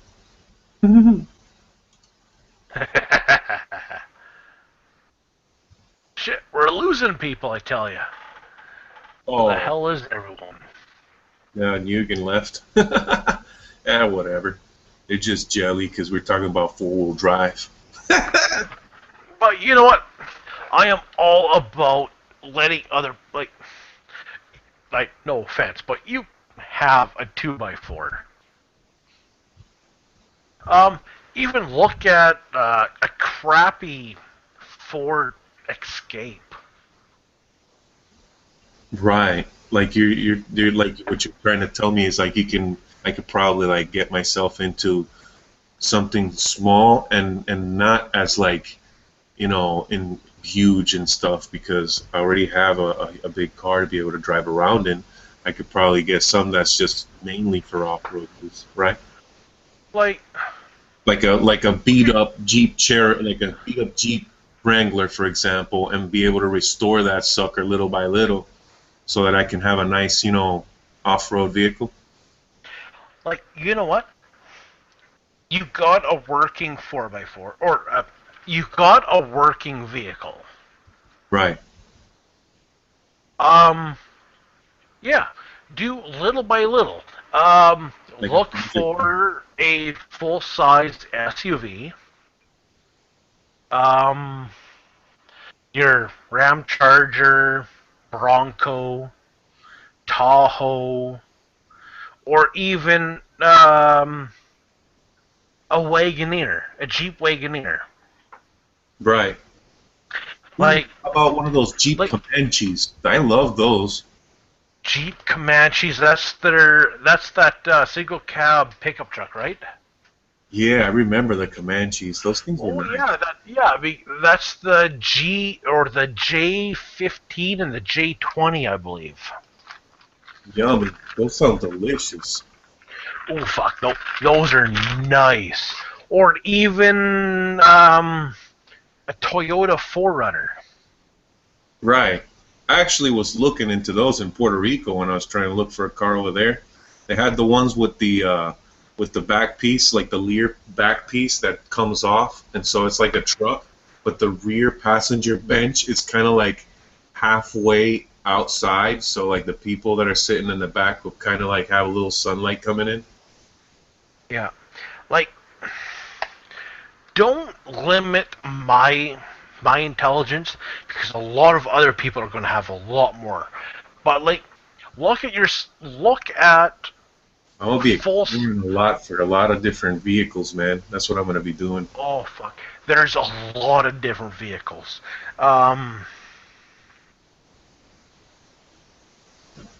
Like, look at the most common vehicles. Toyota, Chevy, Dodge, Ford, Toyota. What's the other most common? Like, I don't know.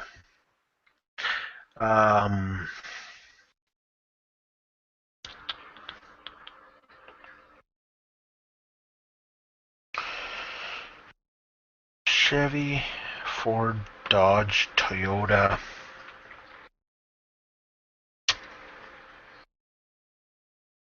Yeah, no, Toyota is pretty much bottom of the top.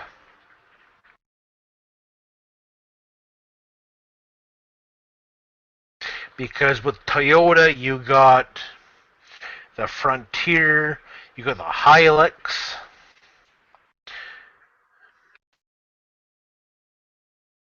Yeah, man. There's some freaking SUVs out there, man, that are super badass, like the Jeep's SRT8 Jeep Cherokee. Oh my god. Oh, don't look into that, because that is a V8 engine, and do you? Yeah, Hemi. Yeah, that's a Hemi. Do you have the money to maintain a Hemi? Yeah, I wouldn't have it. I'm just saying, like, that thing's freaking awesome. If you want to go with a Jeep, try to find something that is still in the inline six. Don't go for this V8 6 shit. Right. I am anti V6 when it comes to Jeep. Right. Yeah, I'll probably, if I do go Jeep Cherokee, I'd probably go with a 6. And I kind of like them a lot because of the fact that when you're when you're driving in a Jeep Cherokee, it feels like a kind of like a more trimmed up setup than than a regular SUV like an Explorer, for example.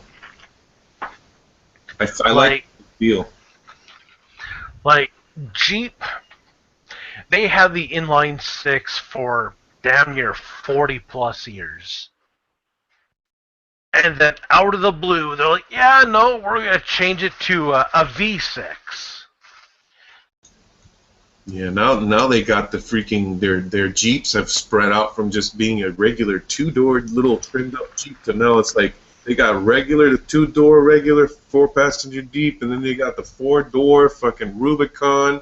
They got the freaking whatever the heck the other one's called, the Greenwood, this, that, and the other, the Trail, whatever the heck this is, it's amazing. Well, Versions of this of you know Jeeps that they have now. They have big, medium, and small Jeeps. yeah, like me, I love my 4x4ing. I love 4x4ing. Thick mud, sloppy mud, friggin' loon shit mud. I love it all. My favorite is sugar sand drifting, bro. Like being able to go into that sugar sand pits and just go in there like oh, dude. Like me, I've never had that experience. Like I've done some sand, but that's about it. All my 4x4 is in muskeg, hard mud, and like loon shit mud. You're talking about like clay? Yeah. But our clay, that's either hard clay or soft clay. Correct. It's just like real hard stuff. That's real Like muddy. yeah, like to me hard clay is like the almost tacky, really soupy stuff. And then soft clay to loon shit is no bottom. It's like, well, if I go through this puddle, I might stay afloat. Right. That's kind of like sugar sanding, bro. When you're in the sugar sand, dude, you gotta like pick your trajectory. You gotta be like, okay, I'm going that way. All right. So if I find any, if I find somebody's like getting in my way or something, then I'm gonna have to like deviate, but I can't deviate too much because my momentum is what's keeping me on track. You know what I'm saying? So you go, you get into that sucker like a boat. And you go out the other side, people are like, oh, is he going to make it? Is he going to make it? Oh, he made it. It's like, I hope I got big enough tires for my flotation. Yeah. Because otherwise you just go, oh, bleh, and then mud up past the window. I haven't gone like mud bogging, but I can imagine how much fun that is. Oh. I have a 4-wheel drive. I'm going to freaking really kick ass on that. That's what I want to be doing. Like in the near future, Peter Delgado, in the year 2017, is going to have a pretty decent 4-wheel drive setup. And he's going to be mud bogging, going to like the real awesome little shooting zones in 3 Lakes, and freaking shooting off like a couple rounds, testing off some ballistics gel or something like that, or testing out a new gun. That's what I'm going to be doing, man.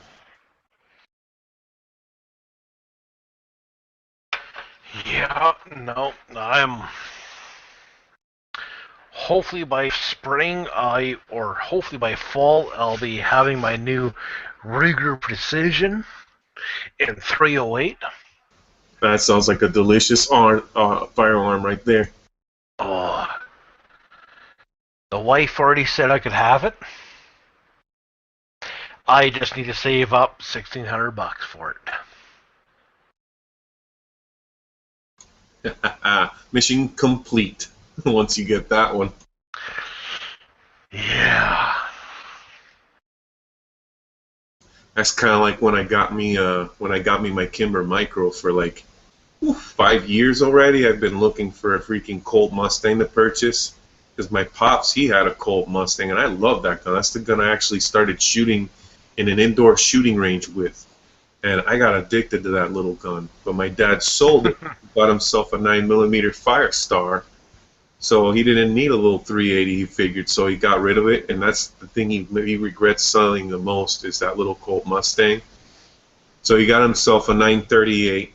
He was going to sell his Firestar, sold me the Firestar, so now I have his Firestar. And now, just recently I had acquired something that's very similar to the Colt Mustang, which is a Kimber Micro. And I love that thing. It's such an awesome little 380, man. Just like, you know, one of those little pieces that like you feel, wow, finally I've accomplished that little mission of trying to get me a little Colt Mustang. No more Colt Mustang because I got a new version, the Kimber Micro. And now I'm going to trade in my Rock Island and get a Kimber Custom 2. It's going to look exactly like my little Kimber Micro, and get a Kimber Ultra that's going to look identical to the other two 1911s I'm going to have in my collection. So I'm going to have like a three guns that look identical and are going to look super sexy. Right on, right on. I'm going to get those three. Once I complete that little ensemble of the trio of Kimbers, I'm going to actually go out of my way and get myself a Public Defender in the same color of metal. You know, like if I get a blue steel, of course, is what I'm getting the 1911s with. I'm going to get a blue steel Public Defender, and I'll probably end up getting the MAC-10 to be able to match calibers with a little subgun with the 1911s. So I have all 45s all across the board. 45 long Colt 410 revolver, and then like 45 ACP 1911s and a 45 ACP Mac. It's gonna be like the 4-5 crew. That's what I'm gonna dub it. Like I dubbed the polymer setup that I have, the Glock 23, soon to be purchased the Glock 27, a polymer Public Defender, and the Scorpion, CZ Scorpion Evo 3S1. I call that my little urban polymer wonder setup. You know, so I'm gonna have like that, and then I'm gonna have the little 4-5 crew setup, which is gonna be the same, but all metal, super heavy, and freaking real devastating because it's all the same caliber. Well, yeah. Well, like me, like fuck. I've tried getting everything the same damn caliber. Yeah. But it's like, well, you know what? I like this one. Oh, wait, now that I got this one to match that one. Mm-hmm. So I guess I gotta go with this one, but that one doesn't match that one or that one. Oh, I have been trying my damnedest. So my 45 long Colt revolver matches my Winchester for caliber. So my 358, my 358 SAS. Well, I kind of got to get something for those guys now, but I don't know what to get for 358 rifle. Dude, like you are in the same predicament I am in, dude. Like just like trying to find. I think the only two firearms I've matched ammunition on are my Chris Kimber and my 1911. Ooh, that sounds pretty nice. They're the only damn things I own that shoot 45 ACP. Yeah, like imagine if you had that, right? Like a Chris Vector, right? A freaking Glock 30, and the full size Glock 45. I don't remember the number of that one. I think it's a 21 or 20. Glock. Yeah, like they all use the same magazines. The Chris Vector uses the the full size Glock magazines with a little Glock 19, I want to say. The Glock, which one? Glock 19. No, Glock 19 is the mid-size 9mm. The 23 is the mid-size 40. Okay, Glock 23. Sorry. It's probably the 21 because the 22 is the 40 Smith & Wesson full size. So I think it is the 21. That's the 45 ACP. I'm not a Glock person. It takes Glock The Chris Vector. As soon as I bought the Chris Victor, oh yeah, it uses Glock magazines. Ah, shit, now I gotta buy a fucking Glock? I hate fucking Glock. Yeah. But yeah, it's been 3 years since I bought the Chris Victor, and I've yet to buy a Glock, so I'm still safe there. Glocks are fun guns. I mean, you just gotta, find the right gun that matches you, and from what you say, you have a Chris. Man, it'd be nice for you to have a Glock 30 and a Glock 21, for example. And those are like the two firearms that would perfectly match the Chris, because you'd have mag compatibility between both. Between all three guns, you have magazine interchangeability between the Glock 21 and the Chris, and the Glock 20 and the Glock 21 or the Glock 30 and the Chris. You can just interchange magazines all day long. Just the Glock 30, since it's a small gun, you'd be carrying the flush magazine typically, and then I know.